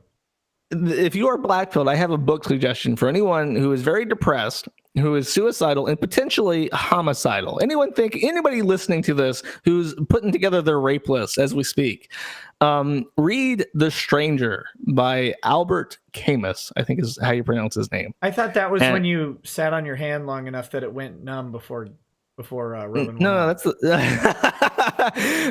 masturbatory act. The Stranger is a French novel that encapsulates the idea of absurdism. And I read this book very recently, and it felt very much in line with a lot of things that I've held as abstract thoughts, but never really pieced together as a philosophy. The Stranger is about how life doesn't make sense, and that's why it's worth living, because it's funny. My life is funny. If I write the story of my life out, it's like a comedy. It's very strange, and it's worth I don't know. If you're depressed and you're black pilled, you have to. It's like the clown pill. You have to take the clown pill because it's so much funnier. Which are the freaking pills, man? I got red pills. I got black pills. I got clown pills. It's an ideological pill. It's not a. Sure. This is why people are shooting people. They're taking all these. Camus, Albert Camus, The Stranger. Read it. Look it up, people. I feel like Drexel's dad, like all these goddamn pills everywhere. Just I don't know. I just suggest it because there is a sense of hopelessness, but you really do. I asked you once, like, how the fuck do you like raise kids in a world that is like so abjectly terrible? And your answer was, I don't think about it, which I guess is like the best answer you could possibly give. Because just don't think about it. It's not abjectly terrible for me. I mean, and for most people it isn't. Like, in all honesty, I shouldn't say most people. For the majority of Americans, despite times in their lives that will be bad, it's not objectively terrible. There is, for people like what's his name? The Isla Vista shooter that Monkey read and got banned for. Yeah. Elliot Rogers. Yeah, Elliot was in a bad spot. He had probably an objectively terrible situation. But I'm saying that. But this is a tiny minority, right? No. Well, those are the shooters. I know. The people. It's not just bad things happen. You asked somebody how kill I people. could do it, which then implies how other non-shooters could do it, right? Well, you have to find something to do. You just have to keep busy, I think.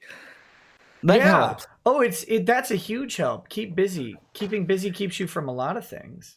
But with Elliot Rogers specifically, you have so many people who are totally and utterly socially isolated, not exposed to other people at all in any way, like barely even their own family, who are just locked away like prisoners. And that's why I think that desperation to be recorded in history comes from. It's like, if you are in that position where your day-to-day, month-to-month human interaction is basically zero, and you know that your life will be irrelevant, you will never, ever have a wife, you will never, ever have children, you'll never, ever have a career that leads to people writing about you in favorable ways, how do you make your life have any meaning whatsoever? And the answer is this weird absolute kind of math, like where how do you evaluate the impact that life has had? And I would say your impact is based on how much you affect other people, and that can be a very positive thing or a very negative thing, but it's an absolute measurement where if it's down or up, it's the same. So if you kill a bunch of people, it's the same as raising a big family. You've affected, your butterfly effect is massive for that. And people, if you want like a red flag system, find these hikikomori motherfuckers who are totally socially inept, don't know how to talk to anybody, to the point where it's like, whenever they ask for girlfriend advice, how do you get a girlfriend? Well, motherfucker, first step is to be outside. You have to like interact with people in some way. If you've allowed yourself to become a prisoner in your own bedroom, you'll never get anything. Never mind a girlfriend. Yeah. And I don't know. It's a weird rant, but it's a weird rant. But so I saw the musical Dear Evan Hansen, which was like last year's Tony Award winning music. My wife and I go to the theater. We enjoy it quite a bit. So this is the Tony Award winning musical or whatever. It's about a kid. I don't want to spoil it, but then some other kid commits suicide, and this isn't a spoiler. The parents find a note that the note starts off, Dear Evan Hansen. It's this note, but Evan had written the note to himself because he's like really neurotic, right? And his therapist had recommended he write letters to himself every day as encouragement, right? Dear Evan Hansen, today is going to be good because of all these good things that are going to happen. So he wrote the note, and then this kid who is kind of just a bully asshole, like an objectively awful person according to the show, stole the letter from him and then killed himself. And so then the parents found that letter and thought that he had written the note. And then Evan, who is neurotic and alone and lonely and incel or whatever, ran with it. He ran with the lie and made up the idea that these two kids were actually friends, that no one knew about it because the one guy had to keep up his hard ass mentality and public image, and he didn't want people to know, but they were actually friends and did all this stuff. And of course, then he goes on this quest to make sure that this kid gets remembered, because everybody hated him, right? Everybody hated the kid who killed himself, and Evan is trying to make sure this kid gets remembered. But of course, Evan is doing this in a self-serving manner because now he's important. And there's the scene where the dead kid is talking to Evan in his mind and saying that, no one deserves to be forgotten, help him remember me. But that's Evan, right? Evan is manifesting this speech to himself. There's this idea that you have to be remembered and you have to do all this stuff, and that's what you're hitting on. And I don't know why that is a thing. Like, I don't know where we got that, because the overwhelming majority of people will never be remembered, right? Like, that's the reality. You and I will be forgotten very quickly. Most people, even people we think are very important now, will be forgotten. I think it's just we get more time to think, because you think about philosophers and stuff in history, and it's always been well-off people who don't really have to worry about how to feed yourself day to day. Like, you never get philosophers from like a beggar on the street. It's always very entitled people who are well off, and I think it's a manifestation of when you have too much time to think and you have too much time to yourself, and I think the more left to your own devices you are, the crazier you get. It's like an entropy thing. If you're just sitting there and your ideas are bouncing around in your own head, you start, like, it gets crazier and crazier. So I think the whole word, what's the meaning of life, what's the purpose of life, is a thing that is, the more you think about it, the crazier your hypothesis gets. Yeah. And that's why people want to be remembered, because especially people like that who think about it a lot. Right. And that's, Maslow's hierarchy of needs, right? Like, we're up there at self-realization because everything else is taken care of. Largely in the Western world, we don't have to worry about, outside of specific instances and a small minority, we don't have to worry about food, shelter, clothing, air. Those things are taken care of, and we get very quickly, even people in poverty, because there's such government safety nets in place to help people take care of those very basic needs. They move very quickly up that ladder, and they're stuck at self-actualization. And I think we actually create a trap where people get stuck in the point where all of those needs do get taken care of, but the idea of self-actualization is to realize that you're the one taking care of those needs. And people get stuck in this place where they know if they move up a little bit, that they'll be barely able, if they are at all, to take care of those needs, right?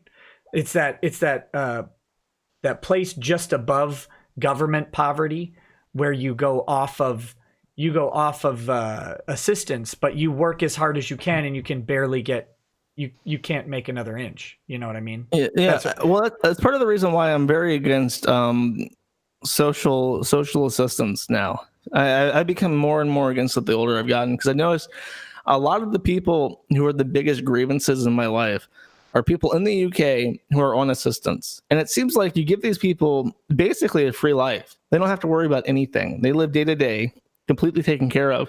And the argument is always, if you give the poor the money, they'll prop themselves up and they'll be contributing members of society. And it never seems like that.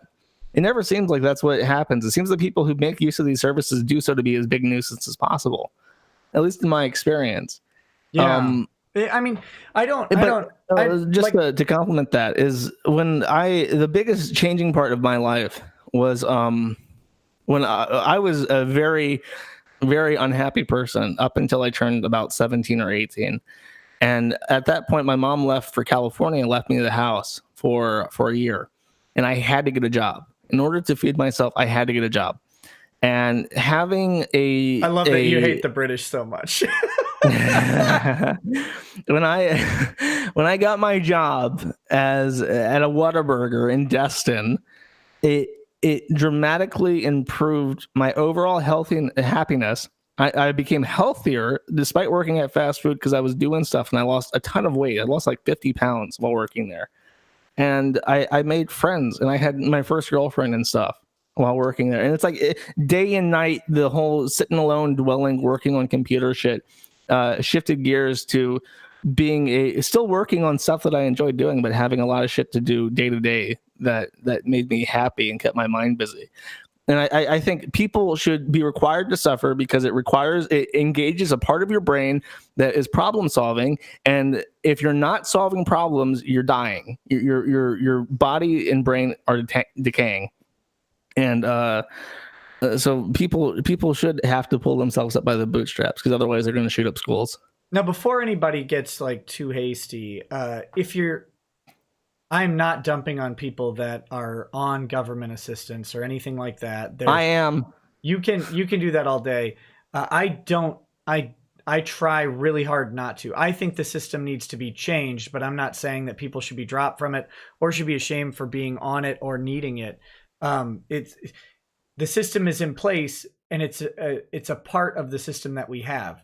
Wanting it eliminated, in my opinion, doesn't necessarily mean that people should not be there, right? So I don't want it to sound like I don't want it to ever sound like I'm saying that people are somehow at fault for their situation. Now, people are at fault for their situation, and hold on. No, as a general thing, because I don't know the specific person. You know, some people can lose a job and need help for a while. Some people can do all sorts of things, and this is part of the system that we live in. Now, is there a better system that doesn't have it? Sure, I can envision one, but we don't have that yet. So what I'm saying is, like, if you're one of those people that's on this government assistance or you're in, I've been there. I've been on government assistance before. You know, that's just how it goes. It's a part of life for some people. But the point is, I'm not trying to dump on anybody for what their situation is, because there are so many factors at play. Now, if you tell me what your situation is, I might want to dump on you for where you are. That's a possibility, right? Some people are allergic to making money. Some of my friends are allergic to making money, and I'm like, why are you choosing this path when you have these other paths that would help out you and your family? But that's what they do, right? And so I can make that criticism to them because I know their situation.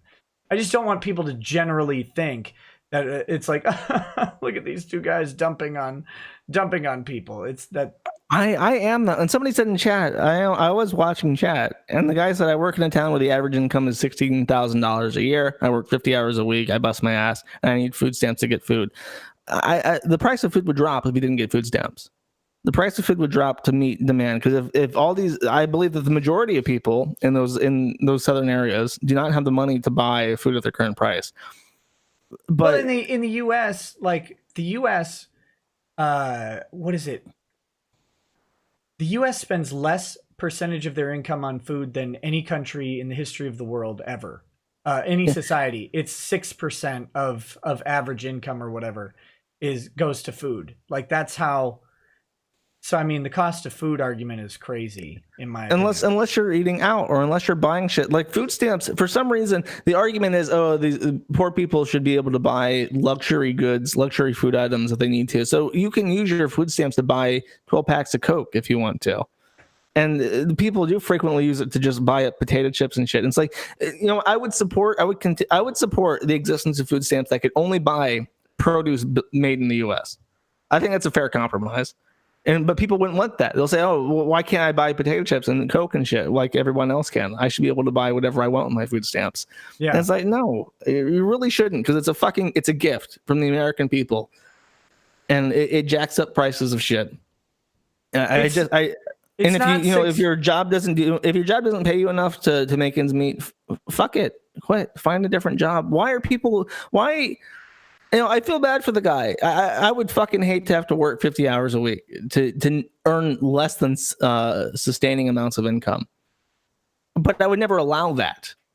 I would literally rather do anything else than sit there unhappy with my situation, having to ask the government for handouts to make ends meet. I would do literally anything else, and I can't empathize with that. And I will tell anybody to their face, you should suffer because suffering builds character.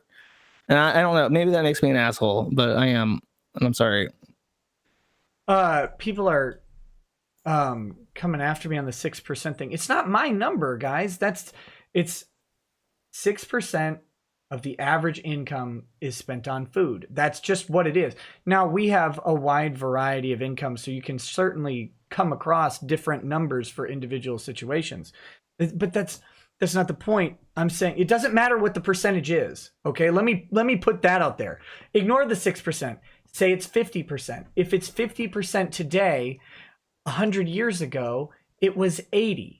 And in most of the rest of the world, it is higher than that. It's my point is that food in the United States is the lowest percentage of income that it has ever been in any society ever. According to some economist, I don't know. This is the problem with the internet. We get hung up on these details, but I don't know. Yeah, people are saying I should be president now. My campaign slogan should be "I'll feed America without food stamps." That's the spirit. That didn't work for. Well, I guess it kind of worked for Trump. It didn't really work for Mitt Romney, though, right? Because was that his thing? He's gonna get rid of food stamps? No, it wasn't. But that was a Republican thing. Was that how much food stamp usage went up under Obama? Because it was a massive, and it was because he increased the. He kicked up the limits, right? Like, and allowed more people onto food stamps. And it was a massive increase in food stamp usage. The thing about the handouts given is like, okay, well we can't eat and we have families. Not everybody can look for a different job in a different town. Like, number one, yes, you can. You can move and find a different job in a different town. It sucks, but you can do it. What gets me about it is they're saying there's no way to live without the extra money for food stamps on $16,000 a month. People were having babies and raising families in fucking Berlin. Newborn babies were made in Berlin in 1946, in Poland in 1945. The Ukrainians suffered the Holodomor and lost millions of people, and they still had kids, and they still tried they still found ways to feed themselves. I don't subscribe to it. Because, or just go the other way and give everyone the same exact amount of money. Give everyone $1,000, get rid of food stamps, get rid of welfare, get rid of any benefits for number of children. Make every adult in the country gets $1,000 every month. And that's our universal basic income, and get rid of all the other shit. And if you can't make do with what you're given, it's your fault. Here you guys go. So people are asking me for a source. And this isn't the same source I read before, but here, I'm linking it in the chat. It's from Value Penguin. ValuePenguin.com. I don't know what that is, but here's what they say. So this is food costs as a percentage of average U.S. household budget has decreased dramatically over time. Back in 1900, families spent about 40% of their income on food. By 1950, it was just under 30%. According to the most recent data from the U.S. Bureau of Labor Statistics in 2013, the average American household spends about 10% of its total budget on food.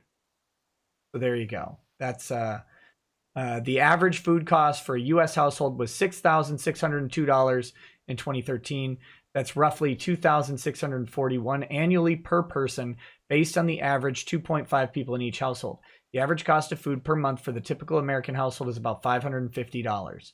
So that's from Bureau of Labor Statistics. Okay, go fight with them if you think your food cost is too high. I'm just saying, like, it's lower than ever by a dramatic amount. We spend a ton of money on other things, though. The cost of housing is a higher. I think it's one of the highest percentages it's ever been. right? The cost of education is massively higher than it's ever been.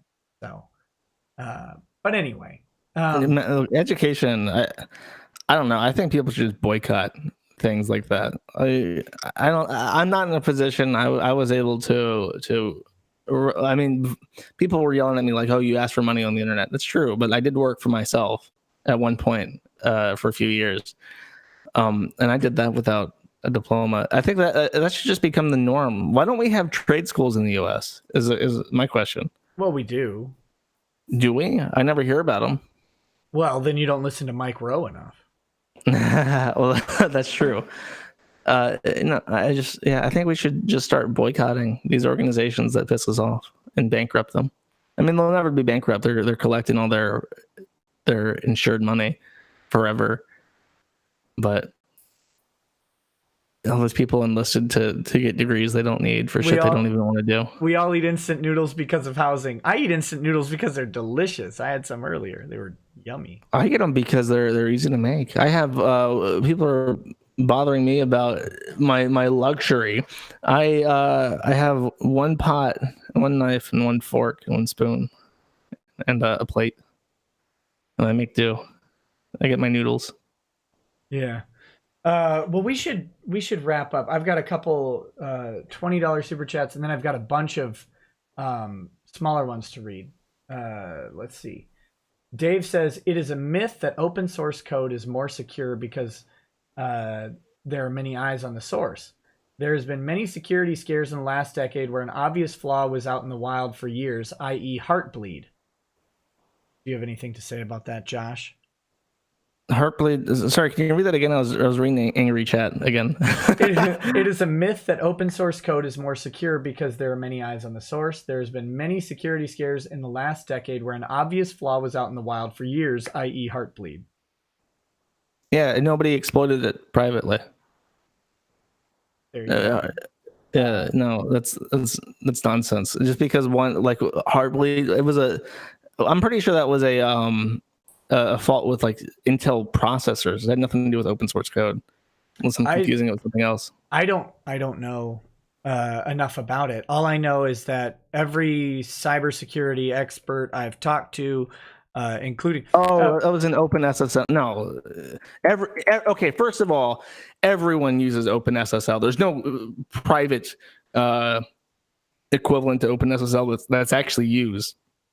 OpenSSL was hidden for a long time. OpenSSL has been around for a long time, and it got found and it got fixed. That's quote erat demonstrandum. It working. It was fixed immediately after it was found. What I was going to say is, as a licensed cybersecurity law expert that I am, I actually have a piece of paper saying it. As funny as that may be. I am certified in cybersecurity law, but every cybersecurity person, expert, employer, employee that I've ever talked to has stated that open source security is far and away more secure than anything developed privately that is closed, because when an exploit is found, it is fixed. And immediately by someone who uses it, who has an investment in it that's not in your company. Right. And this was the problem with Apple encryption, right? Like, didn't their encryption get exploited because there was some sort of backdoor that was coded in? Maybe it wasn't Apple. I don't remember.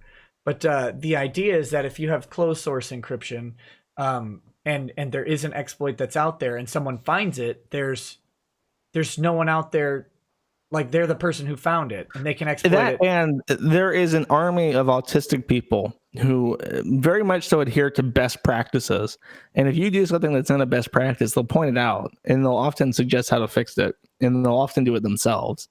Like, it just makes sense to use open source code. And I would seriously doubt the credibility of anybody saying that open source is not beneficial. It is the strongest advocacy for communism I've ever seen. There you go. So, yeah, I don't know if it was Apple, and if it was years ago, but maybe it was something else. I don't remember, but it was a pretty big company. from what I remember from the conversation. Anyway, Blaine20 says, I argue that we do not have the freedom to bear arms because we are shamed to the point that not enough people carry them. An armed society is a nice society. It's polite society is the quote, I believe. An armed society is a nice society. Criminals should fear the people. So should the government. Meshikari. Now we make the government fear us by deepfakes. Meshikiari Roos says, you both make excellent points. No amount of availability of any object, media, etc. causes this problem. An individual does. Look to any Middle Eastern nation. People are literally harming each other over religion for decades. It's an agenda. It's not even like religion over there. It's all that's political violence. It's different here because these people aren't. I mean, some of them are, but it's more like a fear because there's no sides. Like, you know, you get terrorists fighting for causes and for different cliques and stuff. But in the U.S., there's no cliques. Nobody's saying Allahu 8chan or whatever. Allahu 8chan. Yeah, it's not like God. that. It's wanting to inflict mass suffering on people because the people doing it are extraordinarily personally unhappy. And I don't know, maybe if we made people happy, if the happiness in the U.S. went up, it would fix some stuff. Because right now, I can't. Are you happy, Nick? Are you a happy person? It depends on the day, but I have joy. How's that? On a day-to-day scale, 1 to 10, 10 being jubilation. Where are you at on a day-to-day level? 7 or 8, probably. That's pretty good. Yeah, well, things are going great for me right now. I'd say I'm about 5.5. See, but that's why I don't like. 6. I don't like happiness as a measurement because happiness changes very quickly. That's why I say I have joy. It's life satisfaction. We'll phrase it like that. Oh, life satisfaction. Oh man, right now. We had about a 10, 9 or 10. Somewhere. I mean, I'm in a place that when I was 20 would never have imagined, right? When I was 20, I couldn't imagine being married. I couldn't imagine having kids or a house or talking to people for money late at night and playing video games for money late at night. Like I could never imagine that.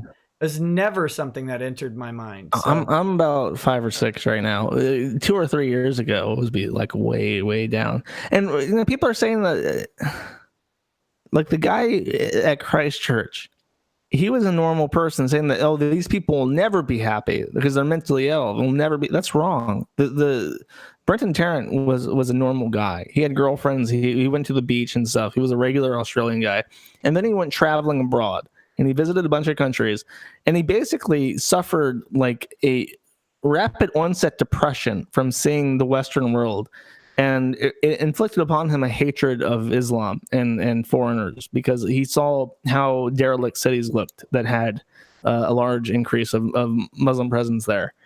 And I don't know, because he took it out on random people, technically, but. It's not arbitrary, and it's not just it's mental illness. These people, like we've always had mentally ill people. They did not shoot up schools. Like maybe once there's a famous one where they shot up a school. The first, like an Amish school. I think the first mass. Oh wait, what are you talking? Are you talking about in the U.S. or? Yeah, in the U.S., not abroad. One of the first mass killings in the U.S. was a firebomb, I believe, of a school.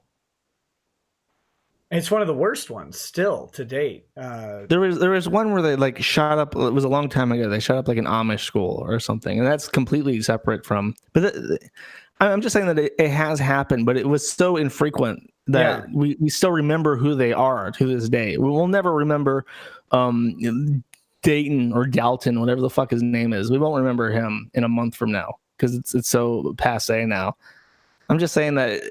Mental illness has always existed. It's not just that. There's something exacerbating it, and the perceived cure from the shooter is infliction of violence. Let's see. Austin Heartless says, "God, Null's rant about lonely people with bang bang problems make me feel terrible about myself. Good thing I work 60 hours a week." Yeah, you're too busy to be sad. Blaine20 says, "Shout out to drunken burger runs to the Destin Whataburger." There you go. Wait, how do you do a burger run if you're drunk? Oh, you Walker. DUI. It's Florida. Oh, that's true. The big red bear says Europe and Canada have a system as well. In fact, more than the United States. But Canada and Europe have what, 1/7 the gun deaths. It might be even less. Even in overall murders, Canada is 1/3 to 1/4 per capita. Yeah, I mean that's what I was saying personally. Is that there are violence issues in the U.S. that don't compare to other countries, and I don't think the argument's as simple as anyone makes it. The U.S. is a very different place than everywhere else. I mean, if nothing else, here it comes the demographic argument. The demographic makeup of the United States is vastly different than just about anywhere else in the world. But yeah, so there you go. Obesity Death March says, I'm not a holy person, but I need it. My dad just had a heart attack, a stroke, and a seizure at the same time. Plaque went up the artery to his brain. Please pray for him to recover. I will, man. You know, that name is very funny for a very unfunny message. Yeah. Obesity Death Run is the username. Well, Death March. We're not running here. Oh. The Jeeper X says, Null asked for donations. Government assistance is taking money by threat of force or imprisonment and giving away and charging us extra to do it, but maybe I'm just not nice. There you go. It's true. I do ask for money. I like money. Nova Zero says, the issue with Heartbleed is the NSA knew for years and held on to that vulnerability. Why? Take a guess. Responsible disclosure destroys the 0-day market. That's a lot of terms. Look them up. Oh, yeah. I mean, I'm sure the NSA has a whole key ring of 0 days. Because, I mean, you have the U.S. government has gotten to the practice of not prosecuting hackers anymore if they agree to work for the feds. Right. So they get all the smart people and they put them in a room. They pay them a lot of money and they make them find stuff like this every day. And I don't know. I just don't think. What's the alternative? Having proprietary software running the encryption backbone of the entire internet? Like that's just a monopoly on security, and that company would just get bribed by the government to cooperate with them anyways. So now it's better to have open source than the risk. And the risk of disclosure by a disgruntled employee. Of exploits is terrifying. Okay, so I'm going over to Justice Chats here. Josh Moon's #1 feeder gal says, where have you been, Joshy Poo? I haven't seen you in my streams this month. Was it something I ate? Look, that Polish sausage from that lawyer guy meant nothing. It's you that I love and adore when you feed me. Please come back to me, Josh. I miss you. And the ironic thing about all these jokes is I like thin women. I don't even, not even like you can't feed a thin woman? Well, then they wouldn't be thin. I'm just saying that this is defamation, and I should file a class action lawsuit. What's the inverse of a class action lawsuit, where one person sues a ton of people, as opposed to a ton of people suing one thing? Spurg. I need to file a Spurg action lawsuit against all these people defaming my stellar reputation on the internet. Someone anonymous says, give me those toes, Josh. Anime Moon says, wanted to thank you for the $620 of support we have gotten so far for my wife's teeth, but we still have a bit to go, so any further aid is appreciated. Here's the link reminder. So there you go. It's a GoFundMe.com. Help to get desperately needed dental is the link. I think I showed it on stream yesterday. These Hands says, do not give your money to thoughts. If you're that thirsty, have a glass of water and hydrate yourself. Short Round says, hey, Nick, tell Josh if he wants akivacohen.com to message me. I sent him a DM on the farm. This guy has been very aggressively trying to make me set up a website about Cohen. Just do it yourself. There's already is one. You can go to akivacohen.com right now. Okay, I don't know. I'm not in the mood to instigate something. I like to keep my hands clean. He's just letting you know. You should go there while I finish reading his chat. Bad Police Advice 22. If you carry around a copy of the Constitution, you can claim to be your own representative and thus immune from detainment of traffic laws. Or traffic laws. That's good police advice. Let's see. Feet stream for us, Josh says, hypothetical question. If someone would get money to stream a playthrough of all ends in a game and get the money beforehand but stops midway because he's too salty to continue and refuses to refund the money, would that be a breach of contract? Oh man, I don't know. Probably not. You'd have to have some very express agreement that you were making a contract. That'd be a tough one. That'd be a tough one to win, we'll say. Who did that? Was that you? Or was that me? I don't know. Hey, What? if someone would get money to stream a playthrough of all endings in a game and gets the money beforehand, but then stops midway because he's too salty to continue and refuses to refund the money, would that be breach of contract? It would be, presumably. Did you do that? Somebody offered to pay me a lot of money to play Sekiro, and while playing Sekiro, I realized I really hate this fucking game. And he paid out beforehand. He said he would like me to finish it though, so I'll probably get around to it because you gotta now. I know I do. It's such a mind-numbingly difficult game, and it's set up in a way that Thousands upon thousands of people have beaten Sekiro.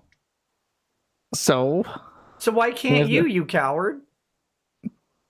Because I don't get any satisfaction from beating a video game. I don't have that thing where it's like, oh, I beat a hard game. Woo, I really feel good about myself today. Yeah, but it's someone like paid you to beat it. Yes, I know. I will get around to doing it. I promise. Hated 7 Days to Die says, take that, just got done streaming Alpha 18, now walking lucky and then catching up on your stream. Lord of S'more says, hey, Rackets, you got mentioned in a story online and they did it correctly. Medium.com, Phantom known as Kai. Oh, so this is the new Vic Mignogna article that came out on Medium.com. I haven't read it yet. Hopefully it's good.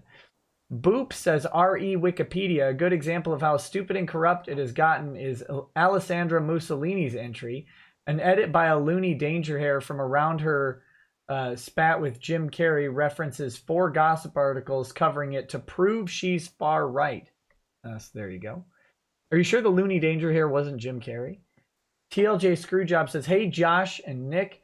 So this gets read before Josh leaves. Speaking of copyright BS, my local IHOP was hosting Marvel heroes like Iron Man, Hulk, Thor, and Captain America, but Cap was called, and I'm not kidding, Captain Patriotic Superhero. Lobster Man says most Americans have it okay in general, but it's incredibly easy to get to what Rogers or any other killers did. It's harder to have a regular happy life like you nowadays because of social media and all of this self-serving hedonism. Maybe. I don't know. I just know where I am. Like I can't know how other people got to where they are.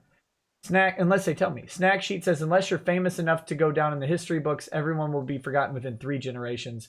You'll be a vague memory to your grandchildren as they grow up, and their kids won't know you at all.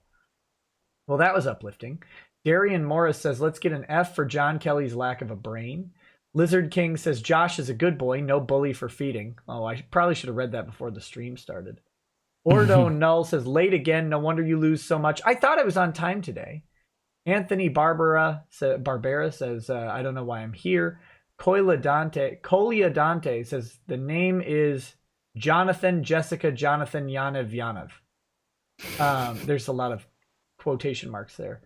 Andrew War Snowbird says, barbecue pork mac and cheese at Noodles and Company is lame. Yep, that's disgusting, actually. Just eat their regular mac and cheese. It's pretty good. Timothy Reaper says, feed me, Joshua. Feed me all night long.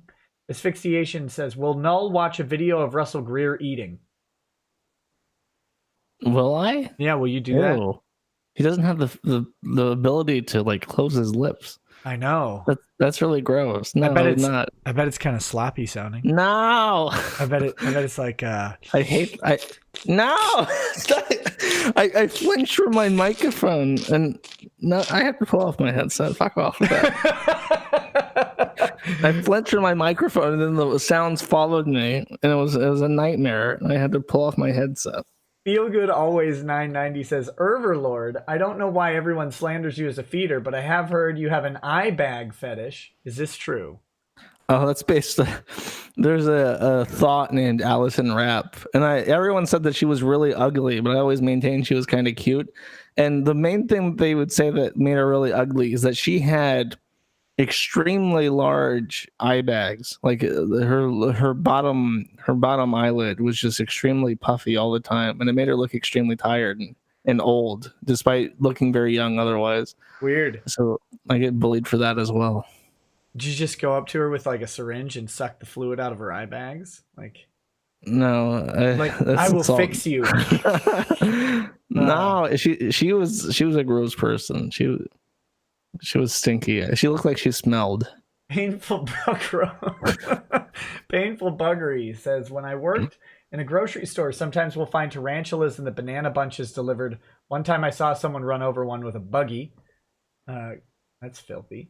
RJ Zilla says, first super chat. Hey, thanks. Wanted to say thank you. Watching your streams helped me in a rough spot, but I finally got a good job and started making money. Can't see stream tonight, but thank you, Nick. Peace. Hey, thanks, buddy. Peace to you.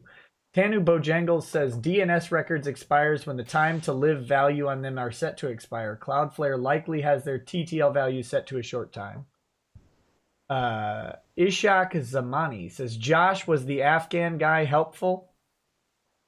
Oh, yes. I answered him when he asked that to kind of give that context. I work with a router called MikroTik for BGP and low-level networking for the site and the hosting stuff. And it's a smaller brand, so it's harder to find information for. It's hard to find any information about BGP at all because it's a thing that people did in the 90s, and now the same people managing BGP today are those same people in the 90s who basically pioneered it, and they didn't tell anyone else how this shit works. So if you try to get into networking like that today, you're screwed, and good luck. So I was trying to find this information on how to do something called adding a community to the BGP announcement using MikroTik. Could not find any information on it. And the only guide I could find was by a literal Afghani data center administrator who was talking Arabic. And it was funny because his peers were like in Mosul and Baghdad, and he was setting that all up and recording it. And I was watching this video over and over again to try to figure out how he was setting things up, despite not being able to hear a word of what he was saying. And it did come in handy. Good. Weird. JR says, CIS student with a crush. What's Josh's tutor rate? Ooh, hey, there you go. Tutor rate? Yeah, you tutor someone like computer stuff. Oh. I don't know. I don't do tutoring. I'm probably not a good teacher. Tanu Bojangles says, at Evil Bunny explained to me that Cloudflare does more advanced CDN stuff than I initially thought. I'm not as smart as at Evil Bunny, so this is for him. Esme Illis's Anime says, Josh, I like your laugh. Welcome back. Lots of hearts that followed. Queen Nida says, Es ist Süd für Saberung. That's German that I probably butchered, so I don't know what that said. Guns Down and Hail says, Josh, did Drexel help you get a girl yet or what? I guess not. Shark Week says, are you going to debate John Michael Kelly on your show? Why would I debate? I don't even know who this guy is. Why would I debate him? DODDOS Sweden. Dodo Sweden says, Creeper, aw man. Gull. Super Iron Bob says, open source software for security assumes code inspection is the primary way that security bugs are found. This is not the case. The idea that many eyes make all bugs shallow assume many are looking. Open source software's advantage here is illusory. I just heard that people are using it. And so it's more likely that things will be found and shut down. But there you go. Guns Down and Nail says, GoFundMe is a trigger word for hashtag KickVic. Queen Nida says, my husband was turned into a tranny, then left for the one who turned him into one. SMH, I hope she wasn't a Jew too. There you go. Multi Blackman 13 says, Null, used to watch you on Killstream. Great episodes. Thank you. Bone Zone says, feed me pizza and Memphis barbecue. Fearless leader Josh. Indie Visualist says, humans vary genetically 4 ways. O, A, B, A, B. Convince people to drop color for type. HIPAA laws protect your medical records. Okay. Leon S. Kennedy says, what do Akiva Cohen and Jessica Yaniv have in common? A penis. Creeper Weirdo says, "Hey Nick, you want to see some funny stuff? Look up Francis E. Deck." Okay. Francis E. Deck Esquire was a legal attorney. A but he legal developed- attorney. Yes, as in actually certified on the bar. And he developed schizophrenia. And he lost his license to practice law, but he exclusively referred to himself as Francis E. Deck Esquire, even after being disbarred. His rants are some of the most amazing and racist things I've ever read. They are hysterical, and if anybody's interested, I've read this guy's rants before. yes, they're very good. Yeah, I've read. He has a broken typewriter, so his rants always have replacement keys, like he uses 3 instead of E. Yeah, I've read at least one of them. It was weird. Howling Warwolf says, question for Null. What do you think is the likelihood that Blue Spike grew up to be a serial killer? Very low. I think he grew out of it. He posted on the forum sometime later, and he seemed like a normal person. Gawker's Death Rattle says, Rational Wiki is for those too lefty for Wikipedia. There you go. Alex Moat says, Josh is right. England is the most supremely cuck nation on that cuckold continent. Hey, they're going to be off the continent soon. ERB Beta Patch says, Buffalo isn't New England, you dolt, it's Canada. Austin Heartless says, Yellow Flash fans are the Flashers. Ooh, that's true, because there is a Tim Hortons in Buffalo. There are multiple Tim Hortons. And as far as I know, Tim Hortons is exclusive to Canada. So I'm gonna say it again. Tim Hortons is a garbage tier donut. What? Oh, I never got donuts there. I only got I like their breakfast wraps and I like their coffee. I don't even care about that stuff. The donut shop should never be known for anything other than their donuts. Peter Bowie. What? I was just gonna say, I went there it was how I got out of bed. I was like, I'm gonna go get myself a wrap. So I even though it's cold as fuck in Buffalo, I would put on my heavy snow clothes and I'd walk uphill both ways to get my wrap. Now you heard it, guys. Rap is what gets Josh moving. Peter Bowley says Nick and Josh, Buffalo is not in New England, it's in New York. I didn't say it was in New England. Josh did. Ryu Sketches says I thought it was in Canada. Well, this is a different guy. Oh, okay. Geography is fluid. Ryu Sketches said, like Yaniv. Ryu Sketches, I was wondering if you can cover the issue of Twitch allowing their top creators breaking their terms of service on your channel in the future. Maybe. I get Keemstar on. He's been hitting on that pretty hard. Venomine says, hey, Jersh, does Brave have built-in ad nauseum? I answered this in chat. No, it does not, but you can run ad nauseum on Brave. I'm doing it right now.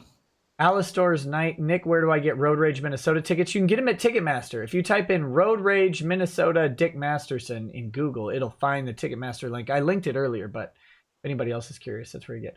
Lord Rap of Rap Mountain. Ooh, this guy should really get you moving. Says Nick Ricada, official Tard Wrangler. Bad Vibe says opinion of T. Greg Doucette, defamation of Vic on Twitter. I don't care. Greg Doucette's defamation of Vic doesn't cause damage. That's the problem that Greg Doucette has, is no one values his opinion enough for him to actually do harm. GRP Poll says, looking into Yaniv closer, I'm surprised the Hells Angels in Langley haven't taken notice of this. Didn't Doucette say something about the kiwi farms recently that I saw? Doucette he tweets literally 200 to 400 times a day, every day. Is that his job? No, he's allegedly a practicing attorney.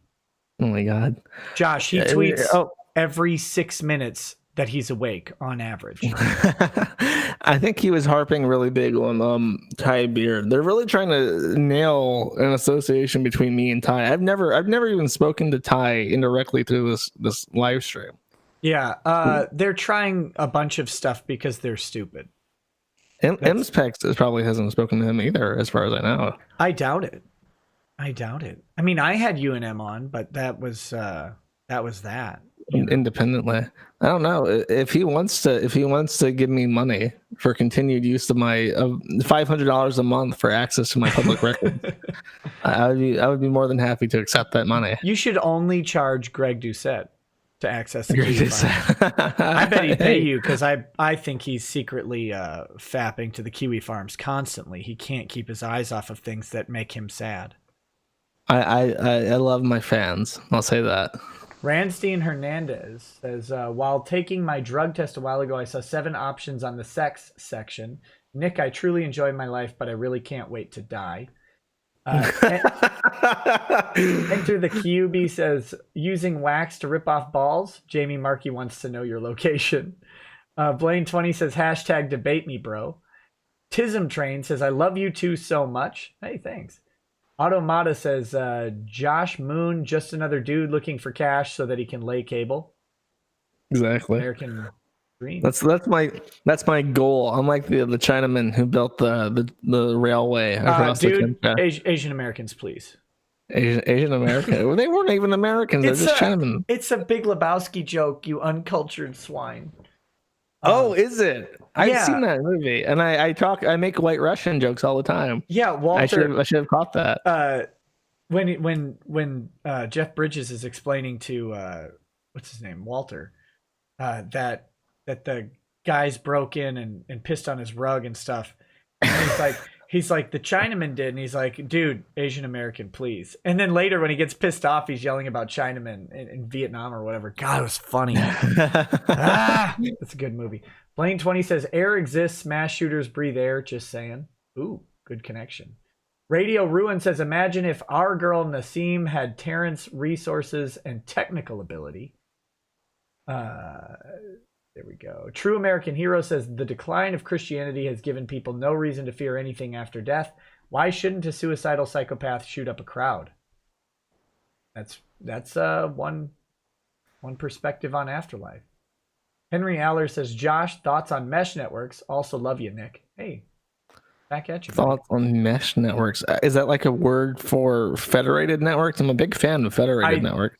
Well, there is mesh networks are overlapping synchronized Wi-Fi networks, right? Like when you have multiple Wi-Fi routers or access points that create a mesh that your device allegedly seamlessly moves between. I think it's either that Fediverses or like onion routing, something that's complicated like that. I don't know. I've never heard the term used practically. I'm sorry if that makes me look like a fool, but I don't have one. You're like at too high of a math to remember how to add, I think, right now. GRP poll says, read the French version of The Stranger in grade 12. Plot is basically you're screwed either way. Interesting suggestion, Josh. Always cry at funerals. It's a reference to the book. Henry Aller says, will anyone truly be forgotten with the internet? Yeah. Signal to noise ratio will bleed out almost everybody. Harrison Morris, except for Greg Doucette because he tweets so much. Harrison Morris says, it's called terror management theory that we seek to immortalize ourselves and deal with the conflict between self-preservation and the realization that death is inevitable. Thunder Thought says, we're victims of our own success at the top of the world. The only thing left to do is destroy ourselves. Satanic Potato says, I can't work. I am disabled and have been deemed a liability. The only hope for me is to become a novelist or some other form of artist. I need government assistance or I will starve to death.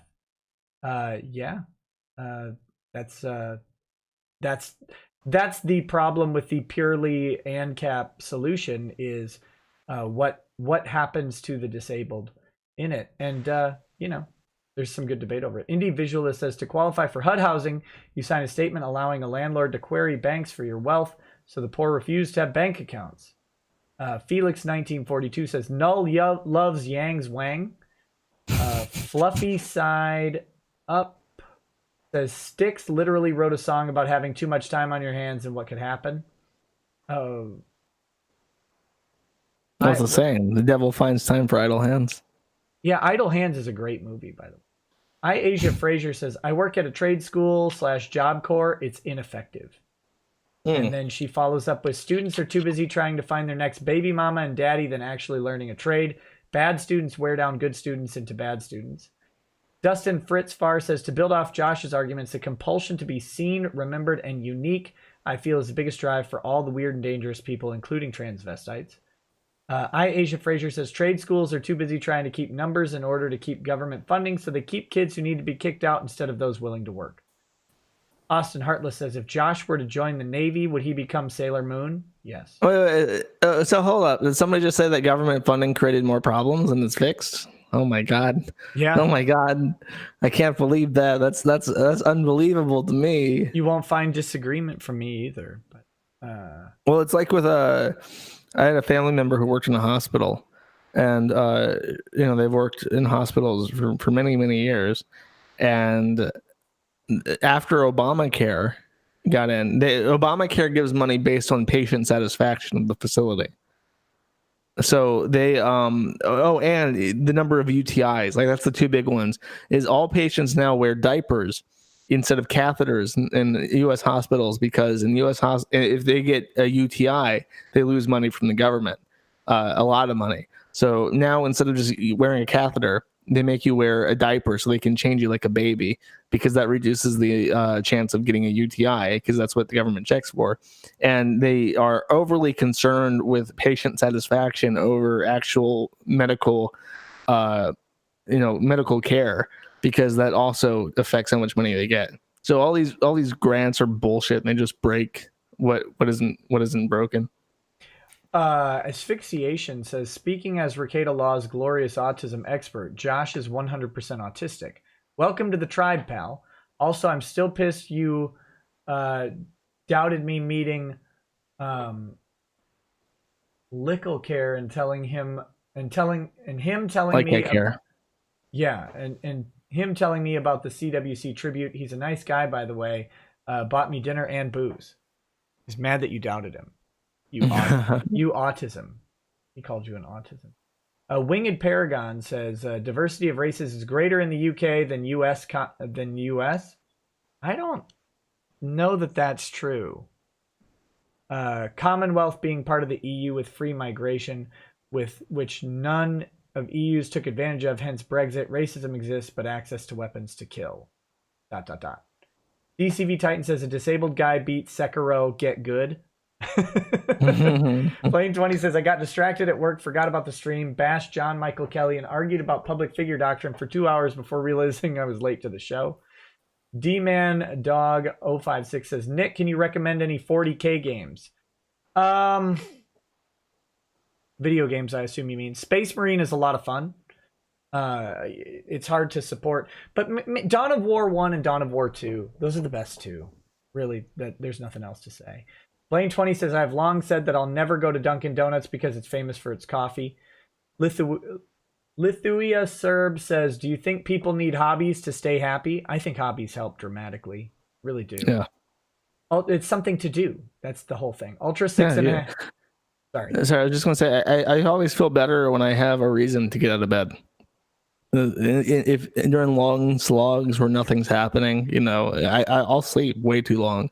But this week I've been up every single morning, like promptly, because the site's under attack. I have to show up on Nick's show, so I have to set an alarm for the first time in like 6 months. It's that kind of like that I think that was like the most dramatic thing. When I noticed I had reasons to get out of bed in the morning was a huge mood improvement. So if you're sleeping indefinitely because you have no reason to wake up, that's the biggest sign I can give you for you need to look for something to do. Ultra 6.5 says, Josh, what VPN provider do you recommend? Asking for a friend. I answered in chat. Private internet access and NordVPN. I use PIA myself. I use it right now. And if you want an affiliate URL, just go to the main page of the Kiwi Farms, and it's at the bottom. Automata says, now I want to write a dystopian short story where in 500 years Doucette is considered to be a great figure in history merely due to the volume of tweets. You should definitely do that. Tillip says, if anyone wants to learn a skill, learn vectoring. Lithuia Serb says, has Ashley Isaacs died yet? I don't know who that is. Do you? It was Ashley Isaacs. Ashley Isaacs is a famous lich. She's actually several thousand years old, and she sacrificed her health for her beauty and an infinite life. And she convinces young women to become anorexic. And every woman that she convinces to be anorexic, she actually feeds off their life energy. And actually, Isaac is still alive to this day. despite the fact that she is maybe at top 70 pounds, and has been for years, because she sustains herself off the misery of others. That's amazing. Yeah, no, this is a real person, and her physical condition is a medical marvel. I don't know how she manages to survive. She is so thin. If you look at her femur, it looks like a dog bone. Like, it looks like a cartoon dog bone, because it's just the femur with skin wrapped around it, with no muscle and no fat. She is a powerful supernatural entity, and I avoid speaking of her because she frightens me. Creepy. Maybe she consults with Ruth Bader Ginsburg. Iron Mater says, in an ANCAP society, you can have anything you're willing to pay for. Null looks like a baby goat. No homo. Maybe Ruth is also a lich. I think she definitely is. There's no way. No way. Bird Reich says, sad figs, go save an animal, either yourself or from the pound. Then understand that if you do some dumb stuff like live streaming a Minecraft synagogue, that your family is just going to dump Scruffy's ass in the kill shelter. Pets save lives, to be honest. Anon says, late AF, but Josh is right. As a kid, we had to be semi-homeless, living on a couch when we moved to a cheaper state to escape overworked food stamp poverty. Short-term sacrifice, long-term gain. Yeah, I'm with it. I'm with that. Eric Collier says, my right hand is never idle. And that's what we've got. That's the show. We should wrap it up. I always talk to you way longer than the show is normally supposed to go. Interesting. Interesting. You have all the stories, and it's sad that we'll all forget you when you die. It's true. The moment I drop, I'm gonna like disappear into sand, and in the pages, my Wikipedia page is gonna disappear. Yeah. The Library of Alexandria that I've built will disappear. It'll just say null, and people. Oh yeah, lowercase n. Yeah, null. All right, man. Well, let's say goodbye to the chat, and then I'll say goodbye to you. So thank you for watching, guys. Hope you enjoyed the show. Next show should be Monday, unless something really weird happens over the weekend, like I get drunk and decide to bait some weirdo named John Kelly, but that's really not likely to happen because that would give him attention. Who wants to do that? But thanks for hanging out with us tonight. Josh, do you want to say anything before we buzz out? Learn to buy Bitcoin because you'll need it. There you go. All right, guys. Check out maddattheinternet.com. Go support Josh, and we'll see you all a different night. Peace. Take it easy.